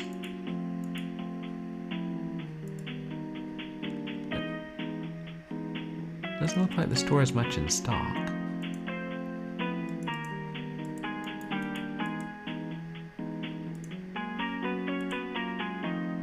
Never gonna finish what? Oh, pickled eggs. They're actually pretty good, although I prefer the pickled beet eggs. Pickled eggs were never one of your favorite foods. I know. So yeah, same here. I used to wait tables, and I gotta say, this is not how we're supposed to treat our customers. But hey, if this is, the only grocery store in town, and it's such a small town, maybe he figures he won't get fired. That sign says corn. Corn, corn, blowing on the horn at the store. Hello, I'd like to buy this ear of corn. That'll be $1. Here you are. Thank you, I appreciate your business. Oh, well, no, we've been working on it 3 years. Wow, wow. Monopolies. Oh, yeah. They are. And them antitrust laws when you need them. So they didn't make the obvious joke even though they set it up. I can only assume it's going to come into play later. Or they decided to keep it subtle. Get out of the way, Ben. I'm trying to eyeball the cash register.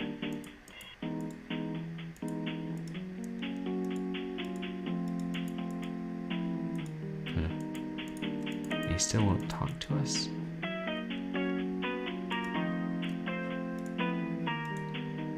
What has he been working on for 3 years? Are you brewing moonshine behind the counter?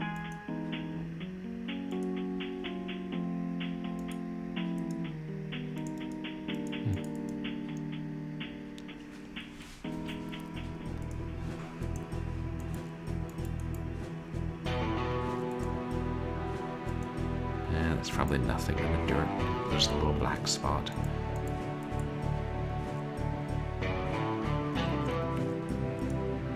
Let's see.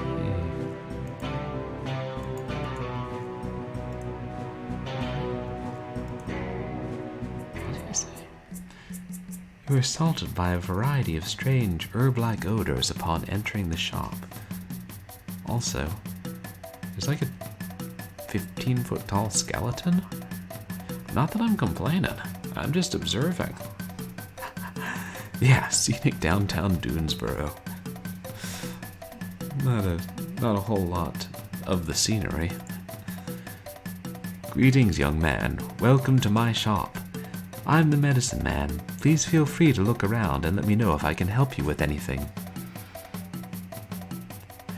Notice he has white hair and dark eyebrows.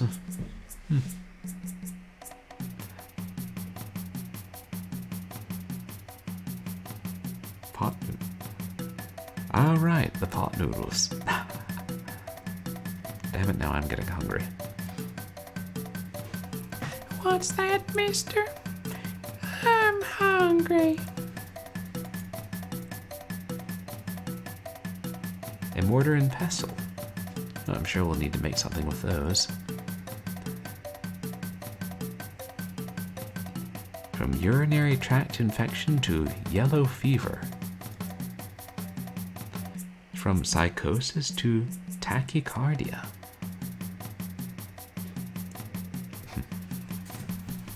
Tachycardia. As opposed to cardia that is not tacky. Kidney failure to obesity. Asthma to Ebola. This guy is either very good or very dishonest. Fever to jaundice. Large humanoid skeleton. A small plaque at the bottom reads, Desert Sasquatch.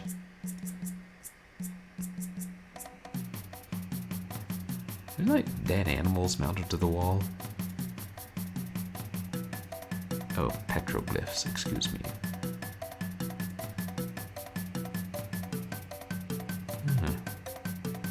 Small bundles. What are they? What do they treat? Oh, the cash register.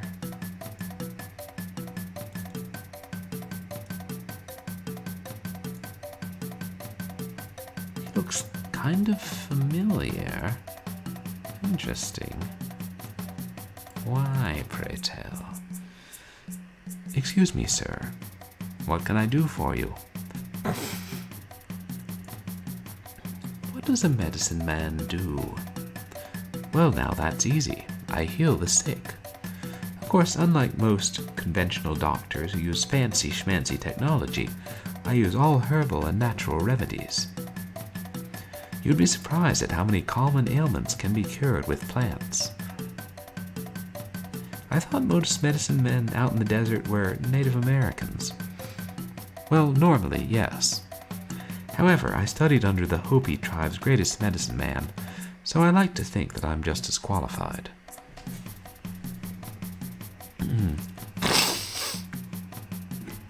Yes, what do you have for sale that could help us out? Oh, no worries, Abracadaggers. Thank you so much for coming by and hanging out. Really appreciate it. I hope you have a good night. What have you got for sale? Everything you see around you, boy. Generic potions for a variety of diseases, which are organized alphabetically on the shelves. I also have these assorted medicine bags in the counter. And of course, we have several tools for the amateur medicine men and women out there. Do you do special orders? Of course, if you have anything special in mind, I'll treat your case individually, just like a doctor.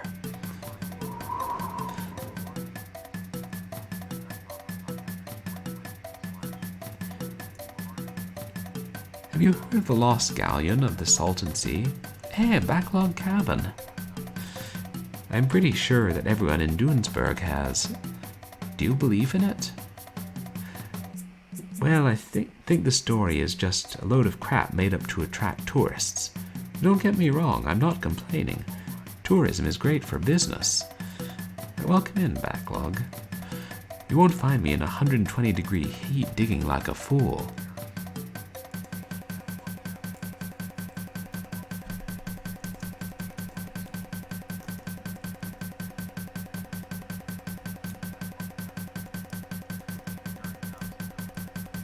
Everybody, please go check out Backlog Cabin. Last seen streaming, just chatting.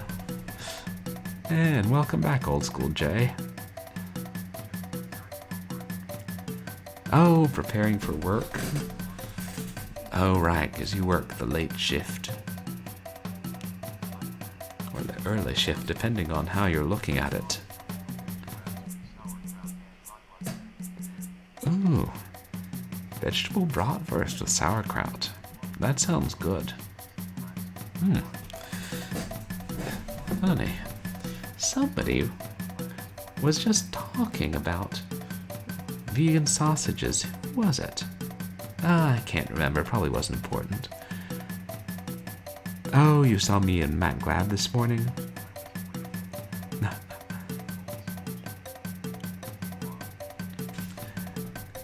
Oh, thank you. And hey, I'm glad you're able to hang out now for a bit. We're playing Ben Jordan 2. We played the first case a couple weeks ago. Nice town you've got here. Yes, I suppose it is. I just wish that blasted coffee shop wasn't there. It will work the death of our quaint environment, let me tell you, or mark the death. Next thing you know, we'll have a strip mall, and then where will we be? Thank you for your time. I'm sure I'm going to have to use this. How much for the mortar and pestle? $5. I'll take it. Hey, Jay Moyer Gaming. Welcome in. How are you doing tonight?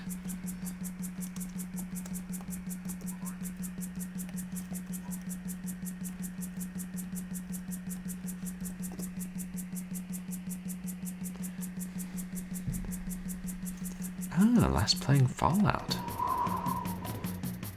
Oh, the sound of the wind. That means we got points. Crawl out through the fallout, baby.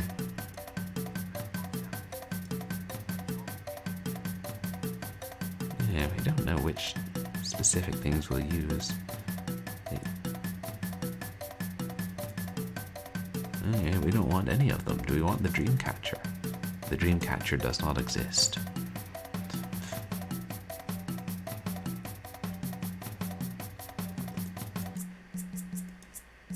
Fallout, that's cool. Are you going to play through the entire Fallout series? I know they've got like 4 of them now. Oh, that's cool. That's the same kind of thing I do. Like if I start a series, I'll try and play them in order. Depending on how big the series is.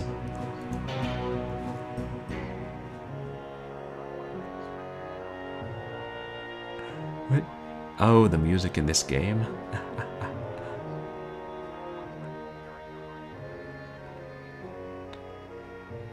Strange stuff in this abandoned mansion.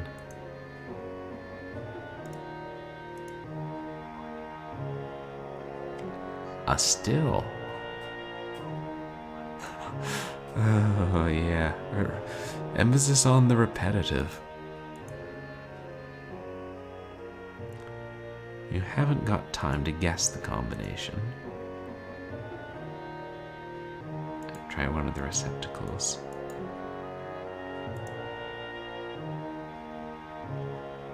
Or liquid to put in. Put flammable materials. And I just assume that's where stuff comes out. What do we have in our inventory? Oh. Right. Get moonshine. Make moonshine.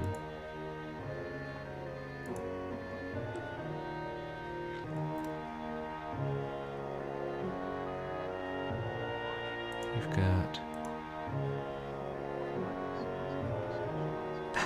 Morley Gray.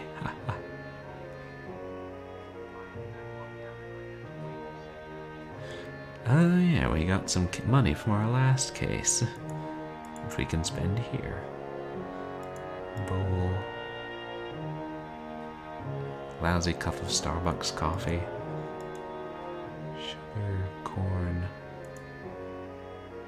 Matches. The dowsing stick, mortar and pestle, and beer. Actually, I guess I should have the dowsing stick in hand.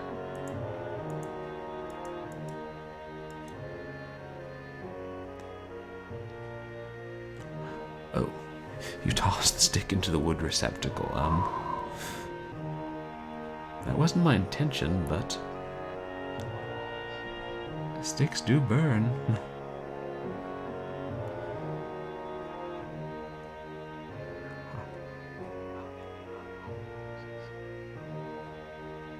A boozing stick.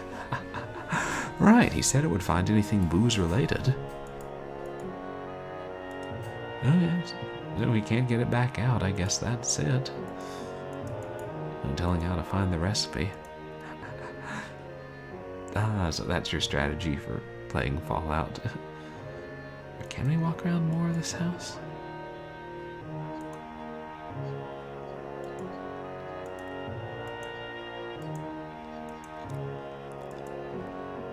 Oh, so then that game, like other things other than handguns are classified as small guns.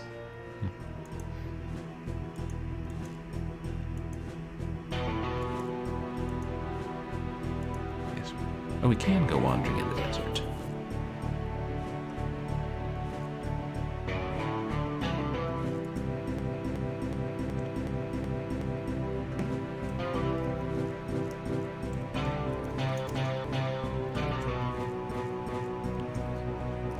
Weird the game's doing that.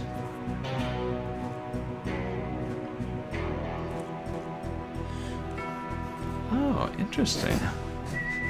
Yeah, I noticed a lot of the old freeware AGS games had that kind of look, but you know the actual techniques. And did you say that the guy who made these games has since become a streamer on Twitch, Old School Jay? Oh, an old crate. Crate and find a single stick of dynamite. Thinking you're saving lives by removing it from a public area, you take it with you. Yeah, this music is catchier. Kinda nice. A single cactus.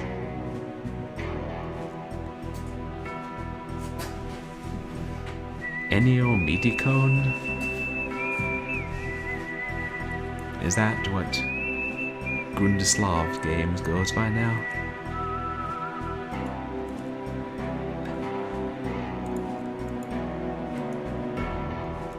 What are we going to end end up using that cactus for? There's a reason for everything.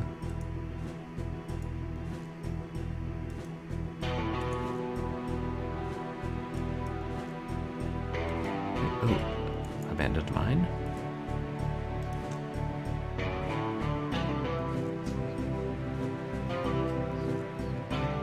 Oh, okay.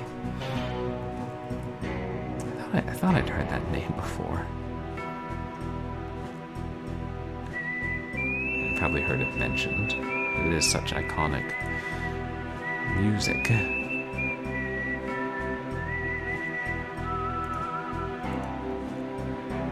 Lighting a stick of dynamite in your hand probably isn't one of the greatest ideas.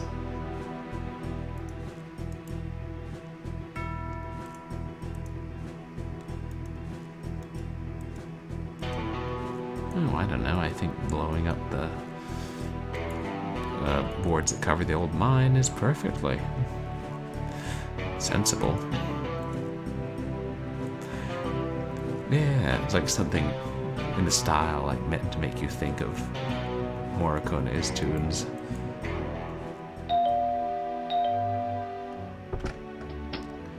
Ben, how nice to see you. Please make yourself at home.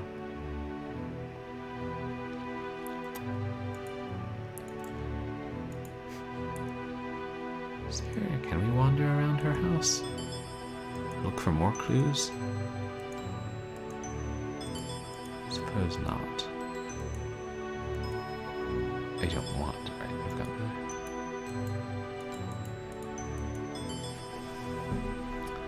the... Hey Annie, can we talk? No.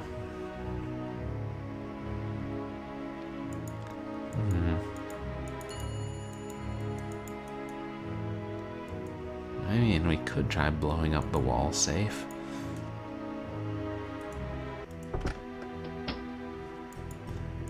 I feel like there might be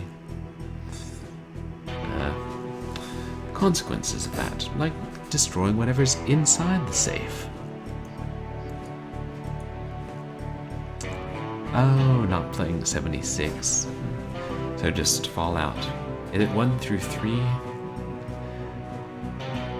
And 76, or do they only make 4 games?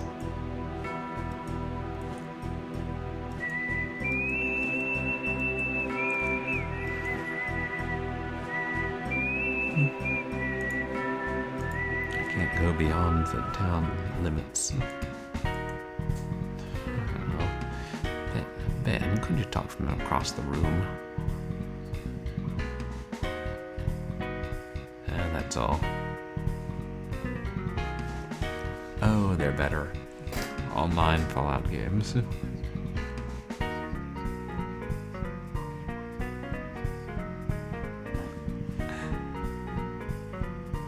Yeah. Just a brief loop, just enough to get the job done. We've looked at all these shells, right? Oops.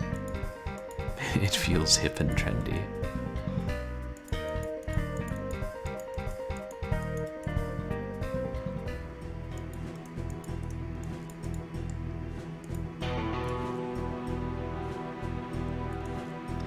Oh, try blowing up the safe, I suppose.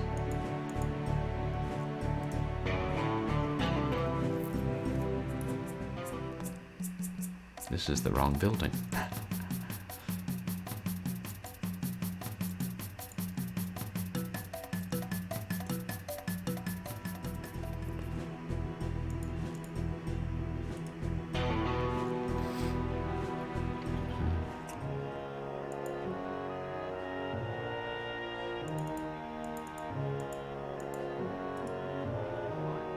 Oh, it's actually working. Oh, hey, Matt Glad. Welcome back in. Thank you so much. Oh, I was hoping you would still be streaming and I'd get to raid you when I was done. I really appreciate the raid. Everybody, please go check out Matt Glad. How'd your stream go?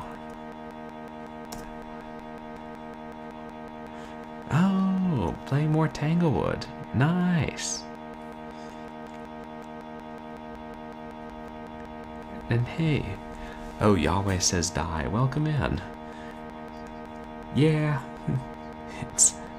it's a very empty, basically abandoned house with a still and a safe.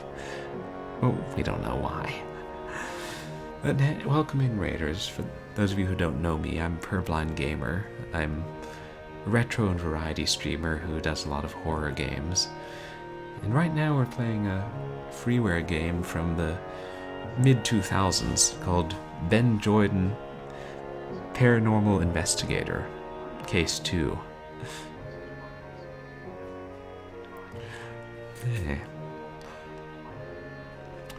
Yeah, how are you enjoying Tanglewood, Matt Glad? Did you finish it?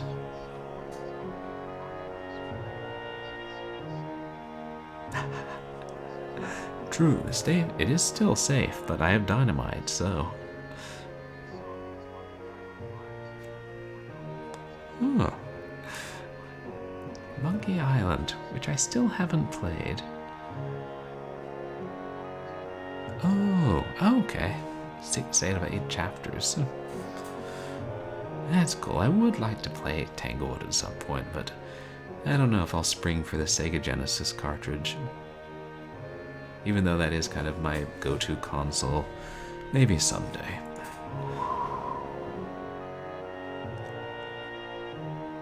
Just save real quick.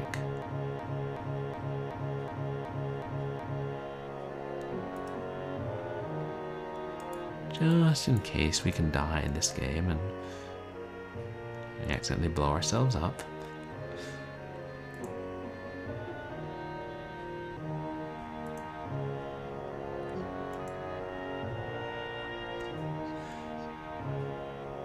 You light the stick of dynamite and quickly brace yourself for the explosion.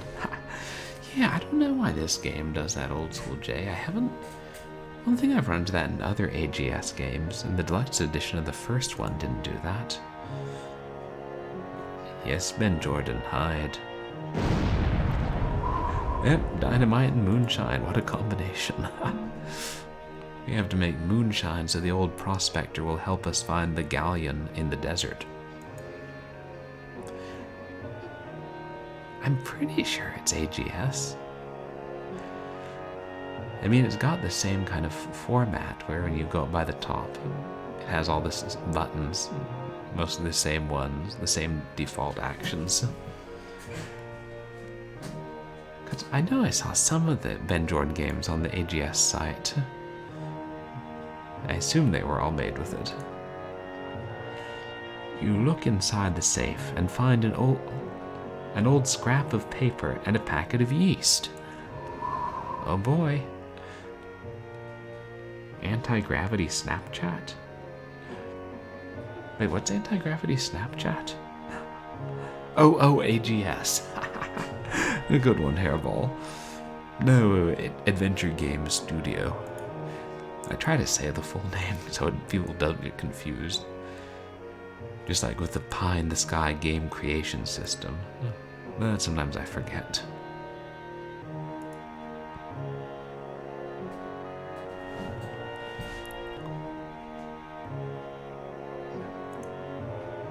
Moonshine recipe. Mix cornmeal, sugar, malt, and yeast together to make mash. Pour the liquid into a still and heat. I got news for you. If you mix those things, it ain't gonna be a liquid. Well, maybe if you put enough malt and mix it thoroughly enough.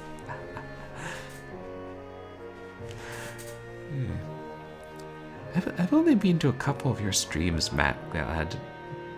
Do you do mostly console games or more PC games? Lighthouse Brewing Poseidon Pale Ale.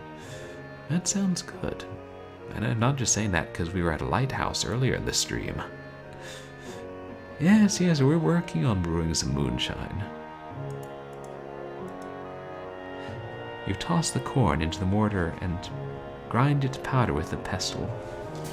Same here, Matt Glad. I think try and play a mix of Some PC, some Genesis, some old, some new, some adventure, some action.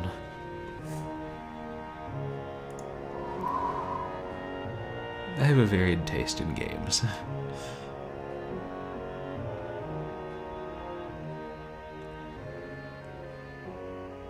Yeast.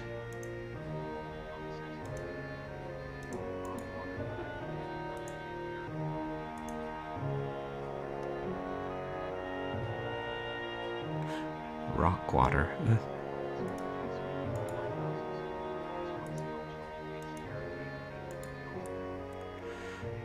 Ooh. Does it by any chance involve a dark being?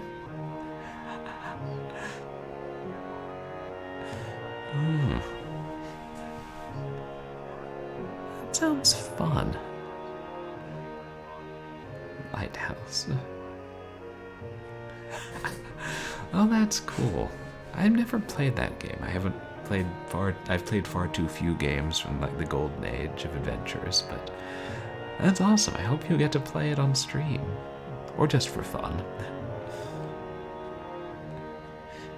Mason jars of flavored vodka. Is this stuff you brewed yourself, Hairball? Huh? True. Wait. One needs spring water. Oh, I see. That's what meant by rock water. Instead, we have to mix the...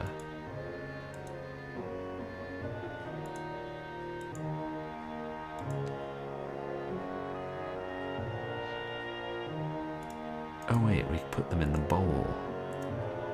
The silver candy bowl. Oh, thank you so much for the host backlog. I really appreciate it.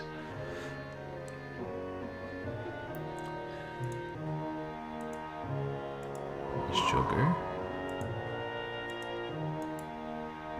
Or no, the yeast. That's the sugar. Hey, thank you so much, backlog. I really appreciate you coming in. And I hope you have a good day at work. Oh, for your wedding gift you got really good mead. Ah, that's awesome. That's awesome, Matt Glad. Sounds like a good wedding gift. Oh.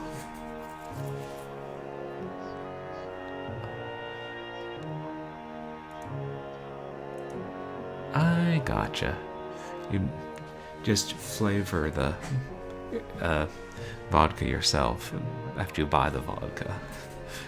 That's a neat idea, though. That would be fun to experiment with this. And you're welcome, backlog.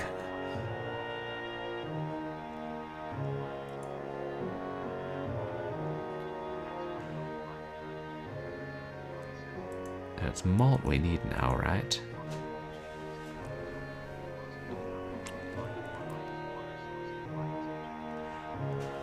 Interesting. I didn't know that the water content, like the mineral content, had that much impact on the alcohol. I know very little about brewing an alcohol, really. You need malt. Oh, on making cordials. So is that principle?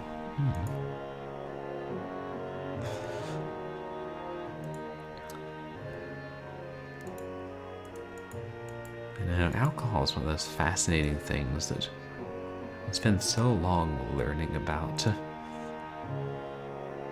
Psychedelic African Madness Mead. That sounds like it packs quite a punch.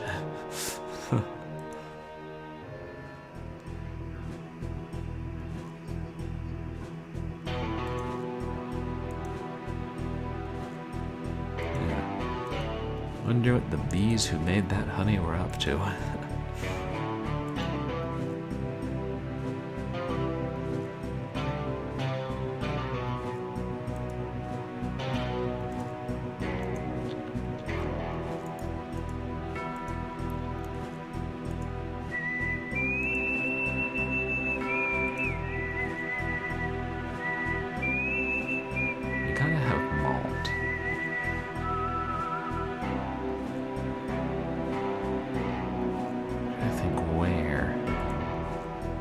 might find something that could function as malt.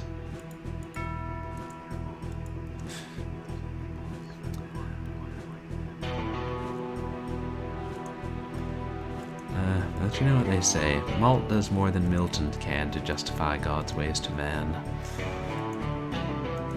Vegemite cordial.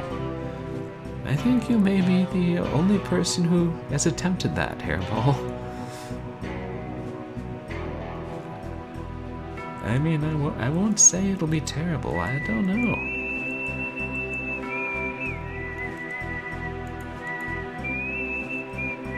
Oh, so those are the...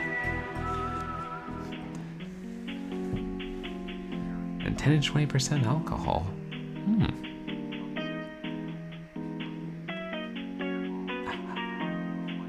Interesting. That's... Oh, and you used to have that Good, Bad, and the Ugly as your ringtone. That's a good ringtone. I bet even if people don't know the name, they recognize the sound or have heard it before. They're probably not going to do it just tempted to. Oh, could be a fun experiment.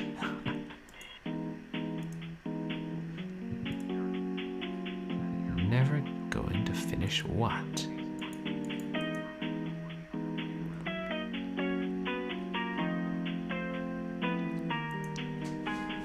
Have all the corn we need.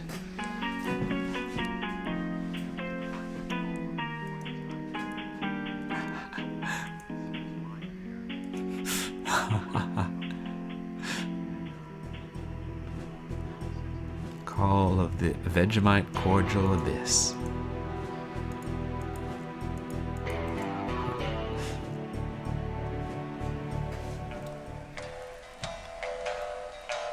Oh yeah, this music.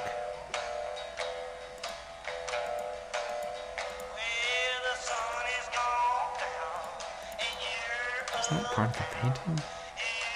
Oh yeah.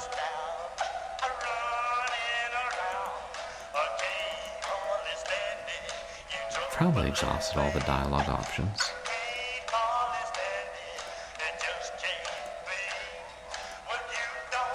That's all. I must be going.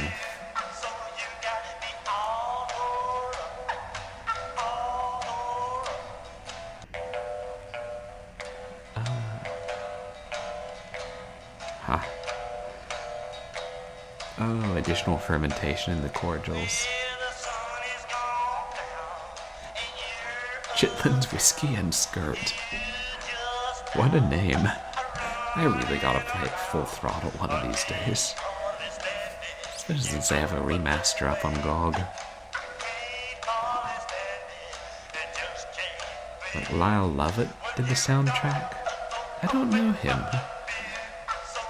Does he do other soundtracks? Or is that specifically this song? Is the jukebox? Oh wow, your favorite one. I played the demo back in the day and I gotta try it. Actually, that was the one I got my sister when she turned 13, I think. Or something like that, when she was able to play T-rated games. I think Sam and Max Hit the Road is my favorite LucasArts game thus far. Oh, okay. Country singer, married to Julia Roberts. Huh. Not really familiar with his songs, but I don't listen to a great deal of country music.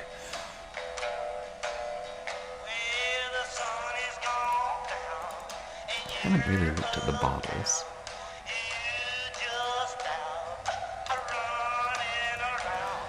Yeah, it seems like it. I love that cartoon style, like fully animated cutscenes.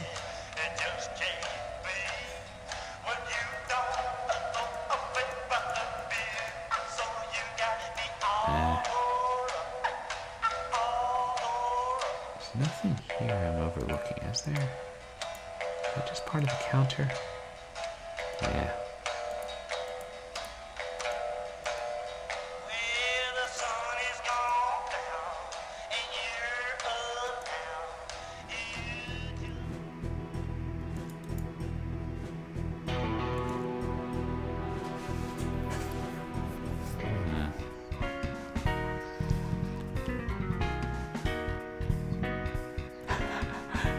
very twangy, yes.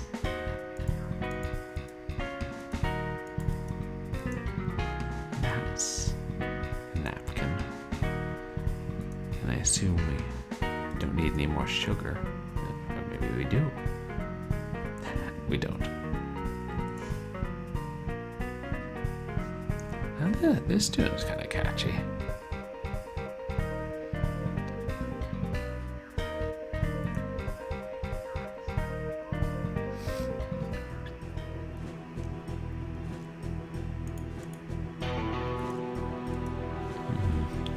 At least most of these locations are, empty enough. There's not too much chance I'm missing something. What if he had malt? Jaundice. Oh, top shelf. Tom Spencer Blues Explosion from Werewolf. What is a werewolf? Is it a movie? Is it a musical? A werewolf musical. No.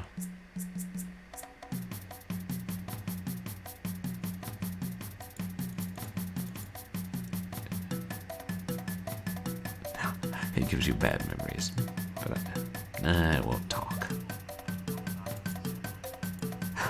Right, dying of dysentery. Like, that's a very real threat, even here.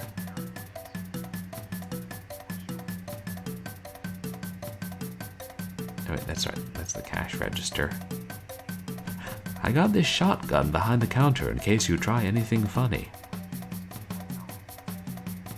Oh, it was his album. Got you. Oh, and he was famous for his hairdo.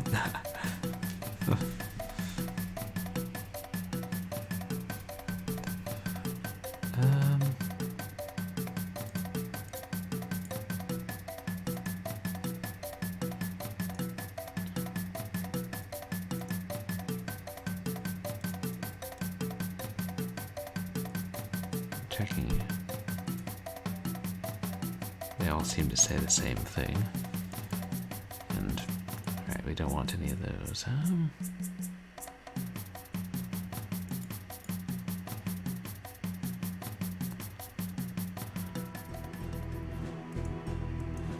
I don't think we can go wandering around the desert. Other than to the west.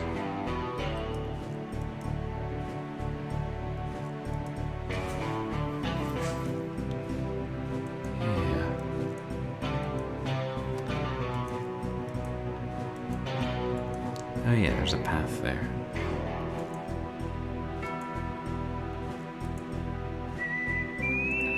Does the path go further? Or does it just end?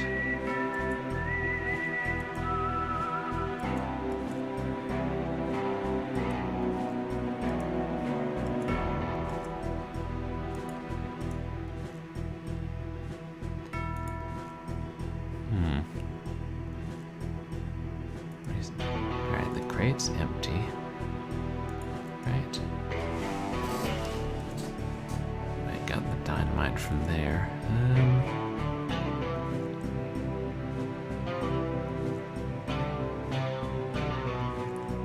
I try and just combining things, right?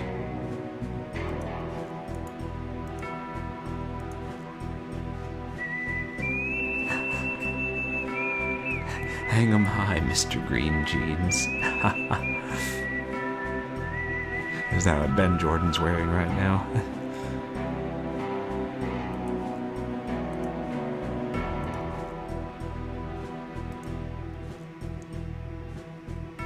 Three, right. What do we do to the cactus? I don't even know.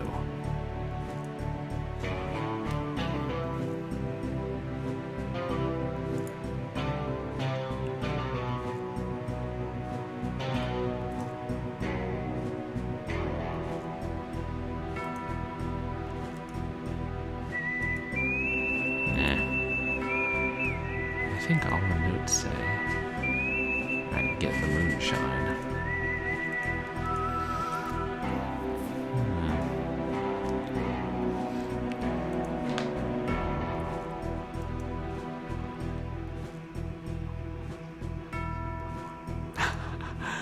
I'm not trying to molest the cactus, I'm just seeing what it can yield.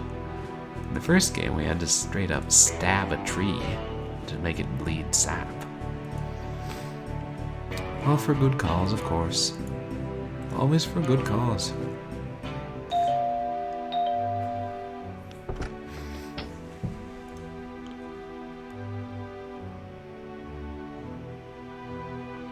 Is there anything else here? Oops.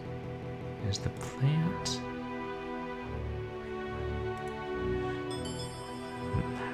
Well, the tree didn't do anything. We needed to make an amulet and needed something to make stuff stick together, and we already saw some dried sap leaking out of the tree, so we were like, hey, we'll steal this environmentalist picket sign and slice the tree with it until we get some sap.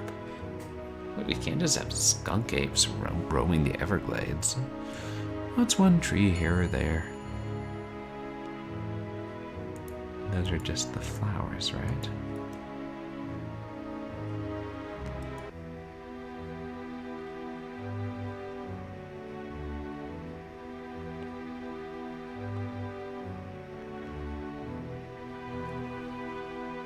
Ooh.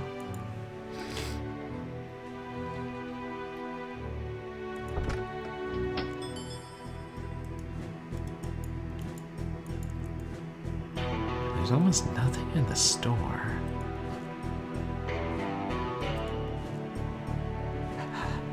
Right. It's anytime you want to take something.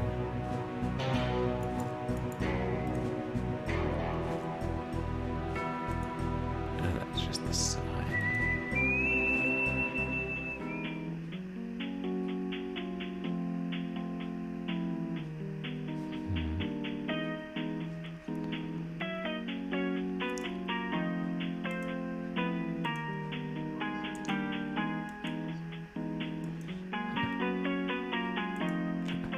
Yeah.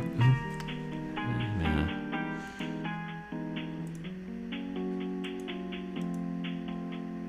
No, he doesn't want anything.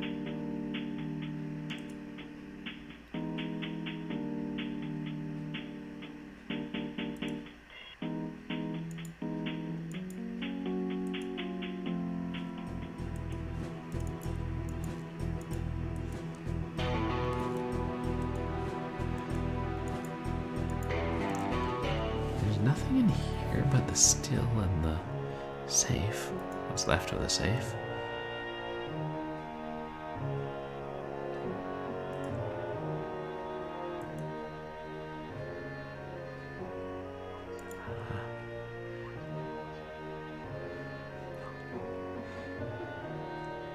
Yeah, and we mashed up the corn and got the cornmeal.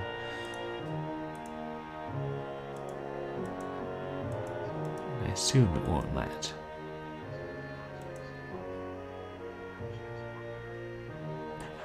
No, old school Jay, there's nothing but pickled eggs and ears of corn. Oh, it is a dismal town, very much so. I'd say it's a one-horse town, but I haven't even seen a horse here.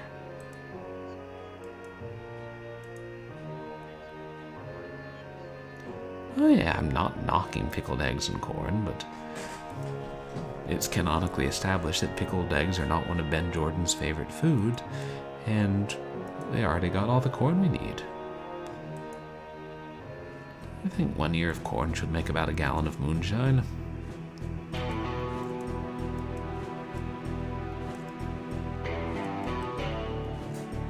It's not a path, is it? No. Trying to go through here. Is that something? No. I don't know. I think I may need to look up a hint.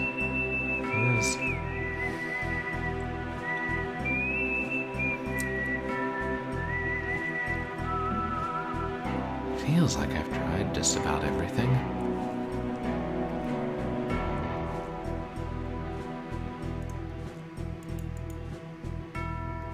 Okay, I haven't tried loaning the barista money.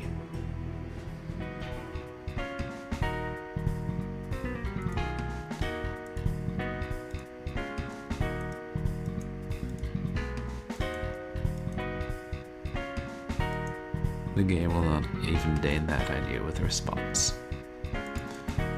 The game has an attitude.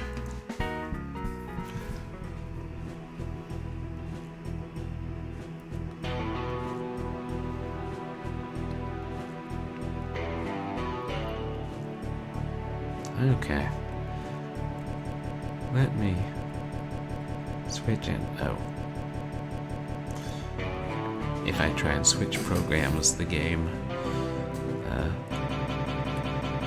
does that. Jeez. Talking like almost Pac-Man level 2 here, of Pac-Man 2 level of game annoying us.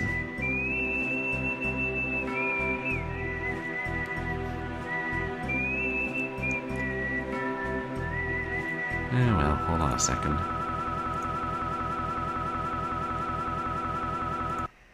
Yeah, you like that game?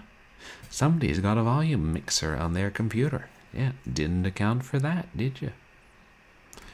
Yep, technology.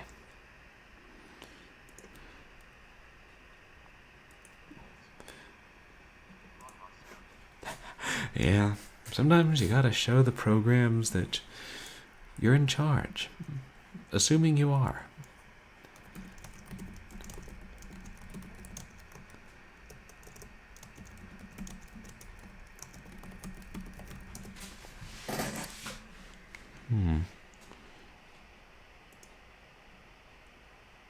Oh good, here's a walkthrough now. And it's on a Dutch site. But it's in English, yeah.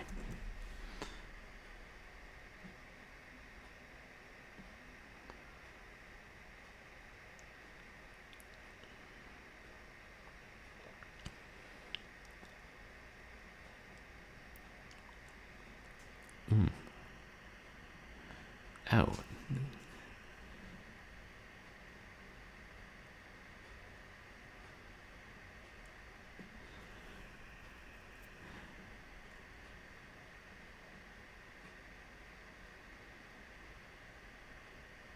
This must be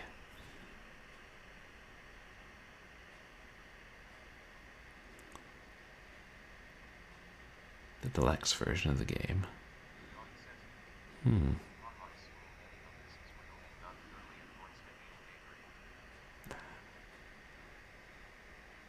This Thorn-Smithian Daydream? I'm not familiar with that. What is that?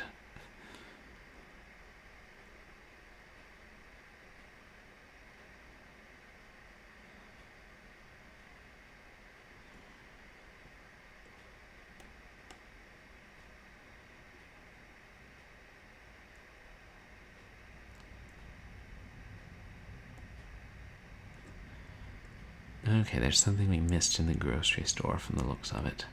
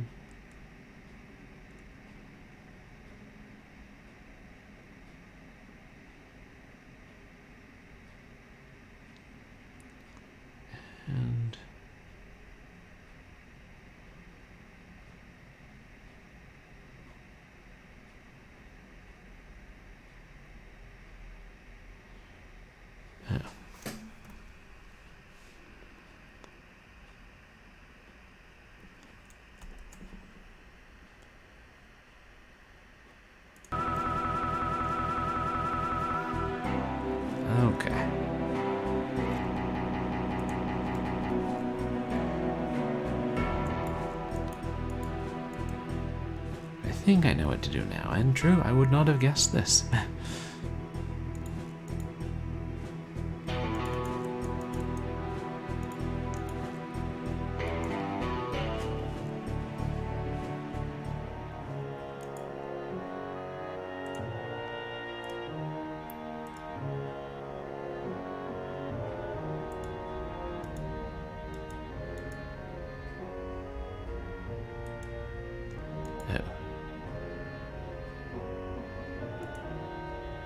The matches. I stuff the dowsing stick in there, and I hope it burns for a nice long time.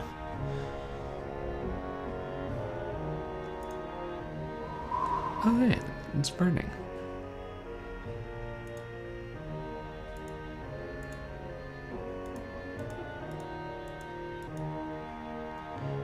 Pour the beer into the liquid receptacle, and soon the still is bubbling, and something comes out of the spigot. You retrieve a large glob of malt from the spigot. I do not know if it is possible to turn a bottle of beer into a glob of malt, but since I don't know, I won't say that it isn't.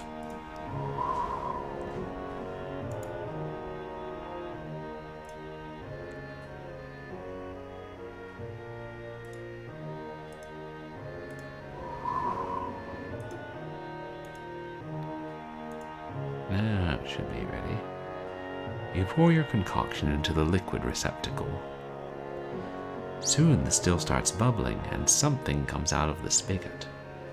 Something alive. Oh, no, just a bottle of moonshine. Congratulations, you are now an official moonshine runner. Good for me?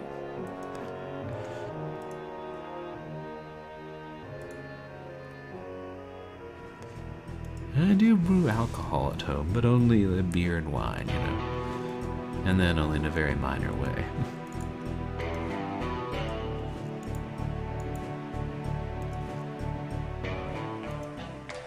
Hey, where's Stinky Pete? Hey, where did the old guy go?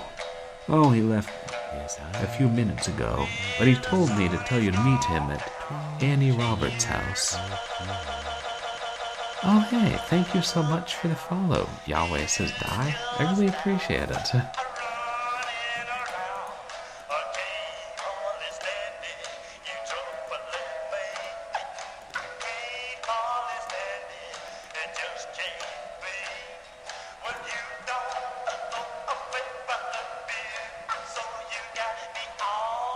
you. Come on, why? There. You knew the door was there, Ben. Why is the prospector going to meet with Annie? What are they up to? What's that? Oh, hey, thank you so much for the gift sub. Whoever gifted it, I really appreciate it. It's really kind of you. And act glad. Enjoy your emote and your sub. Really, thank you so much. That's really kind of you.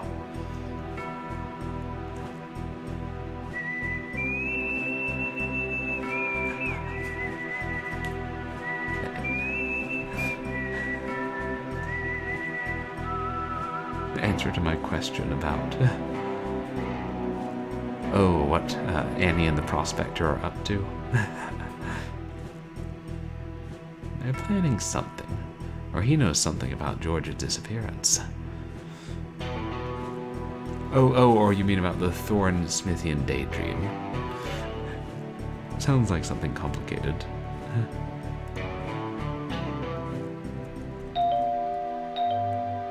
Come in. Hey there, whippersnapper. I was wondering when you were going to show up. Annie has told me about the George's disappearance, so I'm going to help you out. All right, how are you going to do that? By telling you all I know about the lost galleon. I'm listening. Well, the legend goes like this. Back in the days of the conquistadors, A Spanish vessel full of fabulous treasure was tricked into sailing right into the Salton Sea.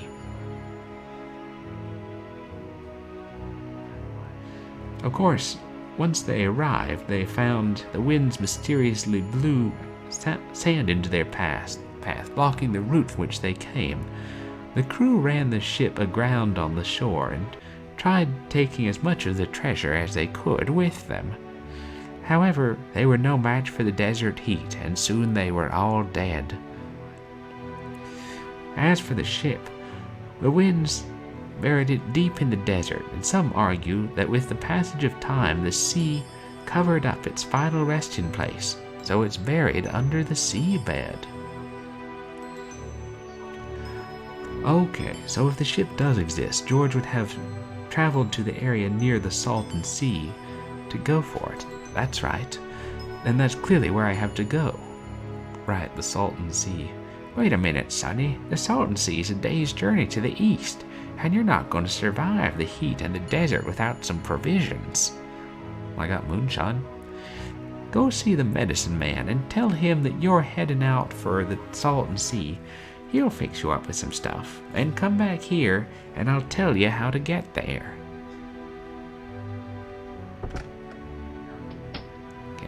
The dialogue. Well, good night, Hairball. Thank you so much for coming by and hanging out. I really do appreciate it, and I hope you have a good night. And I get to catch another of your streams soon. And, okay, it's a reference to One Flew Over the Cuckoo's Nest. Which I've read that, but it's been a while. I bet if I looked it up, it would come back to me.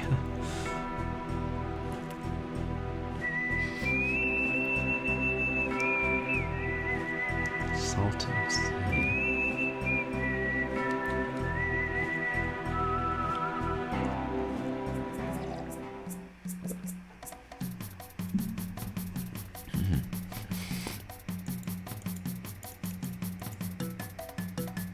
Excuse me, sir. What can I do for you? I need your help. I'm going to be taking the journey out to the Salton Sea, and I need some supplies. The Salton Sea? Don't tell me you're going out to look for the last galleon like all the other fools. Not exactly. I'm going to search for someone who disappeared while looking for the lost galleon. I see. Are you a detective? No, my name is Ben Jordan, and I'm a paranormal investigator. The same Ben Jordan that investigated the skunk ape in Florida recently? Yes, that's me. Ah, my brother Ernie told me all about you. I'll be glad to assist you. Let me get my things together, and I'll prepare you a travel bundle. Ernie was the ranger, I think. Blast. Is something the matter? Wouldn't you know it? I'm out of cactus extract. Be a sport and get me some, won't you? Well, where do I get it? From a cactus. Where else? I'll see what I can do. Thank you for your time. Not a problem, laddie. Okay. Cactus juice, cactus juice, cactus juice.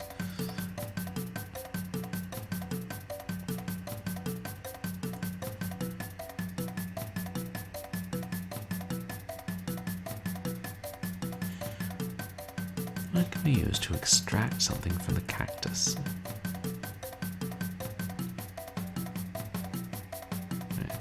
Can we steal a bone? No.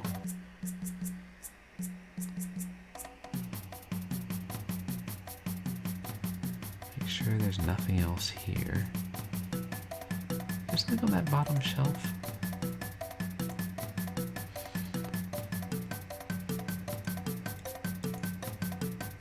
I don't believe so.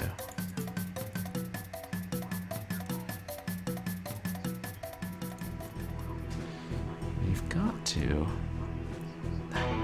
Oh, no worries, Jay. I understand it is getting late. And I'll be ending up after this game, but thank you so much for coming by. I hope you have a good night.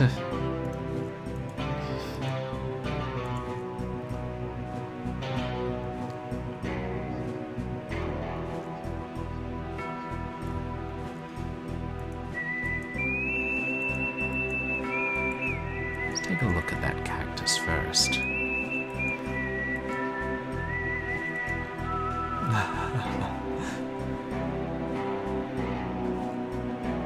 Yeah. You were glad you were awake and hung out tonight, though.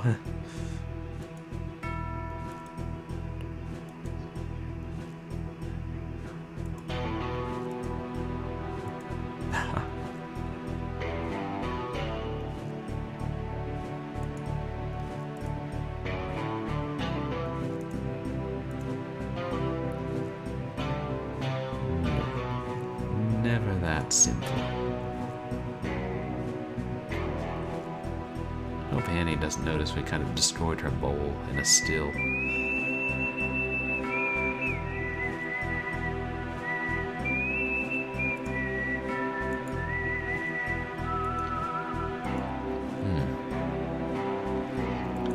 Well.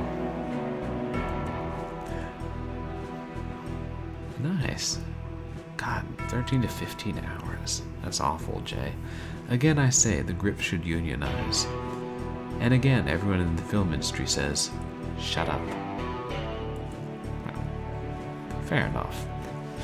And I hope it wraps soon. Oh.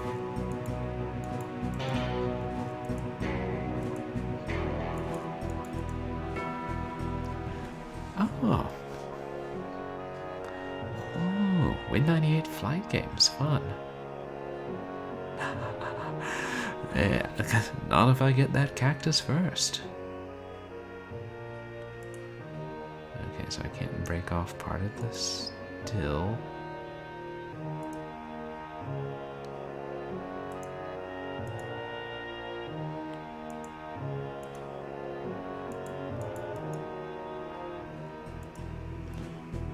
Win 98 flight games. I think I probably played one or own one or two of those.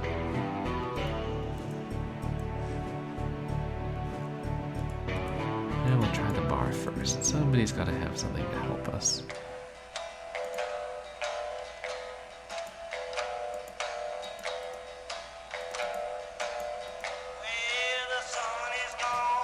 Oh wait, there's a guy there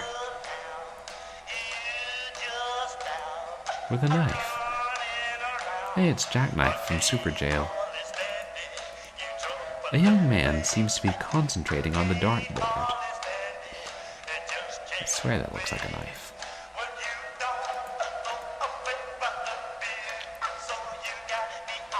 Hi there. Hello. What are you doing with that knife? I'm visualizing. Visualizing what? The best way to hit a bullseye. I'm training for the Dunesburg annual knife throwing contest. I don't suppose you'd let me borrow your knife, would you? Sorry, but I needed to practice.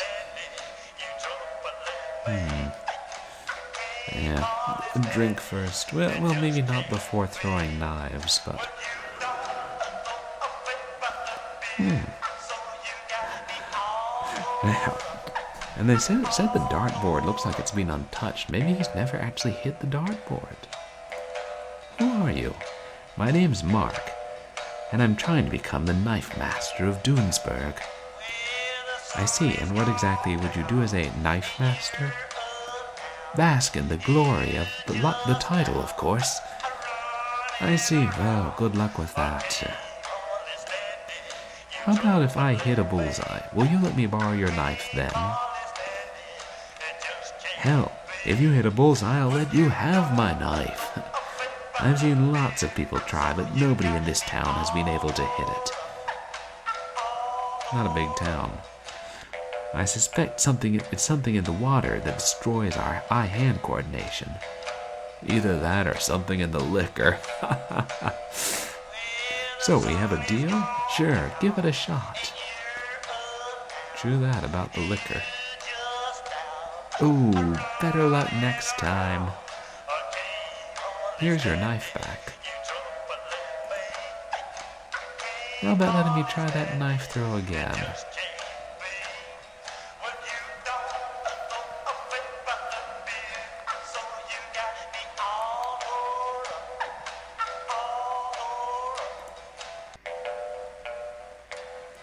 No.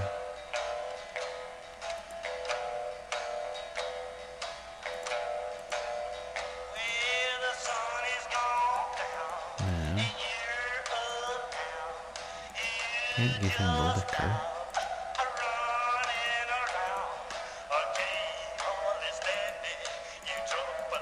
Can we just steal it?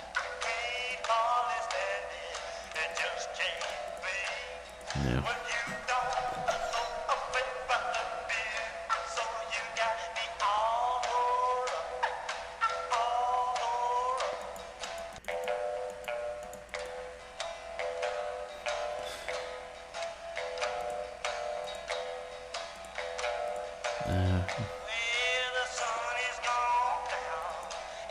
Maybe we just have to challenge him enough times?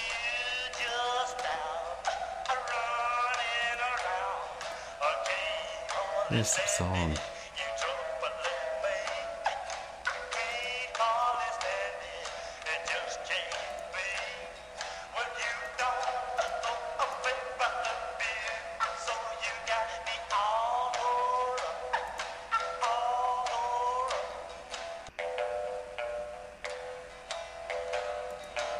Yeah.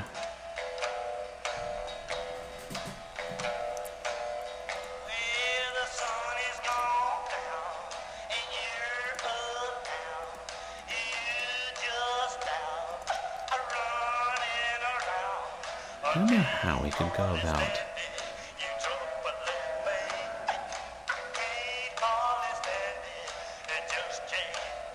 No, we either have to find a way to steal it or we have to find a way to cheat.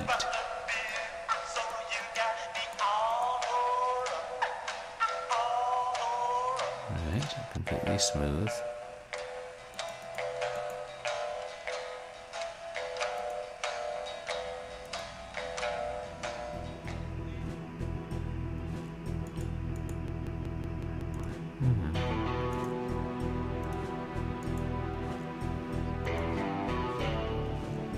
Oh yeah, if you're still here, Jay, we'd love to hear the movie. And I assume you'll have a viewing party after it's all wrapped, and you can be like, look, you see that light? I moved the C-stand that held the diff that light shone through. Practically like being on camera.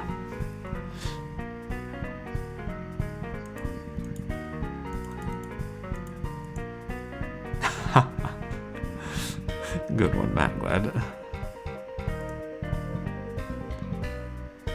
Banner. So what's with the banner? Oh, that. Some new promotional thing for a new type of coffee, jitter juice. It got the highest amount of caffeine allowed by the FDA. Wow, sounds dangerous. Probably. I'm obliged to ask if you'd like to try it. I don't know, I already have a cup of coffee that I've been carrying around town. Yeah, I know, but this one has got more caffeine. I'll think about it. Alright, you've convinced me. I'll take a cup of jitter juice. Hey, great, I'll tell you what. Since you've been so nice to me and listened to me bitch about my job, I'll let you have it on the house. Gee, thanks. The clerk prepares you a jitter juice, which you promptly drink. Oh. Whoa, you just drank it like that? Yeah, Whoa, that's some pretty good coffee. I see it kicked in.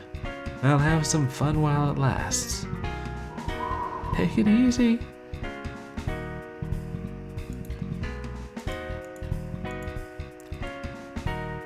Perhaps this will give us magical knife-throwing abilities.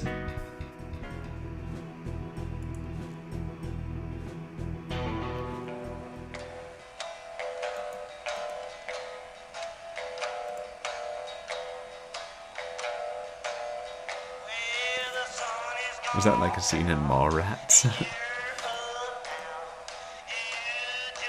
You hold up the knife and notice your hand is extremely jittery.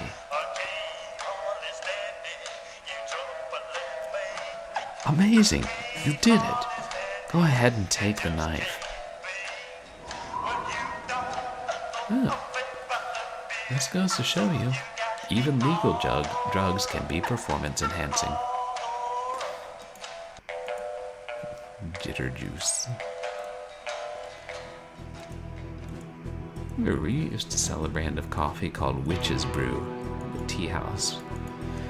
It was,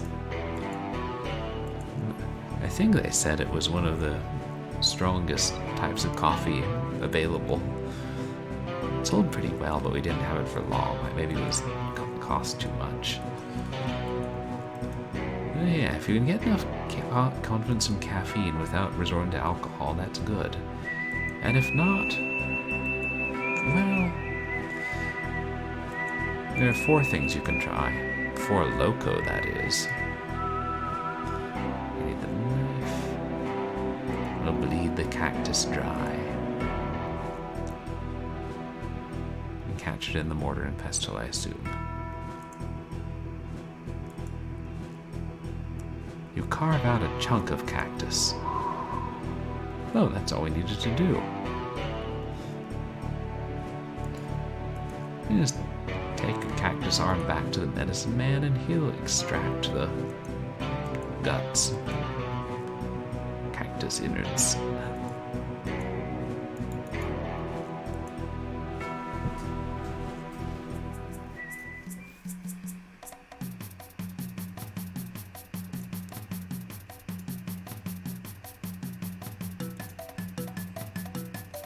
Here you go. Hey, what's this? This isn't cactus extract. No, cactus extract is the distilled juice from a cactus. Oh, I see. Now he tells me. 4 Loco in the wilderness of Ohio. I mean, heck, there, it might be made with real Loco weed. Which I assume is a real thing. Peyote moonshiner. Oh, right. Yeah, I mean, the cactus right there. Why limit yourself to 1? Distilled. Can we use the still to distill it? Seems logical to me. I guess the bowl's still in there. Toss the piece of cactus into the still.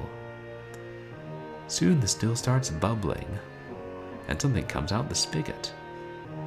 You pick up a glob of cactus extract. Oh no, that's how it works. Just picking up globs of things that come out of stills. Also, that's a good way to scald your hand, Ben. You're a paranormal investigator, you're not a fireproof investigator.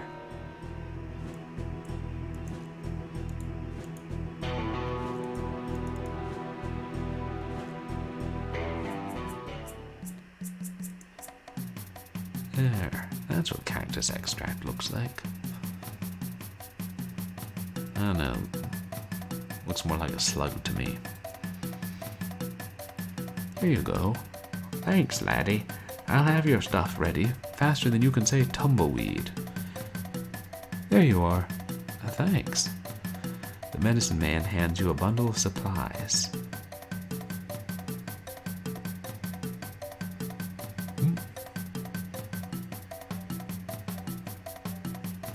Blindness.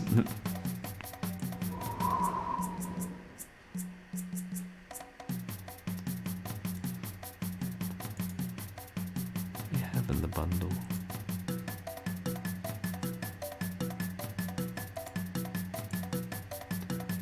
Medical tape and an anti-venom kit. What about food? Right, get my stuff and be quick. He was pretty quick. I'm just saying though, if I were going out into the desert, I would prefer to have food and water. I mean, anti-venom for all the snakes and scorpions in the desert is also useful, let's be real. Actually, I should save.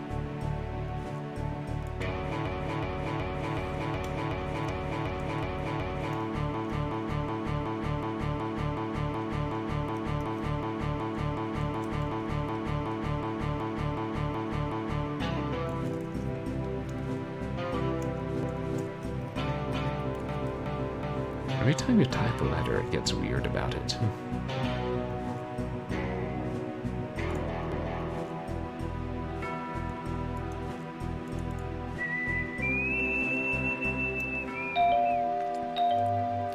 Come in. Okay. I got some supplies from the medicine man. Now what?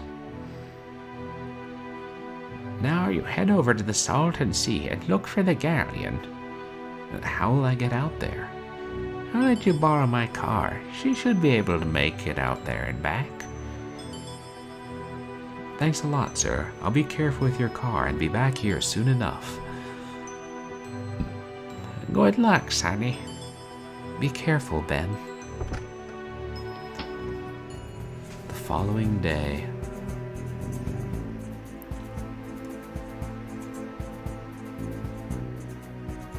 Well, this is the place. Guess I should take a look around. You only need the peyote and the caffeine, no moonshine.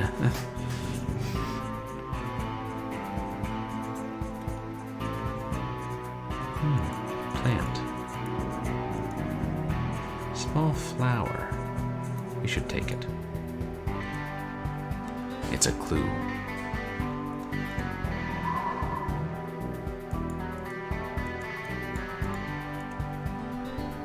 Sign reads the Salton Sea.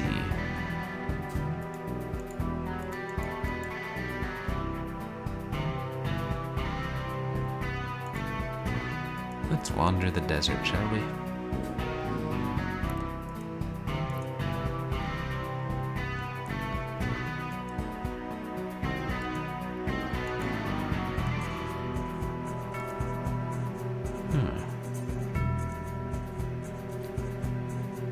Who have we here? Treasure hunter, I'll be bound. What do you want?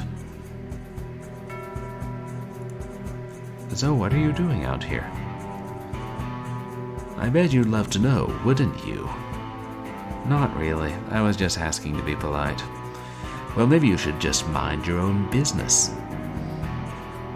No need to be rude. It was just a simple question. You're out here looking for the lost galleon, aren't you? What?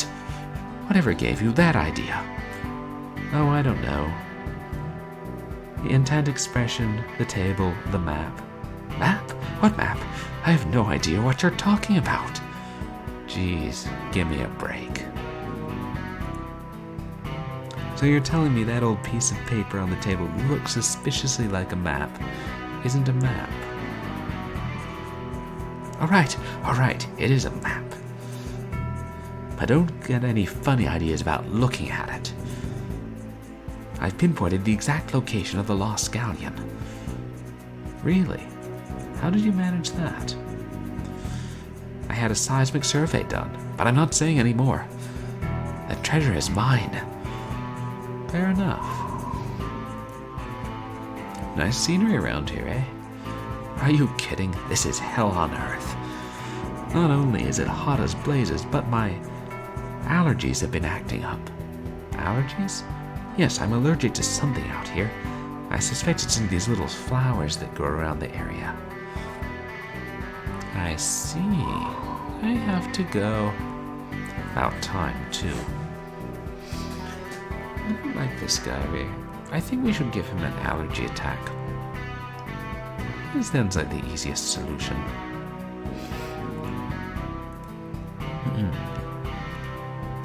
While the man isn't looking, you shake the flower in his general direction. Say, what's that smell? My map! Oh, I'll get that for you. Not so fast. You keep your eye contact with me at all times. Don't even think about looking at my map. You pick up the map, but as you keep eye contact with the owner, you don't get a good look at it.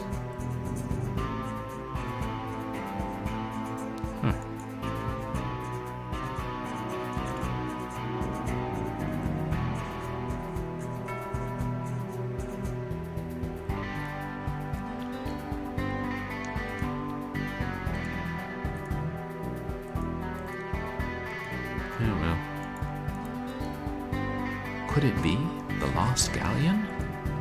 Nah, it's just some boat that ran aground.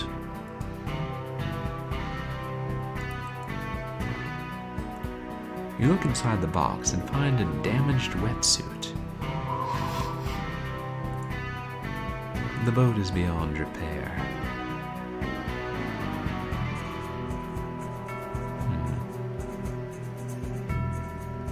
Wetsuit, eh?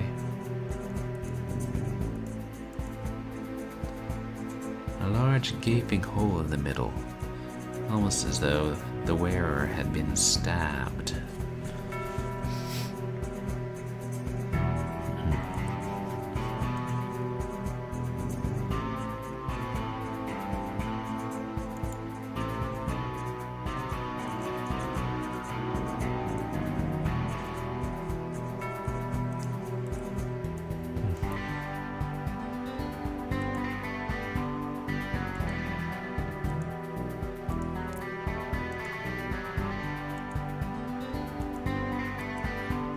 Is that a rock should we come in on? Okay. The sign reads, "Warning. Waters are toxic. Avoid prolonged contact with skin and dive at your own risk."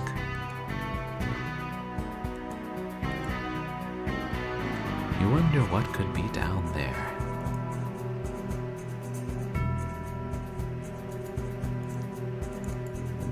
Oh, wait.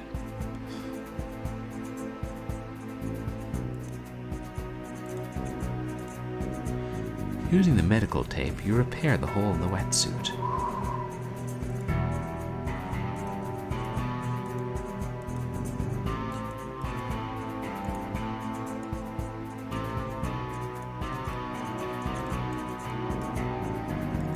Yeah, I guess there's nothing else there.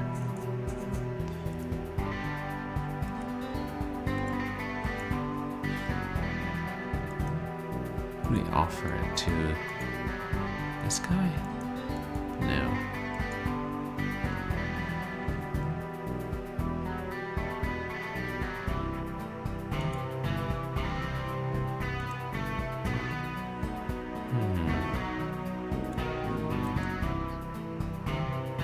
Oh, you're welcome.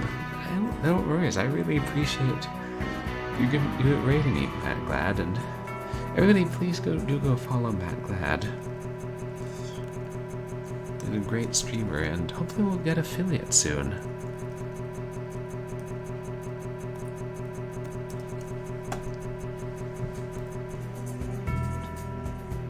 But yeah, I hope you have a good night.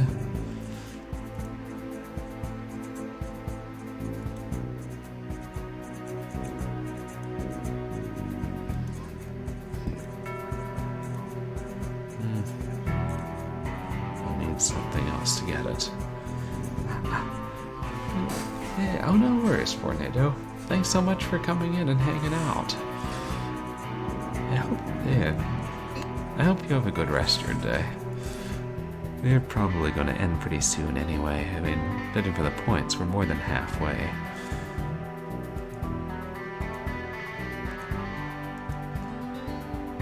Oh, you're welcome. It was my pleasure.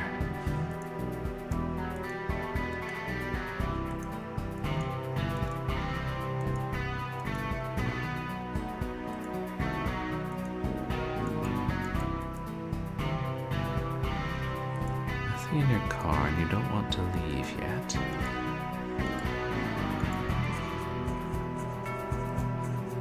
I'm gonna say that man has very strong allergies.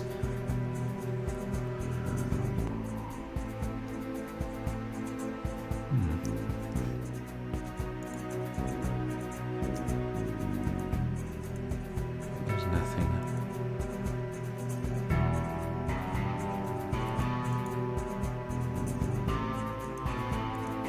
Search the boat. Search the box.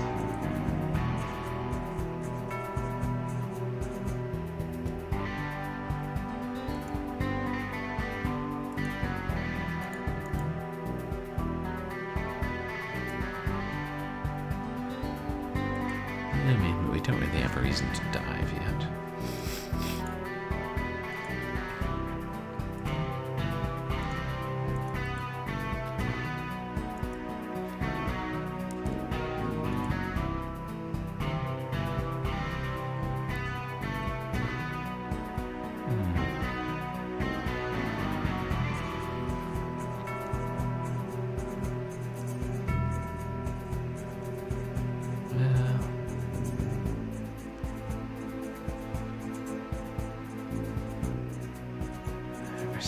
something?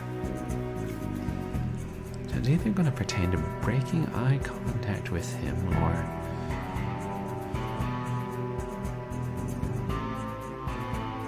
make it harder to get the map.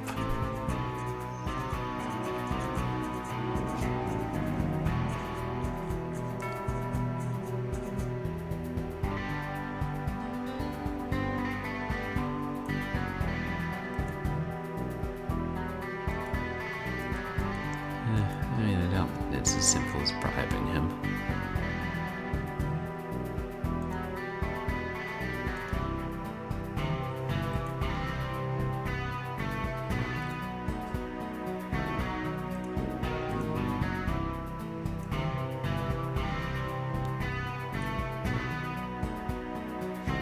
Any of you guys can think of anything, I'm open to ideas.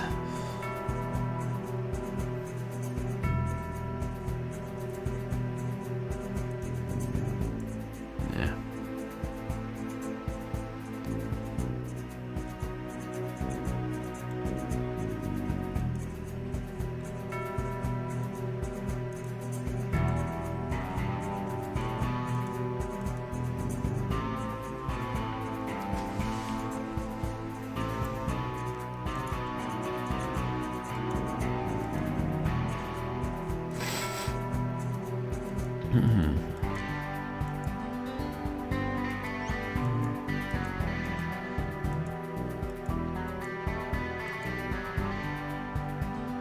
Yeah, there's nowhere else to go here.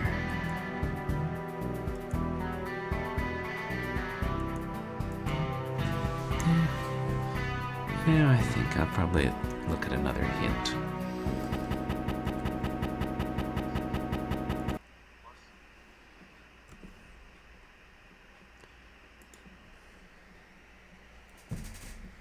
Plus snake? Oh, I mean, we have the snake venom. Oh! That's what it looks like it says on the box. Yeah, I didn't pick up on that. At first, I thought it was like a cross and then the number 2, and I was like, what? I mean, we have 2 anti-venom kits?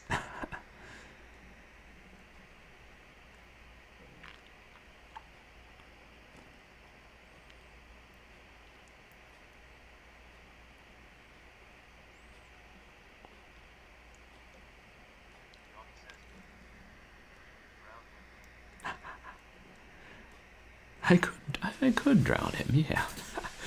But I feel like the game probably frowns on that. No, apparently there's just another area that I didn't notice. I didn't explore thoroughly enough. Amateur mistake.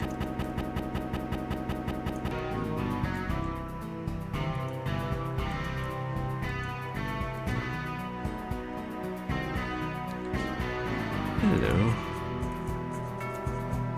It's a young, attractive Asian woman.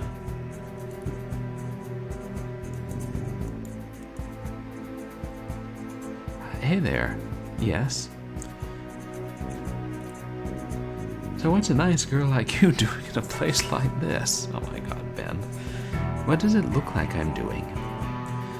Trying to blow up this hot air balloon, I guess. You are correct. My name is Ben Jordan, by the way. I am Kim. Where are you from? In Thailand.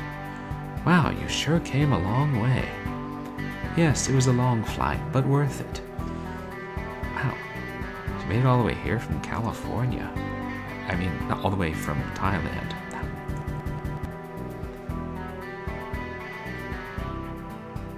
A bit Edgar Allan Poe-esque. Oh, the way he says that. Yeah.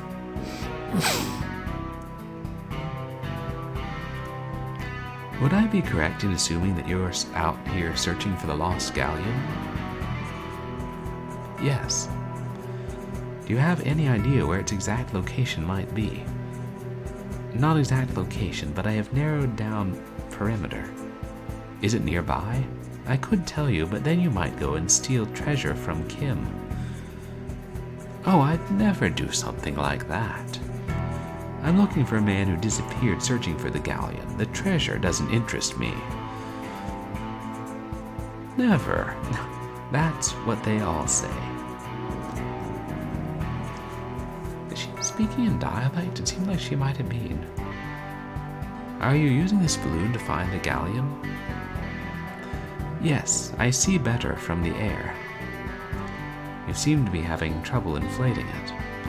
Unfortunately, gas knob broken, so I try oxygen tank. However, not as efficient as gas. I see. I don't suppose you would let me borrow that oxygen tank for a little while, would you? If I give you tank, how I inflate balloon? Well, if I can get you something to help inflate your balloon, would you give me the tank? I guess so, but you're gonna have hard time, trust me. I already look around here and I find nothing that could help. Well, it's worth a shot. Pretty hot out here, isn't it? Yes, I suppose. But it's a dry heat. In Thailand, humidity's so high, you take one step outside and you have to change clothes because you're all wet. Wow, sounds like my last case. I'll let you get back to what you're doing. Goodbye. Ugh, yeah, humidity. Yeah, plus Snick.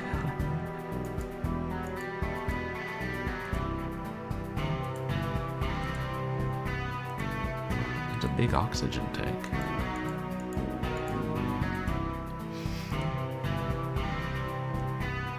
I can't see a clear path off the side. I guess I just need to try all the sides of the screen. There we go.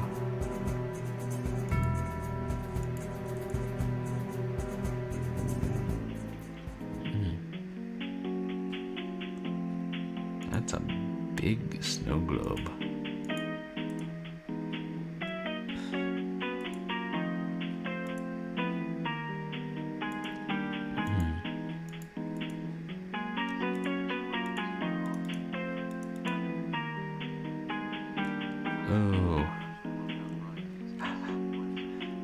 Oh, right, if you're dealing with humidity, that's quite alarming. Excuse me, sir, what can I do for you?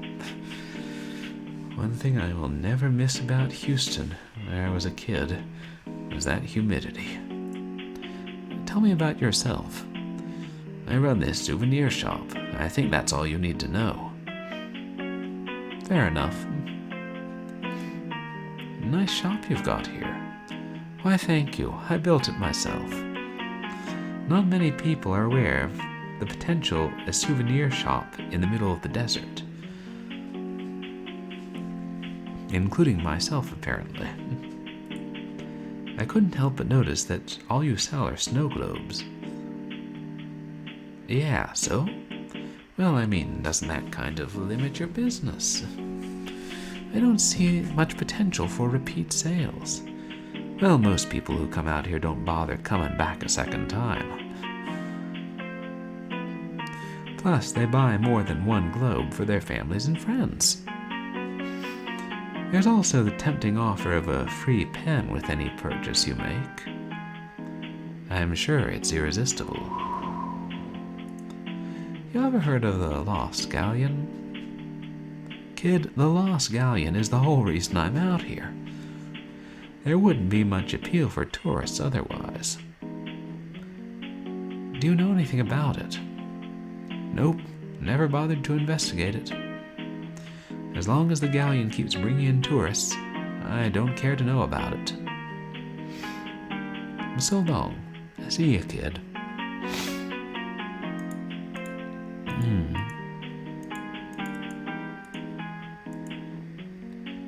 While you're sure your mother would love a snow globe for her collection, you have more pressing issues right now.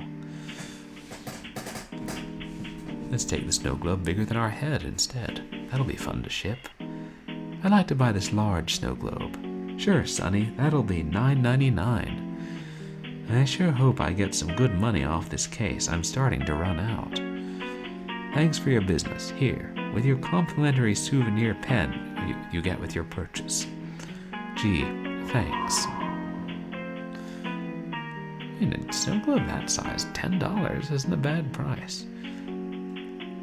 I thought we also made a whole lot of money from our last case. I knew we should have kept the cocaine and sold it.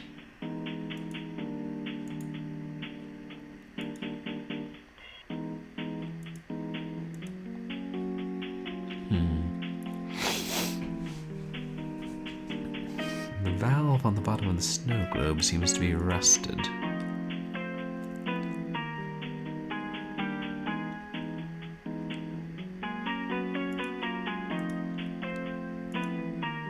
Using the knife, you pry off the valve from the snow globe, causing all the liquid to drain out in the process.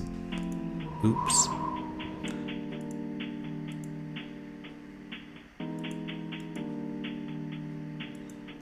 A makeshift... Oh, helmet! Ah.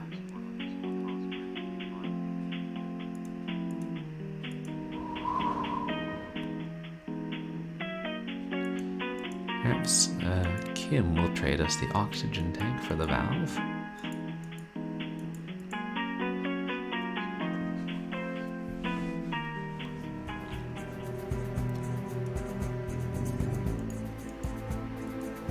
Alright, because you had your trip over there. And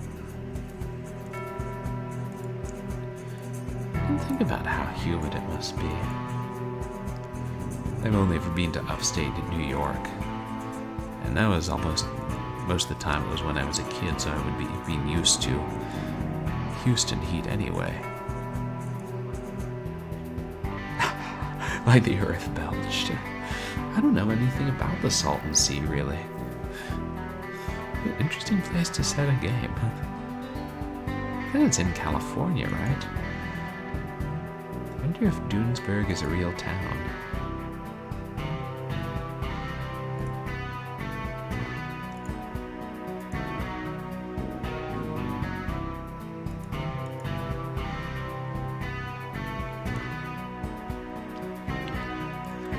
Here, will this valve work to replace your broken gas knob? Yes, that worked perfectly. Thank you so much. So, can I have your oxygen tank? Sure, take it.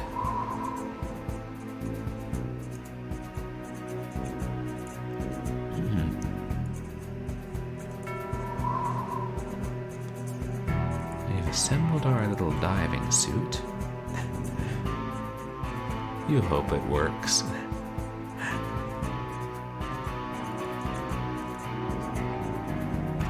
Oh, it's drying up and so everything stinks. Ugh, that doesn't sound like that fun of a place to visit. Maybe I'll see if I can convince some friends we should take a road trip to the Salton Sea. Just to say we've been there.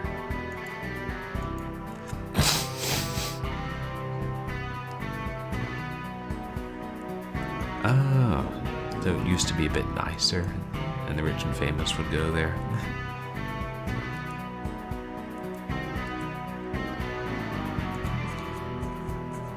A pen.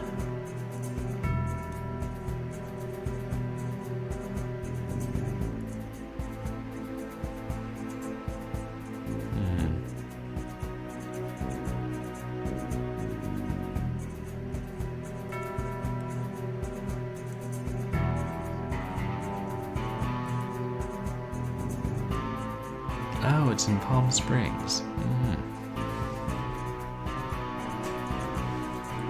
What can I do with the pen?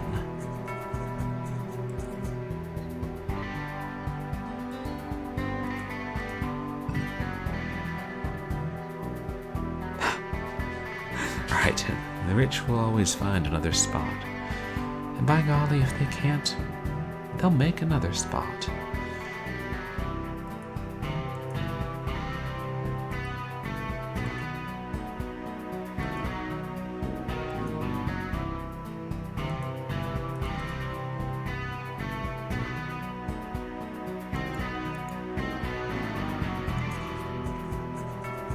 Let's look at what happens.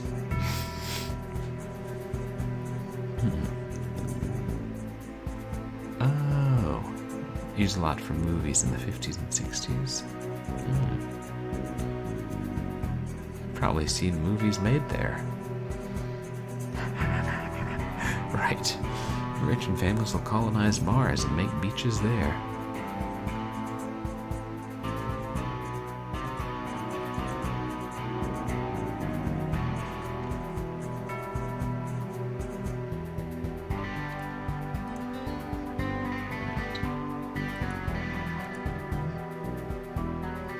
Oops, I just did it again.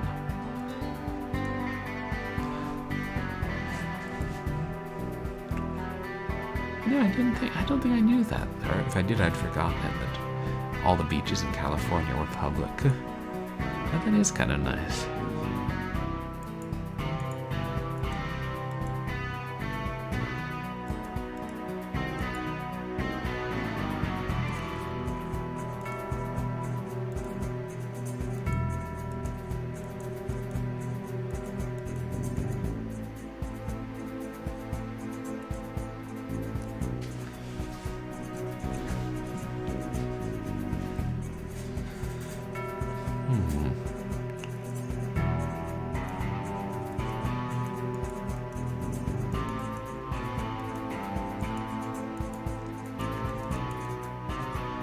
I'm assuming we can't put this on and dive in until we've gotten the location.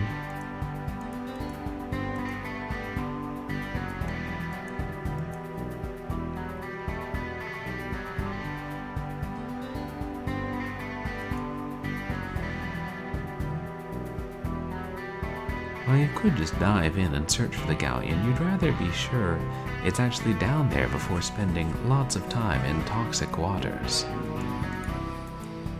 Reasonable. I'll allow it. Hey, bro.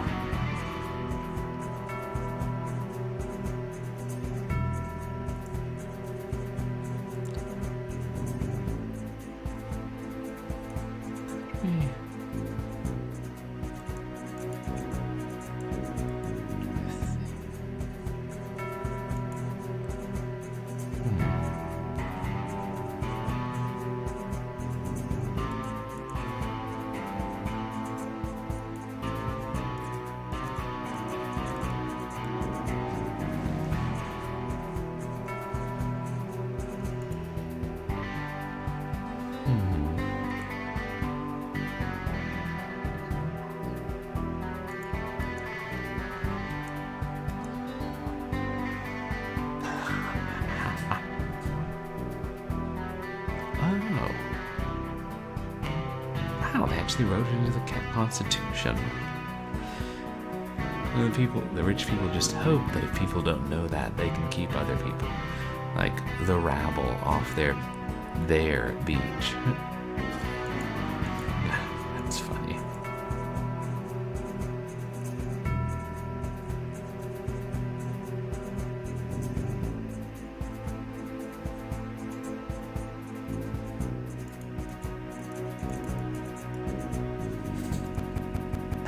It's not yours. Right. Nothing else we can use here, is there? Doesn't look like it.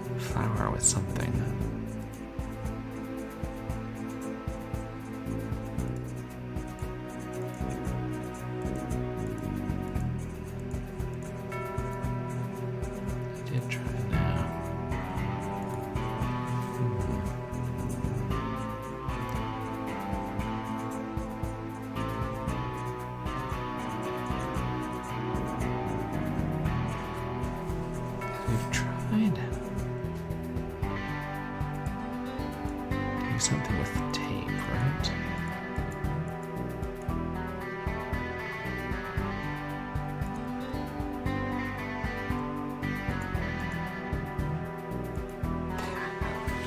Yeah, that seems to be what has been working for us. Except we can't go back to town now.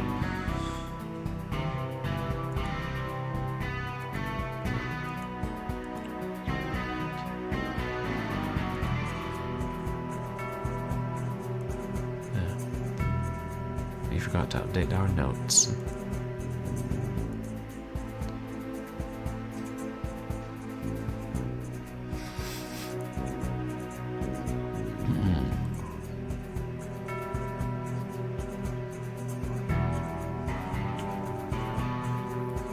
Oh, that makes sense, because the freshwater wouldn't have high tide, so the Constitution would only apply to ocean beaches.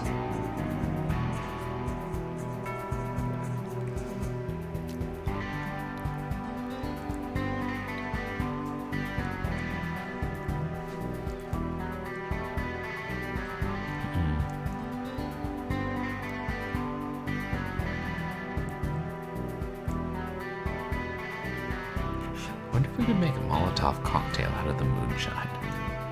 No, but it would be funny.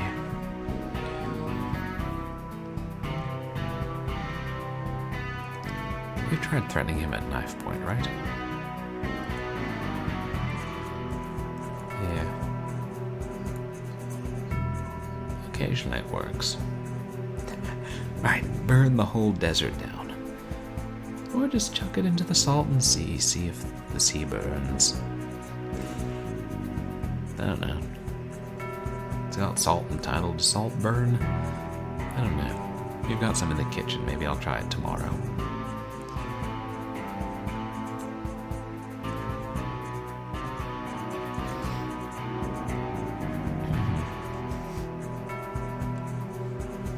I'm gonna look for another hint.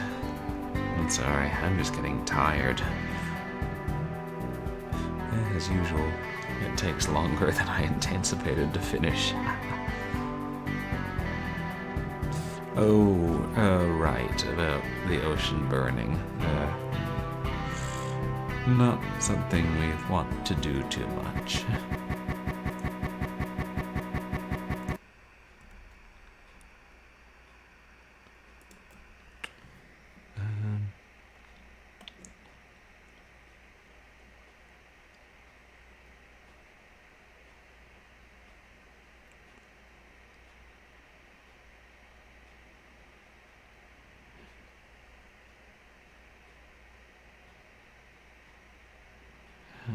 Hold on, it should be right around here.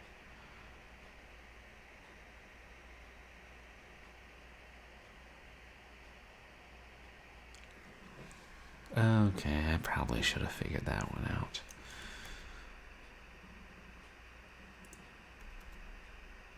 Oh well.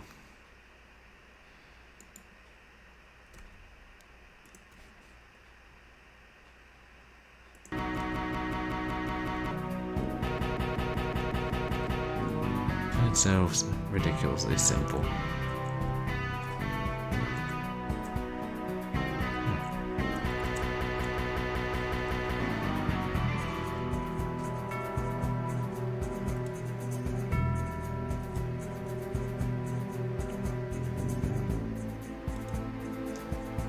You put your artistic talent to good use and draw a fake map on the back of the moonshine recipe. Nobody will ever know.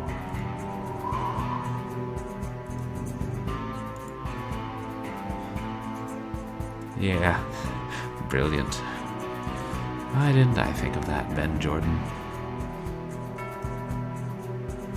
How much pollen's in this flower?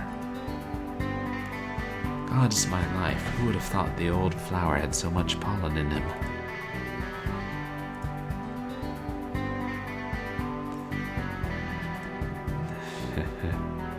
No, I wouldn't dream of it. You bend down and pick up the map, and since you maintain eye contact with the man, You quickly switch his map with your fake one. The man does not notice.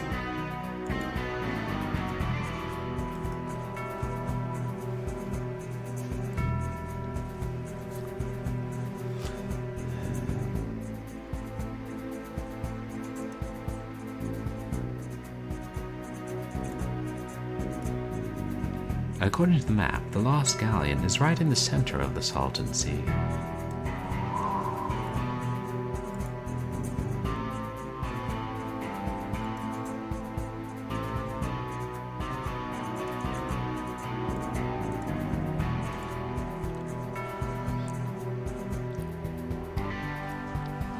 You quickly put on your diving suit.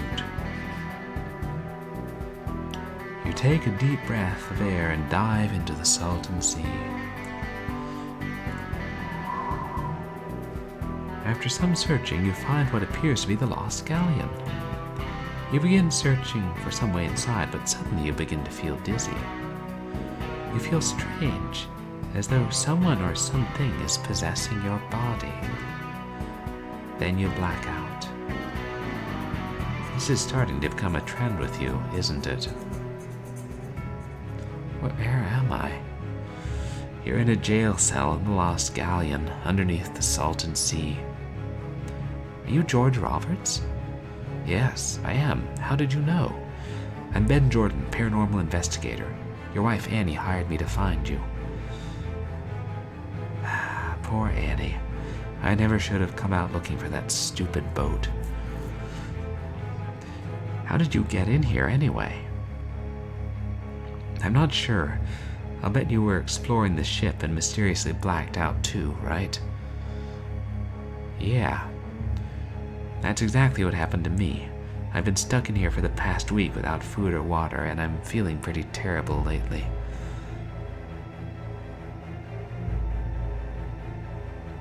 I think the toxins from the seawater have worked their way into my system. I'm afraid I haven't got much time left. Don't worry, George. I'm sure I can find a way out of here. Well, good luck trying. I'd love to help you, but I'm not in very good shape right now.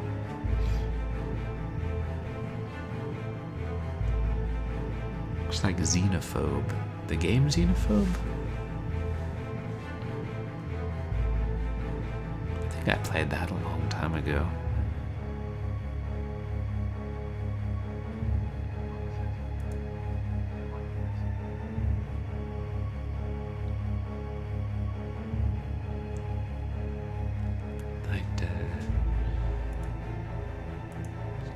I gotta figure out how to get out.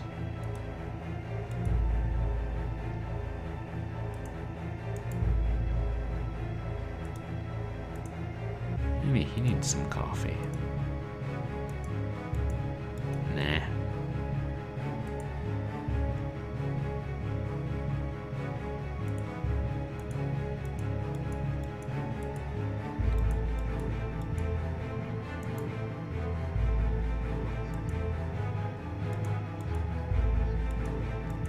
Oh, gotcha. The diving suit. I didn't think about that.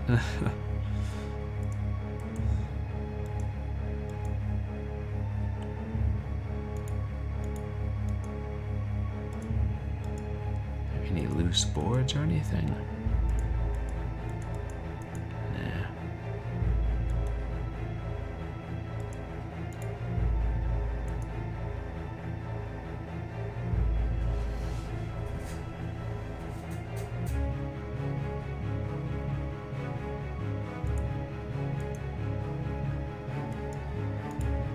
Wait, could that help George? Here you are, George. I have this poison kit I got from the town medicine man. I think it'll help. Hey, thanks, Ben. I feel better already. Alright, let's figure out a way out of here.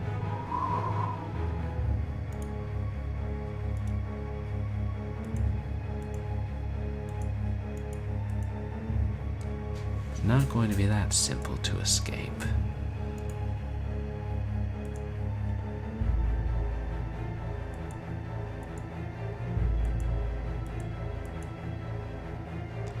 You jam the bottle of moonshine into the lock. What?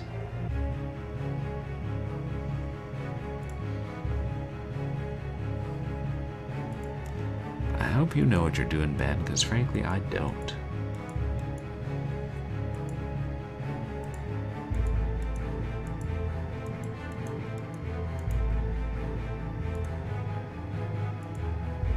Oi, are you following me, George?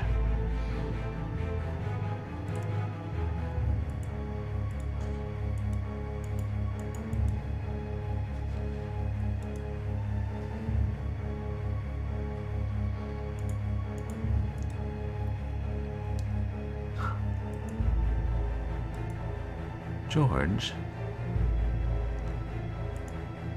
any ideas how we can get out of this cell? Not really. I was kind of hoping you could think of something. Haven't you got any tools or anything? No, I had some stuff in a box, but I lost it all when I came down here.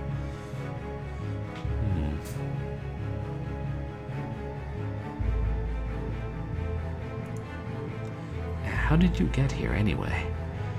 I rented a boat with a radar system and was sailing on the sea when I picked up the galleon. I dove down here and was exploring the ship when I got this strange feeling and suddenly blacked out. When I came to, I was locked up. Did you see how I got in the cell? No, I was asleep. You were already inside when I woke up. Odd. I take it you've yet to find the treasure. Yeah, I haven't seen much of the ship aside from this cell. Do you really think there even is a treasure? There'd better be, after all I've been through.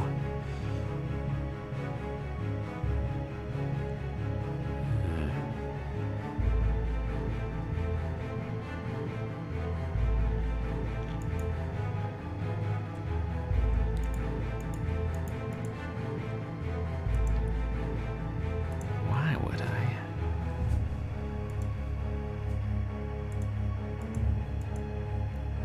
Oh, Molotov? You uncap the bottle, light a match, and toss it inside. Duck and cover. Oh my. Well, that did it. Come on, let's get out of here. I have several questions about the logistics of what just happened. Hey, can I save? Okay, now all we have to do is figure out how to get out of this galleon and... Ben, behind you! Yikes. Foolish mortals, you may have escaped my prison, but you will never escape this ship alive. I am all that remains of Captain Enriquez, commander of this once proud vessel. I will allow you to roam my ship, but do not touch my treasure. You will soon join me in my hellish entrapment. Well, he sure is a pleasant fellow, isn't he?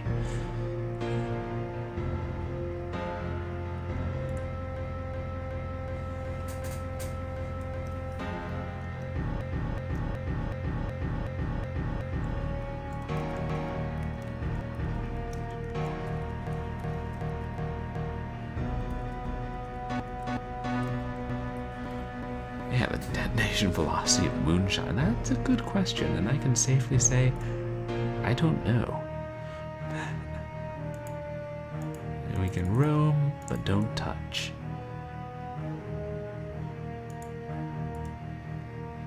The porthole looks out into the sea.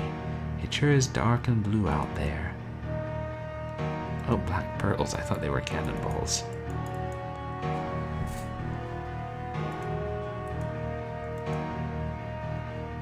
This one's a story in a Vault of Horror comic book that involved a black pearl.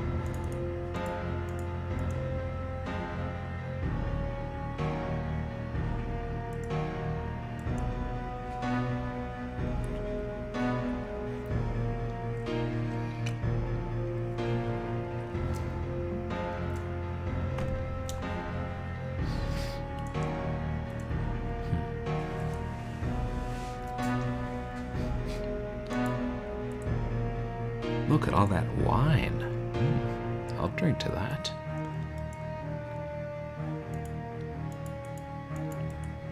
Can we make the wine explode too? Toss a little fire on it?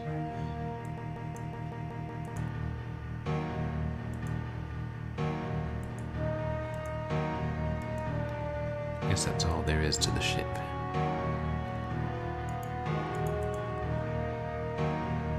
You snag a bottle of wine. Oh. I thought that Captain Enriquez was going to kill us because we touched something.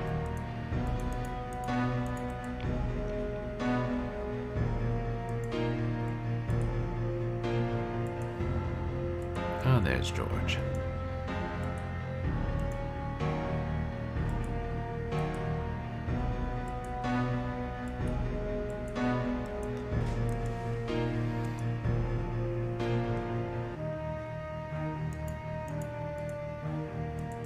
Well, since we're in the mood for grabbing things. Touch not my treasure. Okay, sorry. While you're here, can we talk? He's not inanimate, he's merely dead.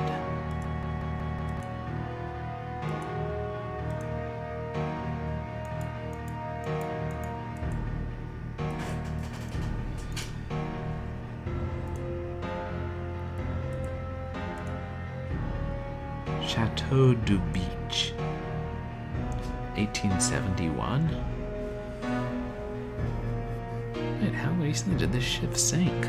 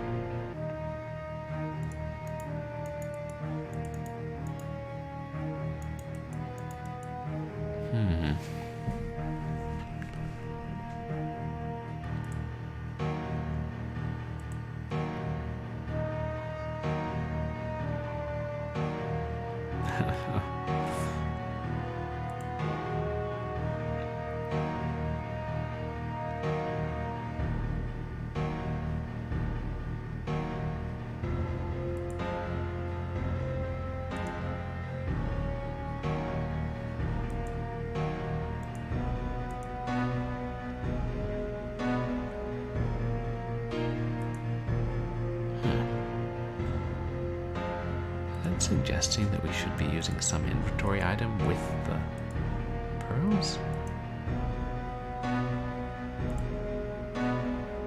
But what?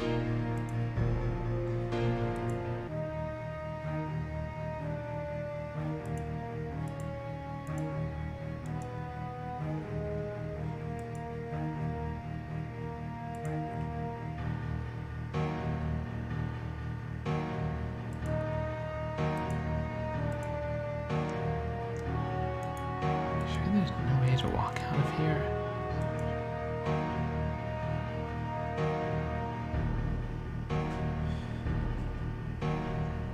Vin du Snoop.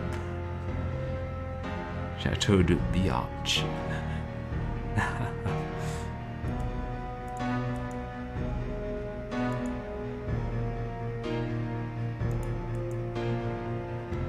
That's one scary looking ghost. You don't think you'll be able to reason with the ghost.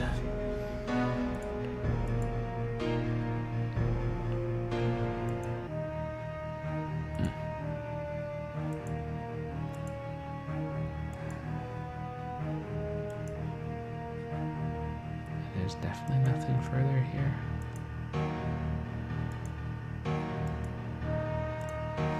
There's nothing but wine in here.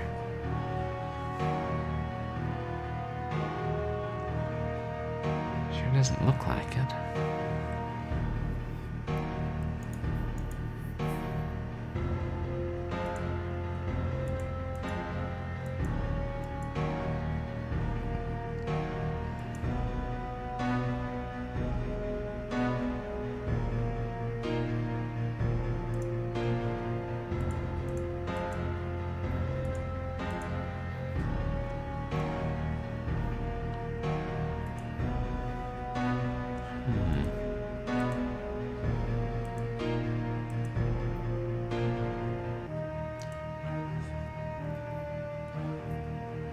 almost everything in our inventory. Except the wine at one point or another.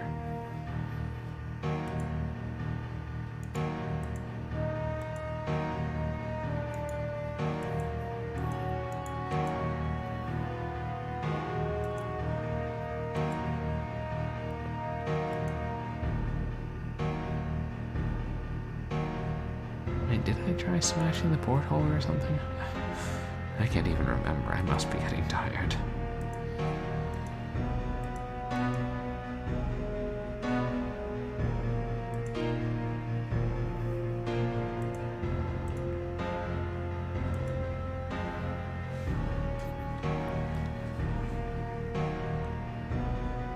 Okay, I'll just try all my inventory on the pearls.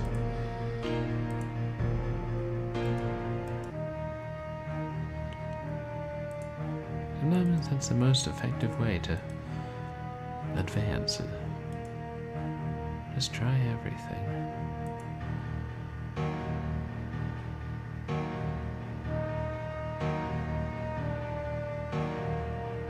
We found it.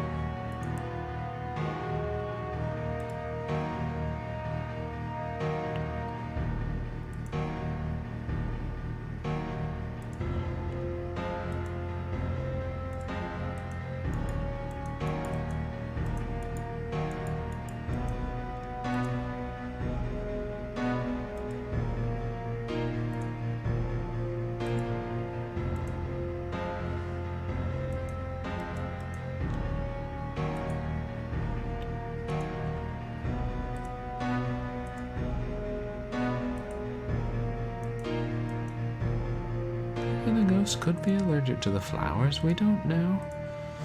We suspect he's not, but we don't know.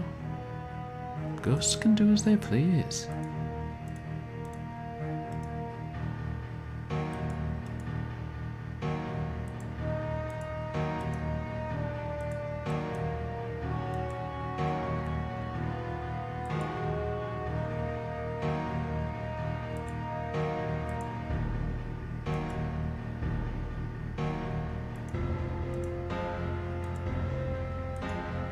Nobody takes bribes.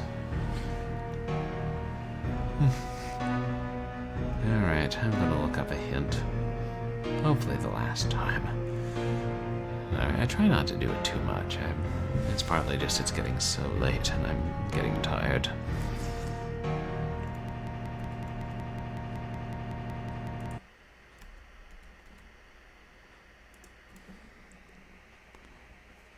Let's see.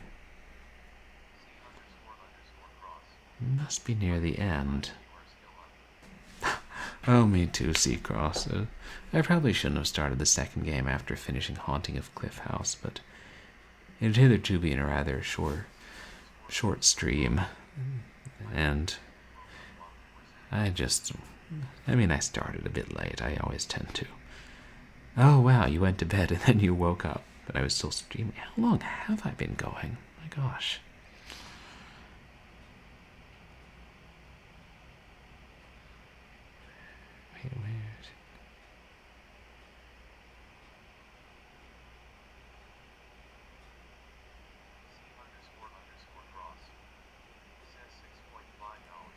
Where is it? Oh, 6.5 hours. Wow. Okay. We have to get George to distract our ghostly friend. And by friend, I mean not a friend.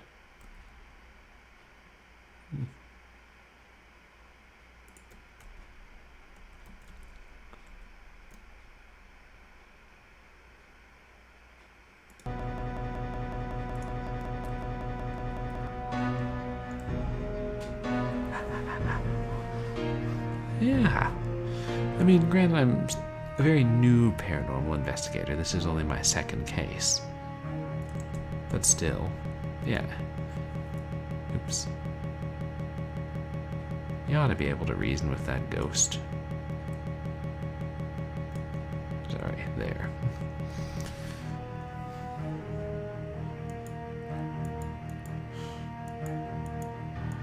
Ghost ghost doesn't seem to be in a reasonable mood, though.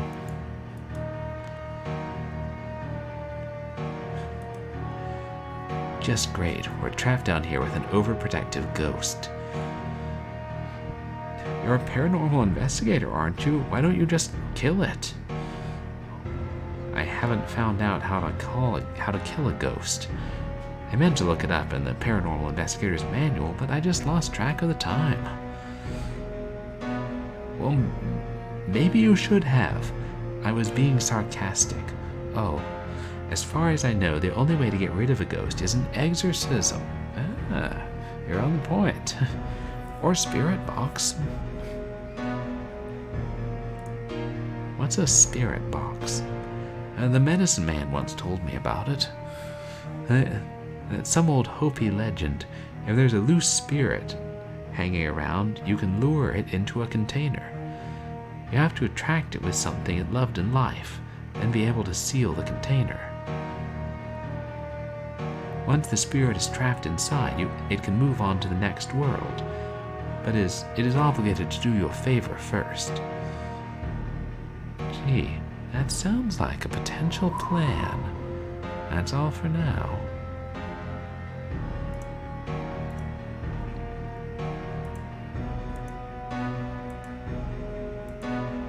I can't reason with the ghost. Touch not my treasure.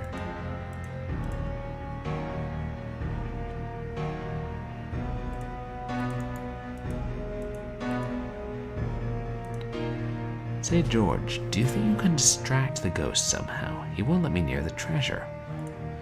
Sure, I guess so.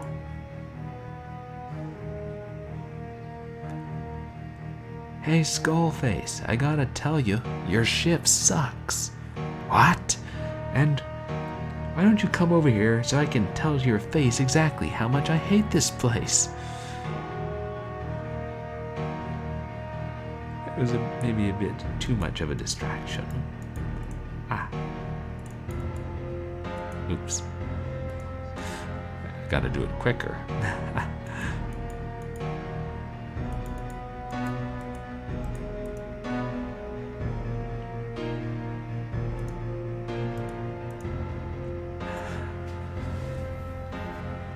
Hey, Skullface.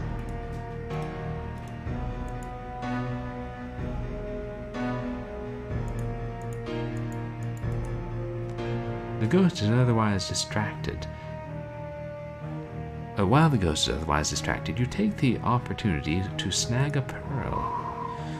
Foolish mortal, do not waste my time.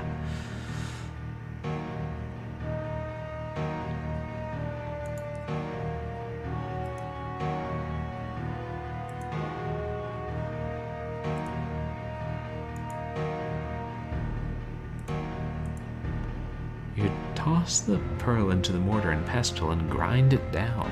I didn't know you could do that with pearls.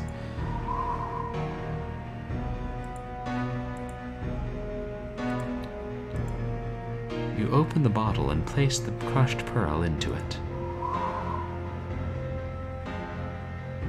And we've got tape with which to seal the bottle. And we just need Ghosty. Touch not my treasure, yeah. We know the drill.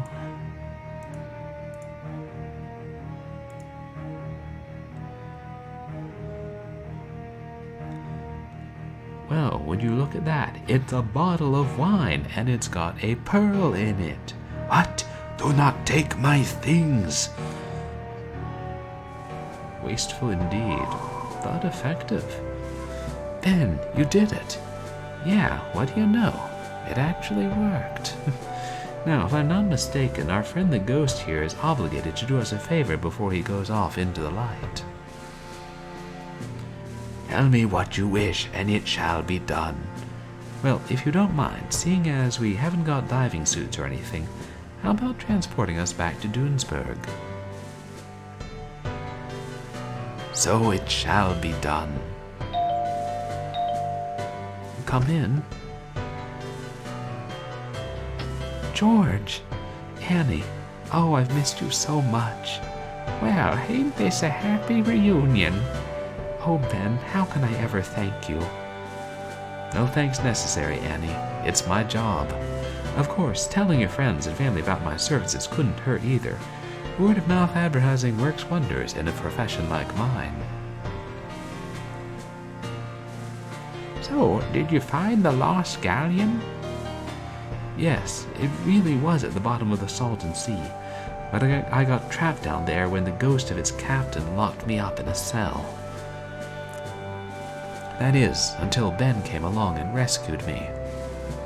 You don't say. That's incredible. Well, it looks like my work here is done. If you'll excuse me, I need to be getting home. Hey kid, how's my car? Well, bye. Once again, Ben Jordan solved the case and returned home for some well-deserved rest.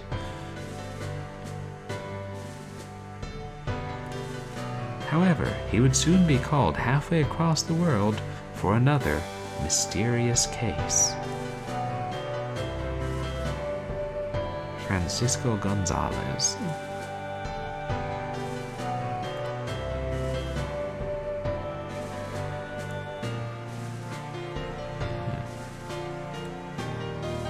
Well, what do you know, Kitty? You got a perfect score. I'm the man now, dog.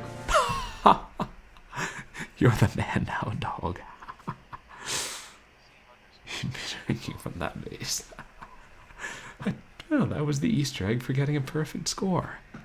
And then the game automatically closed, which was considerate of it.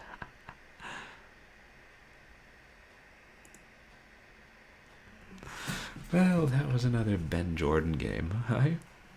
I don't know that I enjoyed it as much as In Search of the Skunk Ape, but also I can see the deluxe editions, while they are longer. And the voice acting may be hit or miss. I think they're overall better put together. Though I probably will periodically play the other Ben Jordan games, but it'll probably be the deluxe editions. Before we find somebody to raid, I wanted to say thank you all for coming and for the raids we got, which were really nice. And to let you know what's coming up, on Wednesday, I stream Wednesday and Sunday evenings and Saturday late afternoons. On Wednesday, we'll be continuing Ecstatica, the fever dream of proto-survival horror with ellipsoid technology, thick witches, saucy magic beavers, naked satyrs, and a whole bunch of other weirdness. Dame Karen. And then, yeah, I think it will be fun. Sexy thick witches who smooch you. I mean, how else are you going to stop being a frog if you don't get kissed by the witch? That's just logic. Also, violent weird badgers and minotaurs, but we try not to worry about them too much. And then Saturday is Short Horror Saturday, and I'm not sure what I'll do. I was hoping to do a double feature of the Terror Tracks audio-only game and Project Slasher, which was a DVD exclusive. But at some point in the last week, Amazon has discontinued Project Slasher, and I don't know when I'll be able to get a copy. And maybe I should just do the Terror Tracks audio CD, and then find something else to pair it with, and track down a copy of Project Slasher eventually, because I'm just that OCD. Or maybe I'll do something entirely different. Who knows? That's the fun of Short Horror Saturday. Sometimes it's good, sometimes it's, well, horror. And then on Sunday, since we finished Haunting at Cliff House, I'll start some other game. And I'm not sure which. I might, if I can get one of the Carol Reed games started working well enough to stream, I might do that. Or I might try and install and play that Hardy Boys game I have that I've been meaning to play eventually. Or it might be something else. I'll let you guys know at some point. And then maybe this week I'll find time to do the bonus stream. And about 30 other things. So, yeah, fun stuff coming up. Let's go ahead and see who's online at this ungodly hour. Only everybody I would hope to raid has gone offline.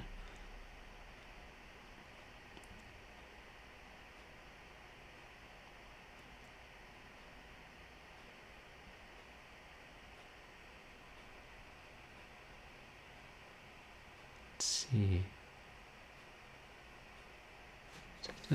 Oh, he left his stream on while sleeping, apparently. We raided him just the other day.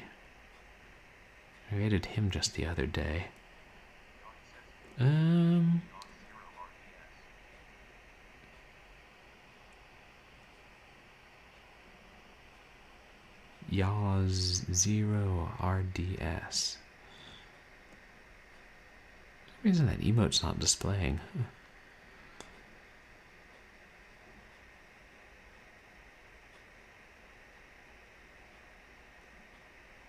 Let's see who we could raid.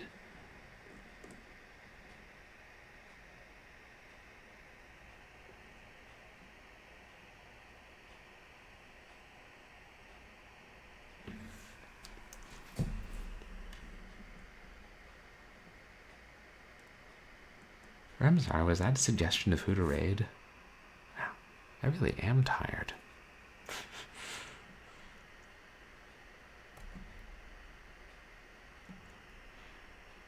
Huh.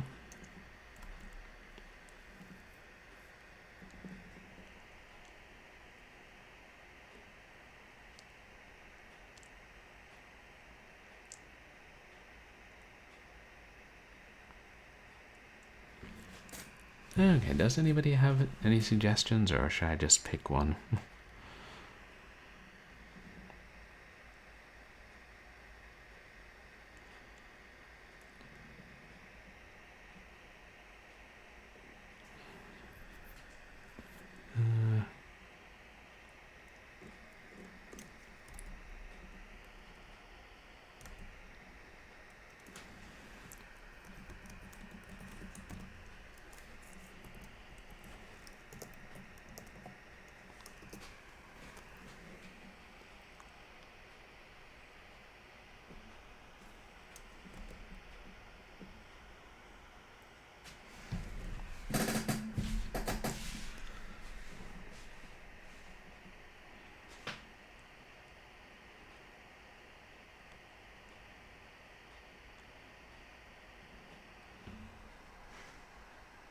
Well, here, let's raid Fractal Mind Mike. I believe we raided him a while back, but he's a friendly guy, a retro streamer who collects big boxes and does a lot of...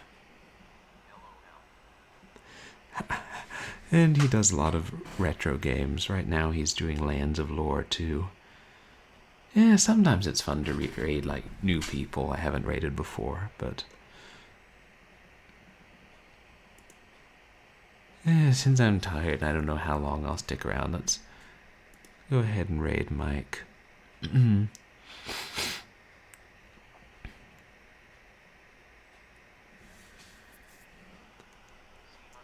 see. Yeah, he has cool streams. Yeah, since, by chance, the other guys I would raid have rated like both within the last couple streams. Thank